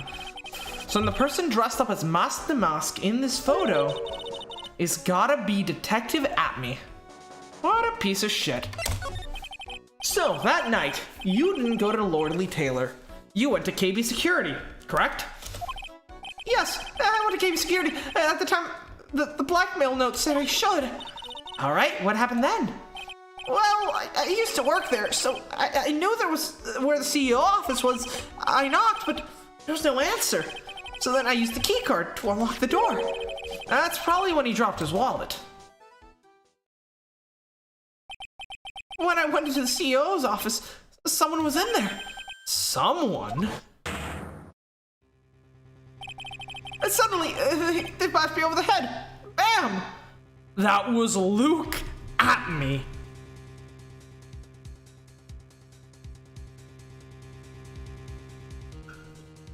You know, the way this trial is going, I wish this had been filled with vodka. Not fucking water! It suddenly bashed me over the head. Bam! I couldn't do anything. Was it Kane Bullard that hit you? I don't know. The person ran away while I was still stunned. When I came to, my senses, the sight I saw left me speechless. The dead body of the CEO was right there in front of me. I thought I'd die myself. Anyway, I thought I should do something with the body. So that's why you put it in the safe? Yes, that's right. I used to be the chief of one of the security teams, so I knew how to open it. Okay, and what did you do after that? Well, I got out of there, for starters. I was the one who set up the security cameras in that building. So I knew how to avoid being spotted by them. Nick, all of a sudden, Mr. Delight kinda sounded like the murderer to me. Please don't say that. Mr. Delight, is it true that 1 year ago, you were forced to quit KB Security? Oh, how did you... I'm begging you, please don't tell Desi, please. Don't worry, we haven't told anyone yet. Oh, thank goodness. No, but I suppose I have to tell her sometime. She'll find out eventually. Why have you been hiding it from her anyways? Desi would despise me if she ever found out I was living a life of crime. A criminal, a thief. She'd never forgive me. My marriage would be over. Knowing that, why did you become a thief in the first place? Because Desi spends money like it's water. There's no job in the world that could bring in enough money. Except being a thief. At least that's what I thought anyways. So he became Mask de Mask for Desire. Huh. Alright, well let's ask you about some of the evidence we have.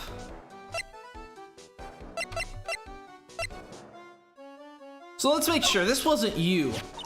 This photo, this has got to be the real Mask de Mask. I'm sure it is. I know Mask de Mask when I see him. Yes, but this isn't you, right, Mr. Delight? Well, no, I was at KB Security then. So then, I guess it really is Detective Atme who is the murderer and just altered the time of the camera. I'm an idiot. He had full access to the security system. He could have done whatever the fuck he wanted. In fact, the crime was reported at 1:30! That's the exact amount of time it takes to get from KB Security to the museum, so that's why he made up the story about being knocked out. Oh my fucking god! Oh my god, I'm lightheaded from screaming. Holy shit, dude. Oh god. Oh god, give me a second. Oh god, I'm out of water. Fuck. Vodka. Vodka? Vodka would be nice. Luke Atme. For some reason, right, still go with my theory of how him being the one that was actually being blackmailed. It makes sense. Probably, maybe he was Mask the Mask or something. I don't know. Alright, well, set that aside. I've already laid out my theory about Luke Atme and Kane Bullard working together and him being blackmailed. So, Luke Atme went to KB Security, murdered Kane Bullard at 1 a.m. Then, just at that time... No! The ace detective knows how to commit crimes! Oh, he's a sly one, isn't he? He receives a blackmail letter telling him to go to KB Security at 1 a.m. on October 12th, right? And, he realizes that that blackmail letter, it contains no name. So, he sends that letter, he literally just resends that letter to Ron to ensure that he goes to KB Security at 1 a.m. Then, he goes to KB Security at 1 a.m., kills Kane Bullard, waits for Ron to show up. He pressed the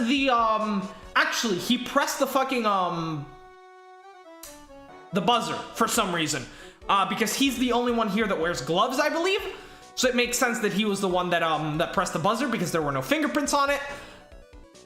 And if that's the case, then possibly I think his original plan, right, was for him to knock out Ron, right? So Ron shows up at 1 a.m. as directed by the letter that he sent him. He knocks out Ron, presses the buzzer, thinking that the security team will start coming up to check out what's happening. So then he heads out, avoiding the cameras, and eventually, and his thought is the security team will head up, find Ron in the office, you know, with the dead CEO, and he will be charged for murder. In the meantime, he heads over to, right, while that's happening, right, Kane Bullard, while he believes that Ron DeLite is being pinned for the murder of Kane Bullard, he drives over to Lordly Taylor, right? And of course he can just claim that he was there at 1, he was just hiding, when in reality he only got there at 1:30, possibly a bit earlier if he sped. He gets there, heads down to the scene of the crime, and gets to work. He sets the timer on the camera back so that it thinks that it is 1 in the morning. He forges the image of him walking out with the urn wearing the Mask de Mask costume, right? Then he stashes the urn away somewhere safe, possibly, or he goes afterwards, but then he takes the sword and smacks it against something. He bends it to build the story of him getting knocked out. He rips off the brooch, throws it away, because then he builds the story of him getting knocked out, so that then he can claim that the crime actually happened at 1, because the security camera that he set up says that the crime happened at 1, and he can say that he got knocked out at 1. Then he wakes up at 1:30, calls the police, they show up, it's the perfect crime. Oh, I love you! I absolutely love you! What a splendid murderer you are! Alright, let's get back into the game, because I think I just wasted like 15 minutes just throwing out my theory there, but I don't know, I'm pretty fucking confident in my deduction right now. Chizishito blackmail letter. Yeah, let's talk about the blackmail letter. So, what's this blackmail letter? I need to go check on something right now. Once we're done with this conversation. So, what was this blackmail letter? So, was this the blackmail letter written by KB Security CEO Kane Bullard? I think so. Probably. You can only get into the CEO's office if you have a key card. And the blackmail letter said to meet at KB Security. Guess no one other than Mr. Bullard could have written the letter then. No one other? I don't think the letter was just resent. I genuinely don't. Is there anything? There's no fountain pens. I thought perhaps there might be like a fountain pen lying on the desk or something, but no. I wish I could look around this room. That pen. I feel like that pen is the crutch of this whole case. If Atme wrote the letter and that pen proves it, then we know that he was trying to frame Ron from the very beginning. But he never expected that Larry would be the worst security guard ever. So I love his theme, it's great. So in the morning, right, he realizes that Ron was never arrested for the murder because the security team never showed up and he managed to get out. To his shock and horror. However, to his surprise, Ron comes out and says he's masque de masque as a sort of way to essentially try to get arrested for the crime that he didn't commit, so that he can get an alibi for the time of the murder and he won't be convicted. So, while he can't exactly, pin Ron as being the murderer, he decides that at the very least, he can pin Ron as Masque de Masque and secure his legacy as an ace detective. What the fuck? This is a great case. I really like this case. I mean, then again, all the cases have been great. Once I finish this game, I'm probably gonna do a tier list ranking all the cases. Because that's gonna be very interesting, but I really like this.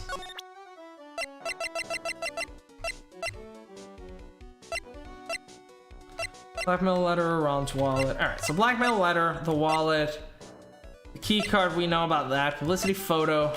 Actually, yeah, where did this photo come from? Oh, I didn't know. Mask to Mask had become so famous. Yeah, I actually bought this publicity photo. Really? Well, I'd be happy to sign it if you like. I'll leave it at behind bars. Yes, please, please. It looks like Ron has totally forgotten about what happened at the trial today.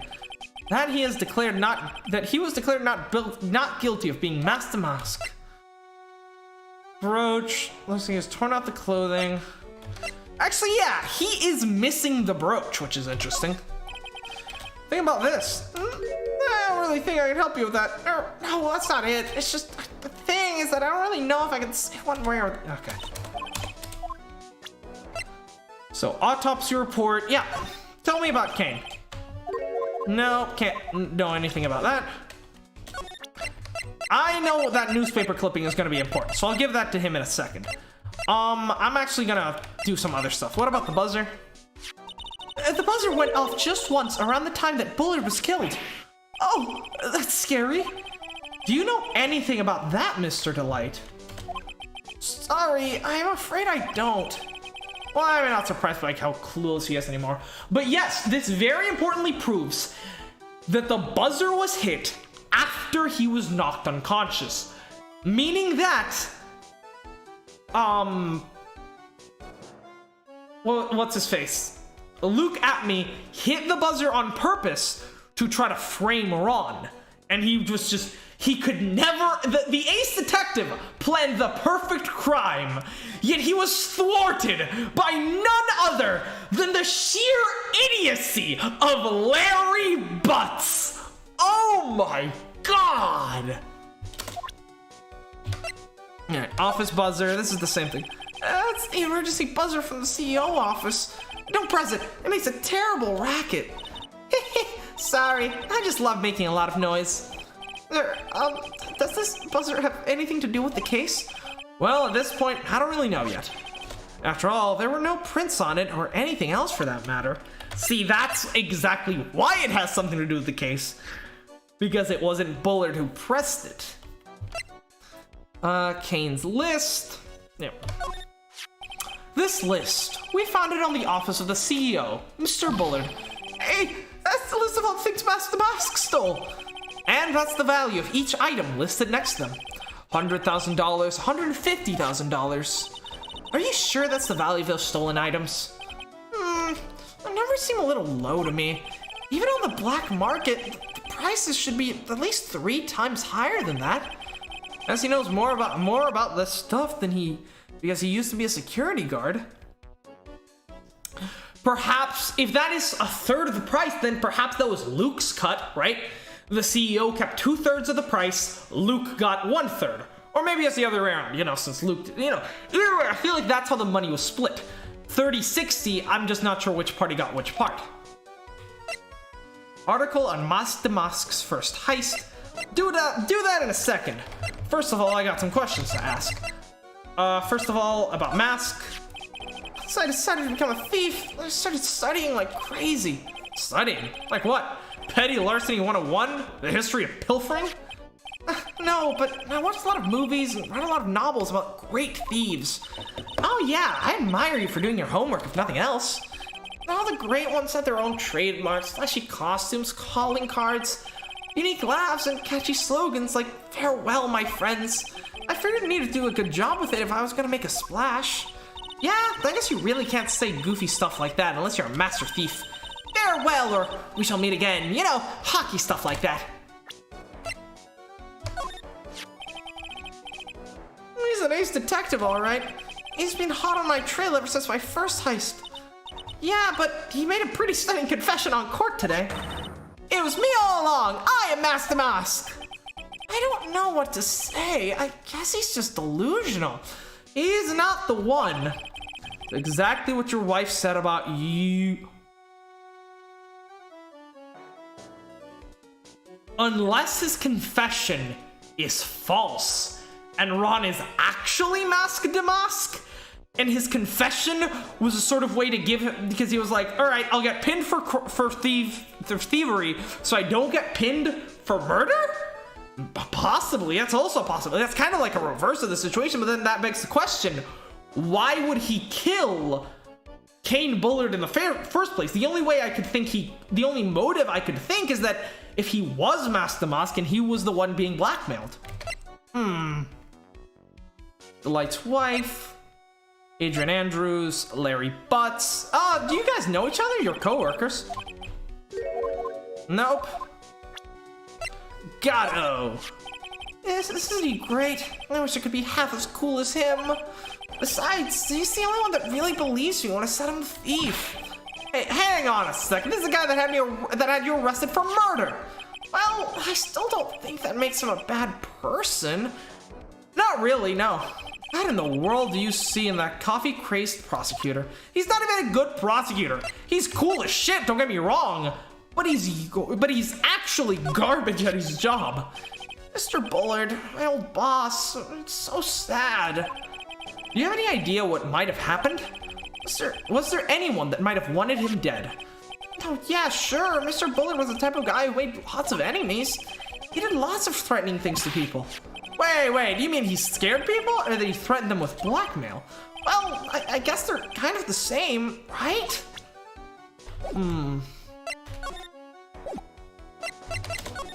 Alright, now let's do the big one here. Hey, this is an article about my debut heist! Boy, that was a tough one, for I knew it, they were hot on my trail. But Master Mask, he must have gotten away, right? It says in the article that he disappeared. That's right! I got a sudden burst of inspiration. I hid my Master Mask costume in a nearby plastic bucket, but I quickly changed to my security guard uniform. Pretty clever, huh? Wow, awesome! Hey, hold the phone on that one! The guard in this photo! Is this you, Mr. Delight? That's right. A nice trick if I do say so myself. Nice and easy to figure out. Even Pearls could see that in a heartbeat. But as you might expect, Detective Atme found the disguise. He truly deserves the title of Ace Detective. Detective Atme found the Mask to Mask disguise. That is interesting. Because it means even if Atme wasn't Mask to Mask himself, he had the disguise. Meaning that even if Ron is right and he was Mask to Mask, at least for that first heist, Atme had the costume. And so he thought of a business opportunity. He realized that by wearing the costume and becoming Mask to Mask, he could make some bank. And he could keep his reputation up. I mean, after all, he probably knew who Mask to Mask was all along. I mean, it was fucking obvious. For someone as smart as Luke, and by the way he's planned this murder, I can definitely tell he is smart. That should have been a no-brainer. Like that he knew Ron must Mask to Mask the whole time, so he used him so he had him ready as a scapegoat. I mean, I might be reaching here. Yeah, and I heard that he brought it home with him. So that's it. That's when Atme got his hands on this. Thanks to that, I got a chance to remake my costume. That must have been a really time-consuming, huh? Yeah, it took me quite a while to complete anyways. A few days after that, I received the first of the blackmail letters. Blackmail letters? You got them starting when? Tell me more now. Hey, calm down. Don't get so worked up.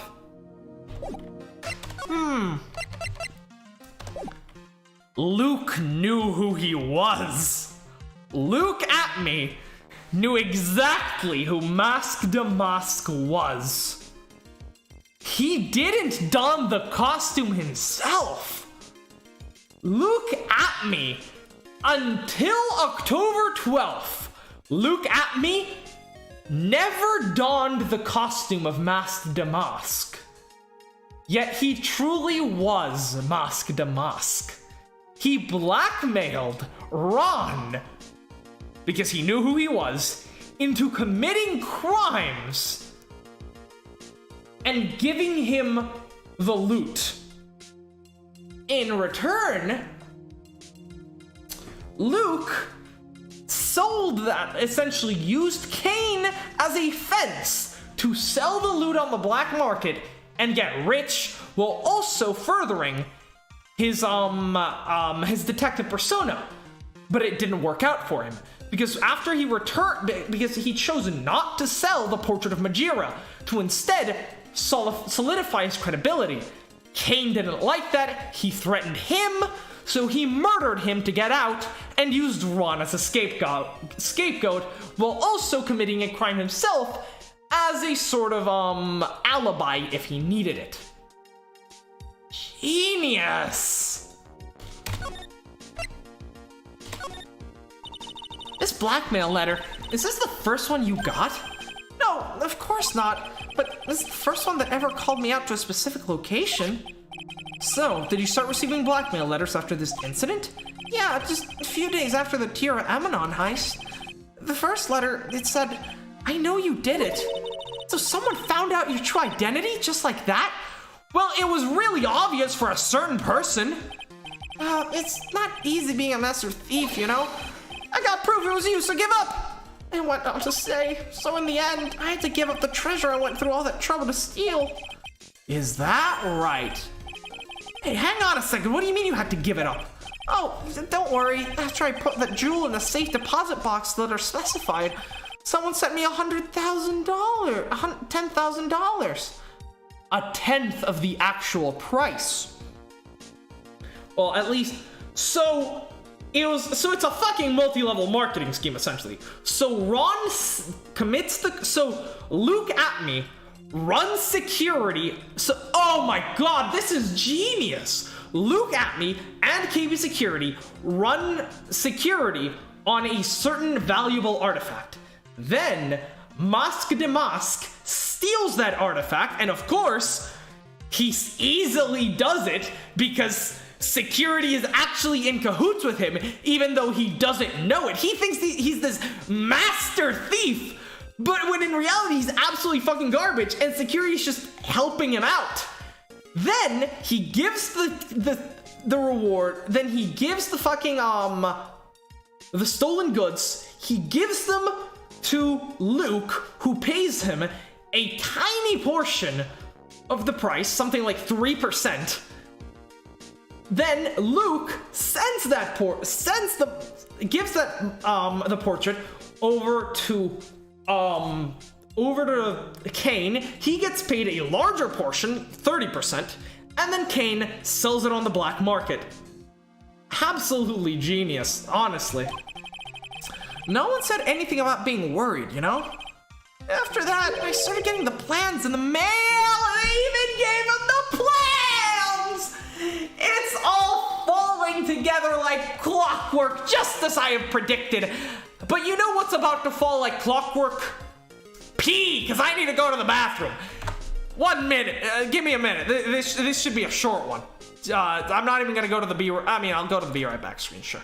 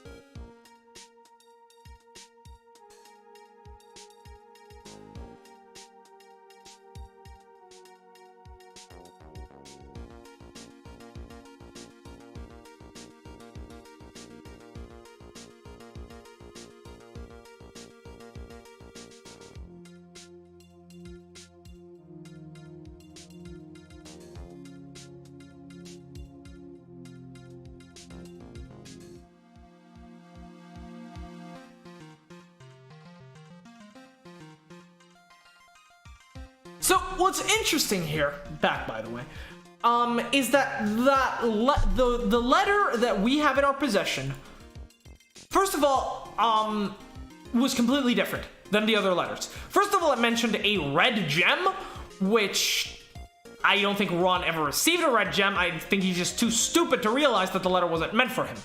So it's entirely possible that that letter was actually written. So yeah, all the other letters that Ron received were written by Atme. And so he used safe deposit boxes to do the whole blackmail stuff. Because he's a smart guy. Kane, on the other hand, was a fucking idiot and thought the blackmail would be fine, you know, even without the,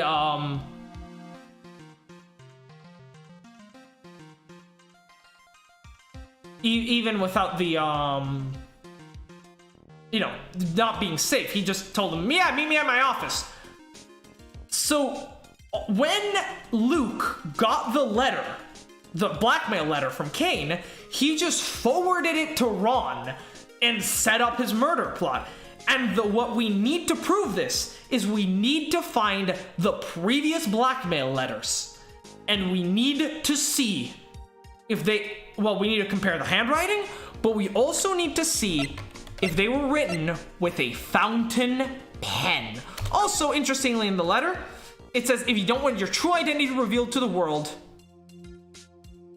it doesn't say I know who you are, right? It's saying fucking, just give me the goods. And his true identity is that Luke Atme was Mask to Mask, or at least the mastermind behind Mask to Mask. After that, I just started getting the plans in the mail. Plans? Yeah. Kane and Atme planned out the heists for, Ron. Kane specifically hired the world's worst security guards and, set them up in such a way that it was really easy for Mask to Mask to slip through and steal the valuables. And then they sent him the plans, he simply followed them to the letter, and, oh, what are these plans you're talking about? They were instructions on how to steal a crown or a painting or some other rare treasure. They should security blind spots, escape routes, and even suggested training methods. So you mean that the one who planned the heists wasn't you? No, it wasn't. I only planned the very first one, as I suspected. After that, I received plans from some very kind person. Incredibly detailed plans. Sounds like Mr. Delight is thankful to the person that was blackmailing him. It allowed him to be the thief he always wanted to be, and to make the money that he needed to keep up his relationship with Desi. So as far as he was concerned, this was a perfectly fine relationship. I mean, he got to be Mask de Mask, this famous thief that people would look up to. And at the same time, he got to make a fuck ton of money to keep Desi as his wife. It was honestly the perfect arrangement until either Luke or Kane, one of the two, fucked it up and tried to then brought the whole thing crashing down with him as the sort of scapegoat for it all. So Ron Delight was Mask to Mask after all. But someone else is behind the thefts. Someone who planned them all out in detail. All I had to do was deposit the treasure I stole into the safe deposit box, then just wait for the cash to come in the mail. Could you try not to look gleeful about it? So you went after the sacred urn because of one of those plans too, right? Well, see, the truth is, I've never seen the urn. Right. All I did was follow the instructions and steal what I was told to steal. He never stole the urn because he had instead been sent to KB security to get framed for murder. And in the meantime, Atme was the one who stole the urn. Because he didn't even care that the urn was priceless. He wasn't even planning to sell it. He just wanted a scapegoat for the murder, if need be. Mr. Delight, is everything you've just told me the truth? Yes, but please don't tell Desi, okay? From Ma's second heist on, he was stealing it as directed by blackmail letters. Cool. Ron, before we go, there's one more thing I want to ask you. Yes, but please don't hurt me. Mr. Kane Bullard, do you swear that it wasn't you who killed him? It's fine, we already know who killed him. Yes, of course. I could never. I'm not lying. All I did was hide his body in the safe. That is true. Right, I completely overlooked that. But then I was afraid that they'd discover what I did, so I turned myself in yesterday. Why? Well, if the judge had ruled that I was guilty of robbery, then I'd have an alibi, right? I guess so. You're really clever, Mr. Delight. He is, but he's also a fucking idiot. That's why he got found out. That's why he got blackmailed. Literally, he got played like a damn fiddle. Now I guess I have no choice but to take Mr. Delight at his word. Mystic Maya! Hey, Pearly! You're fast. I'm back! Hey, Pearls. So, what have you been up to this whole time? The sacred urn, Mr. Nick. I took it back to Curain Village to have it examined. And? What did you find out? Well, there's no need to worry. They said it's the real urn. That doesn't inspire much confidence, considering they couldn't even tell that it was broken. That's a relief. I was really worried. But there's one small problem. Problem? These cute little pink splotches, They said that it's paint and that they were put on the urn recently. Why were they talking about pinks? Why are we talking about pink splotches again? What's the big deal? What's the big deal? We gotta find out how they got there. That's the big deal. Yes, Mr. Nick, we gotta find out how they got there. Yeah, from, this is just, this is what we need to break. The psyche locks from Adrian, who has always fucked shit up. Although I don't see how that's related to the crime in any way, but I guess we'll see. Okay, we'll go find out how they got there. Please don't forget about me. Sacred urn refilled onto the courtroom. Refiled, okay. That means I'm used to Danganronpa, where, you know, you have bullets and shit. Found in Atmi's office covered in pink flushes, but it's a genuine article. All right, let's go break some psyche locks.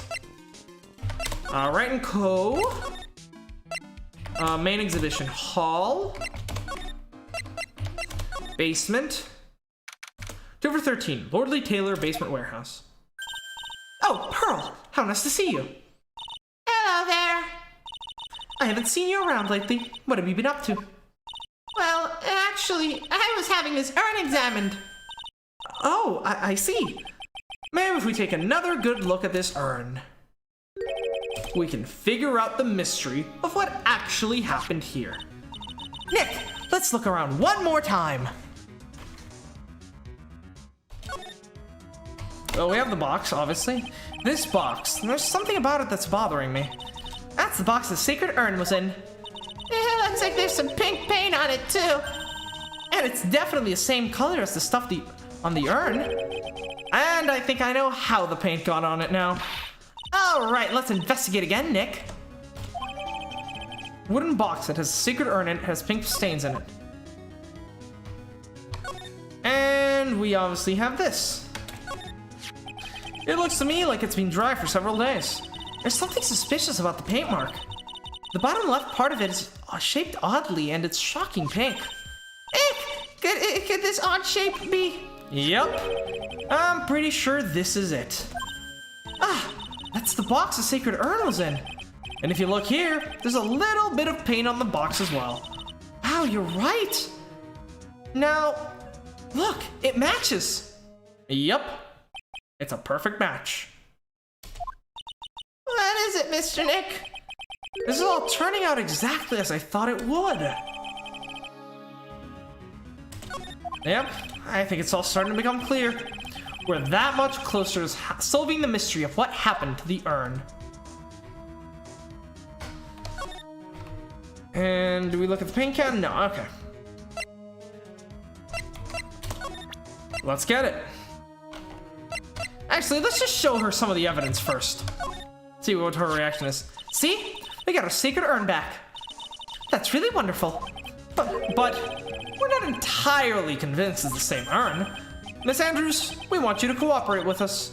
What a magnificent box. You're not going to throw us off the trail with flattery. I want to know about the paint on this box. Well, I'm not sure I know anything about that. Some people just have a natural gift for lying. Adrian is not one of them. Miss Andrews, how about the paint all over the wall? Oh, look at that. It looks like paint, all right. The paint here is made of paint! Oh, God. She's really cute when she tries to lie. Isn't that funny? I never noticed that before. That has to be the most pathetic acting I've ever seen in my life. I'm beginning to get very frustrated. Uh-oh. I better do something to calm them down. And fast. Alright, let's just finish her off. I'm done playing with my food, alright? It's an accurate face to make. The sacred urn. Miss Andrews, do you know anything about the sacred urn? Do I know anything? I'm in charge of the entire treasure exhibit. The urn that was submitted before the court today was... That's obviously not the same urn as it was before. Well, that's true. Maybe it isn't the same. It could be a fake. A fake?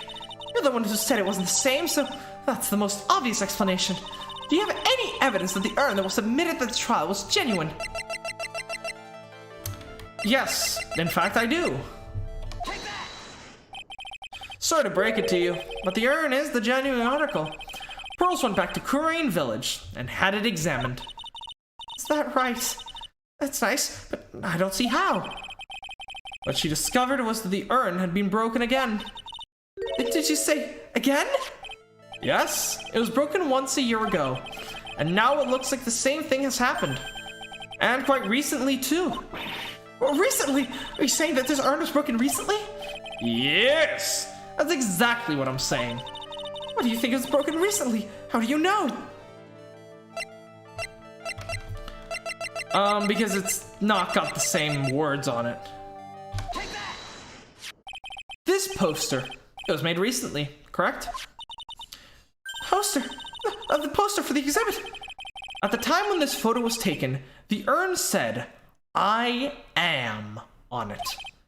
But now, for some mysterious reason, it says Amy. When the urn was fixed, the letters were transposed.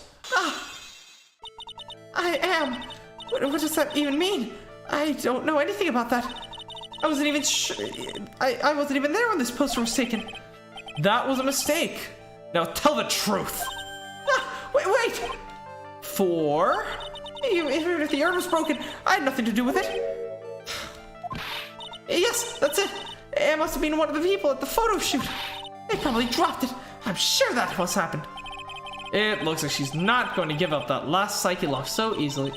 Do you have any proof that the urn was broken here, lovely Taylor? Yeah, actually, the paint. Well, Miss Andrews? What is this supposed to mean? There's pink paint all over this urn. No. And there's pink paint all over the floor and walls of the basement warehouse. In other words, the urn was broken here. You can't weasel your way out of this one, Miss Andrews. But... Oh, she's trying to make her escape.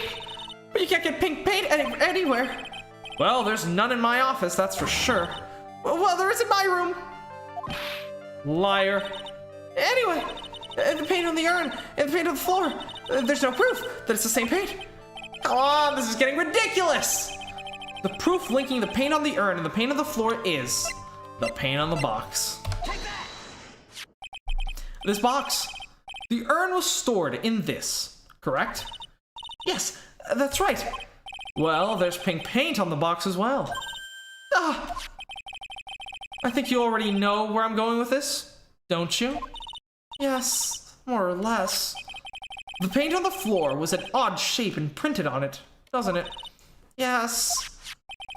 If you put this box into the impression of the paint, you can see it fits perfectly. And if the box fits, you must acquit. Which means this box was dropped right over there. And that is when the urn was broken. Hey, justice, Mr. Wright. I'm always right. And I do justice. I'm so sorry. I was the one who broke the urn. Boy, does this make me feel like some sort of evil school teacher. I'm a terrible person. Not only did I break it, but I tried to hide what I did. So yeah, this is the same time that we've almost made Andrew cry by calling out her lies. You'll love to see it. Although at least you didn't pin her for murder this time. Well, that's not so hard to understand, is it, Pearly? No, not at all. I know just how it feels. It happened about 2 weeks ago, just after the poster photo was taken. On the same day the urn arrived here. I thought I'd put it away down there for safekeeping. I was carrying it in the box. When I tripped on the paint can, I lost my balance. The box I was carrying crashed to the ground. I heard a terrible noise. I thought my heart was going to stop. Fearing the worst, I opened the lid of the box, and that's what had happened. The broken pieces of the urn fell out of the box and landed right in the paint. I was in shock. I let out a huge scream. I can totally see how that could have happened. Yeah, as clumsy as she is, I'm sure Maya understands. Well, I know I'm not the most important. I knew it was the most important treasure in all of Kurain Village. so I tried as hard as I could to fix it. Fortunately, the shards were pretty big. And that's when the I am changed to Amy. I don't know how it was originally written, but any sane person fixing it would have assumed it said Amy. Any sane person, yes. Any sane person? Really? Oh, Pearls. She said she wasn't very good at spelling. Anyways, I put the urn into the storeroom, and no one has seen it since then. Kept out of sight. Cool. But there's something I don't get. When we first came here, I didn't see any paint stains. Well, that's because it was so ugly and embarrassing. I used the golden statue to cover it. The Amy face statue. Aha! Knew it! The first time we came down here, it was on the night that the sacred urn was stolen, and I'm getting lightheaded. I need a drink. I know we're very close to the end, but just 1 second. I'll be really fast.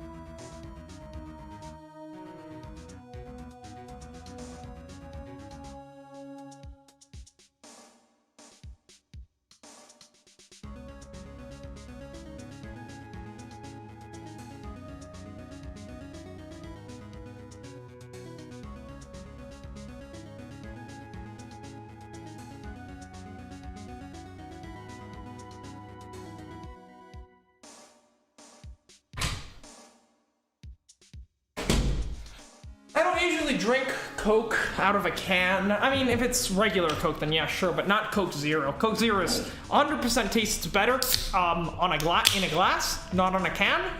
But because you know I'm running a bit late here, I'll just stoop down low enough to use a can.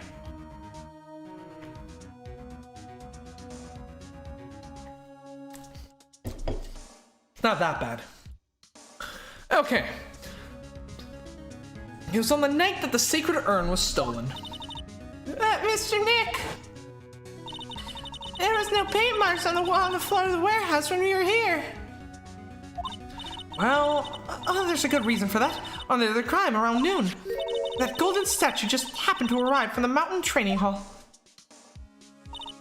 And I realized that the statue would be the perfect size for covering up the paint stains.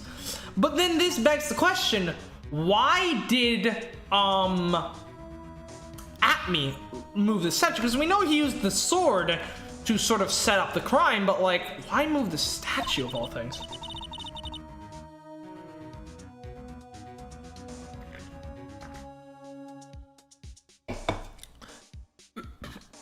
That's why I put it where you first saw it. I see. That makes perfect sense. But there's still one thing I find strange. What is it, Pearl? The day after the urn was stolen, he came here again. And at that time, the statue had been moved, and the paint was clearly visible. She's right about that. Well, Miss Andrews? What? I don't know anything about that. I placed it there to cover the paint, so why would I move it again? Well then, who was it? Who would have done it and why? It was at me for some reason. I just don't know what that reason was. On the day before the theft, the statue was definitely close to the door.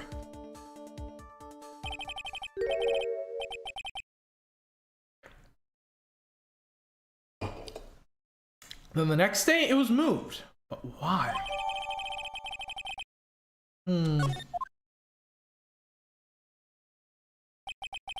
It looks like there's some connection between the sacred urn and the murder case. But why? Why would you think so, Nick? Because that night, the real thief, Ron Delight, was at KB Security. So then why did another Mask to Mask show up there? Well, we already know the answer. I've already I've already figured out the whole case, so it's fine. A lot of different things are pointing to one undeniable fact. An undeniable fact? The murder trial is starting tomorrow, but it looks like that thief is going to be making another appearance.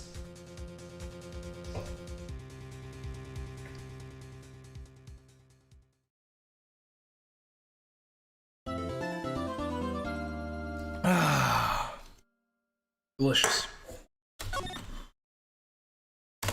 And yeah, I'll just give a quick rundown of what I just did. Actually, don't want to start the next bit, so I'm just gonna go ahead and restart the game real quick.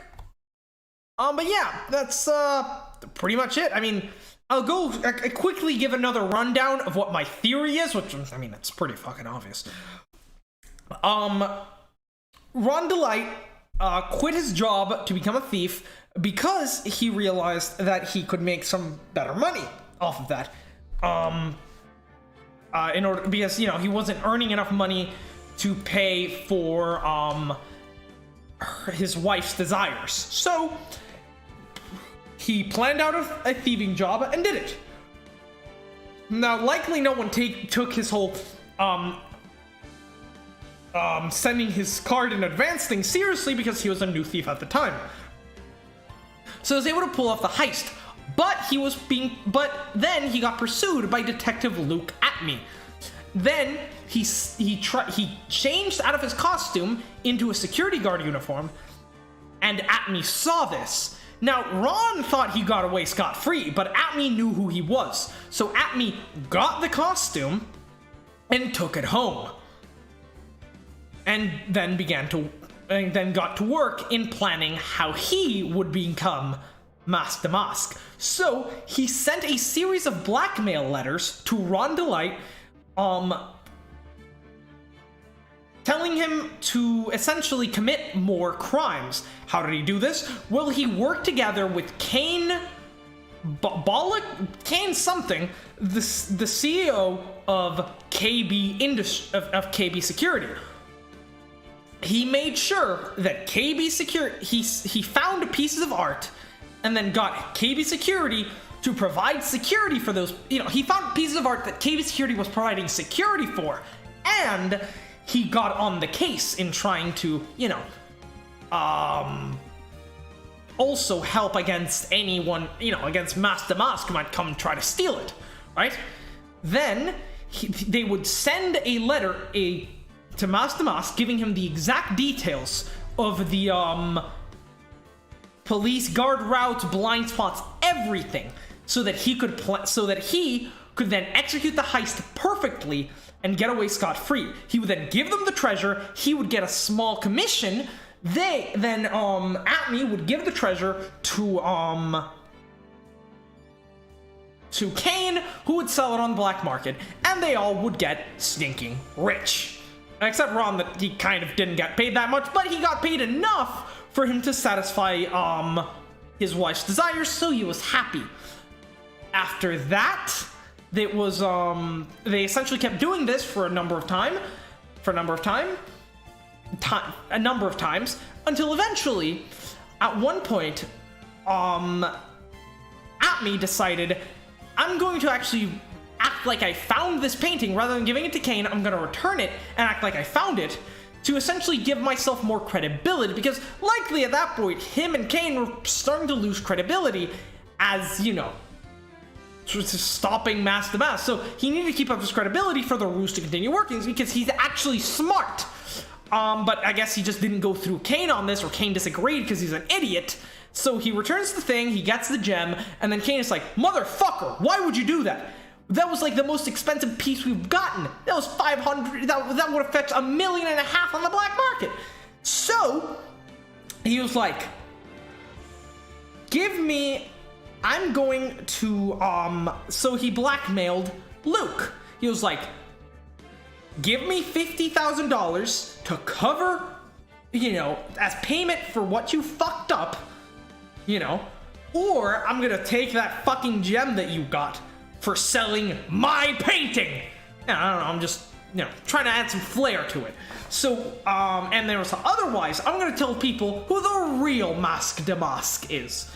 Atme was like, go fuck yourself. He sent that letter to fucking, he sent the blackmail letter to Ron, so that Ron would also go there at the same time. He headed to, then after that, he got hired for security at some time he got hired for security at Lordly Taylor, so he devised the plan. He sent out a card in advance to Lordly Taylor, telling them to expect a attack from Mask de Mask. Then, on the night of the crime, he went to KB Security, killed Kane, then waited for Ron to arrive, knocked him out, left him in there with the body, pressed the alarm so that, you know, they would find him there with the body. He left, drove over to, that was at 1. He drove over back to Lordly Taylor, got there at 1:30, set up, basically got a picture of himself taken, and modified the program to make it seem like the picture was actually taken at 1 instead of at 12. I mean, he actually maybe could have even, no one had seen the vase for like 2 weeks, so it's actually entirely possible that he actually, because like maybe, actually no, because if the camera isn't his, he can't fake the timestamp. So what he likely did is he actually stole the urn as Mask de Mask at a different point in time entirely, because obviously he wouldn't have time to, you know, hide the costume and the urn when he called the police. So at some point before the 12th, he went into the warehouse at 1 a.m. and stole the Mask de Mask. As Mask de Mask, stole the urn and made sure his picture was taken. From there, he had the data storage program. He simply modified the date from whatever day he actually pulled that heist to the 12th, so that it would seem like, because the picture might have a timestamp, but it doesn't have a date. So that picture could have been taken at 1 a.m. on any day, and then he simply wrote it on the computer program that it was on the 12th. Then on the 12th, he actually goes there, he does the crime, he kills the thing, and then he comes back, he drives back to Lordly Taylor, where he, you know, bends the sword to make it seem like he got bonked on the back of the head, and then calls the police. The police arrive, and it's the perfect crime, except for one thing. Larry never showed up to the office, because he's an idiot. And that's all she wrote. On Thursday, we'll be bringing all of this decisive logic to, front in the trial, and we will be hopefully putting Luke Atme behind bars for even longer than he already is. And yeah, that's that. And I'll see you guys on Thursday. If you've enjoyed this, don't forget to like, comment, subscribe. You know, it really helps a lot. And join our Discord down below in the description. So you know, because we notify everyone on our Discord. And yeah, this has been very fun. Again, Godot wishes he had my deductive reasoning skills, because he's a fucking idiot. Let's be honest here. His arguments don't even make sense. It's like, you have provided me all this evidence that leaves a 99% chance that Luke that look at me as the criminal. But there is a 1% chance! Even though I have not provided any evidence. Go fuck yourself! All right, well, yeah. See you guys Thursday. This has been very fun. Thanks for being here.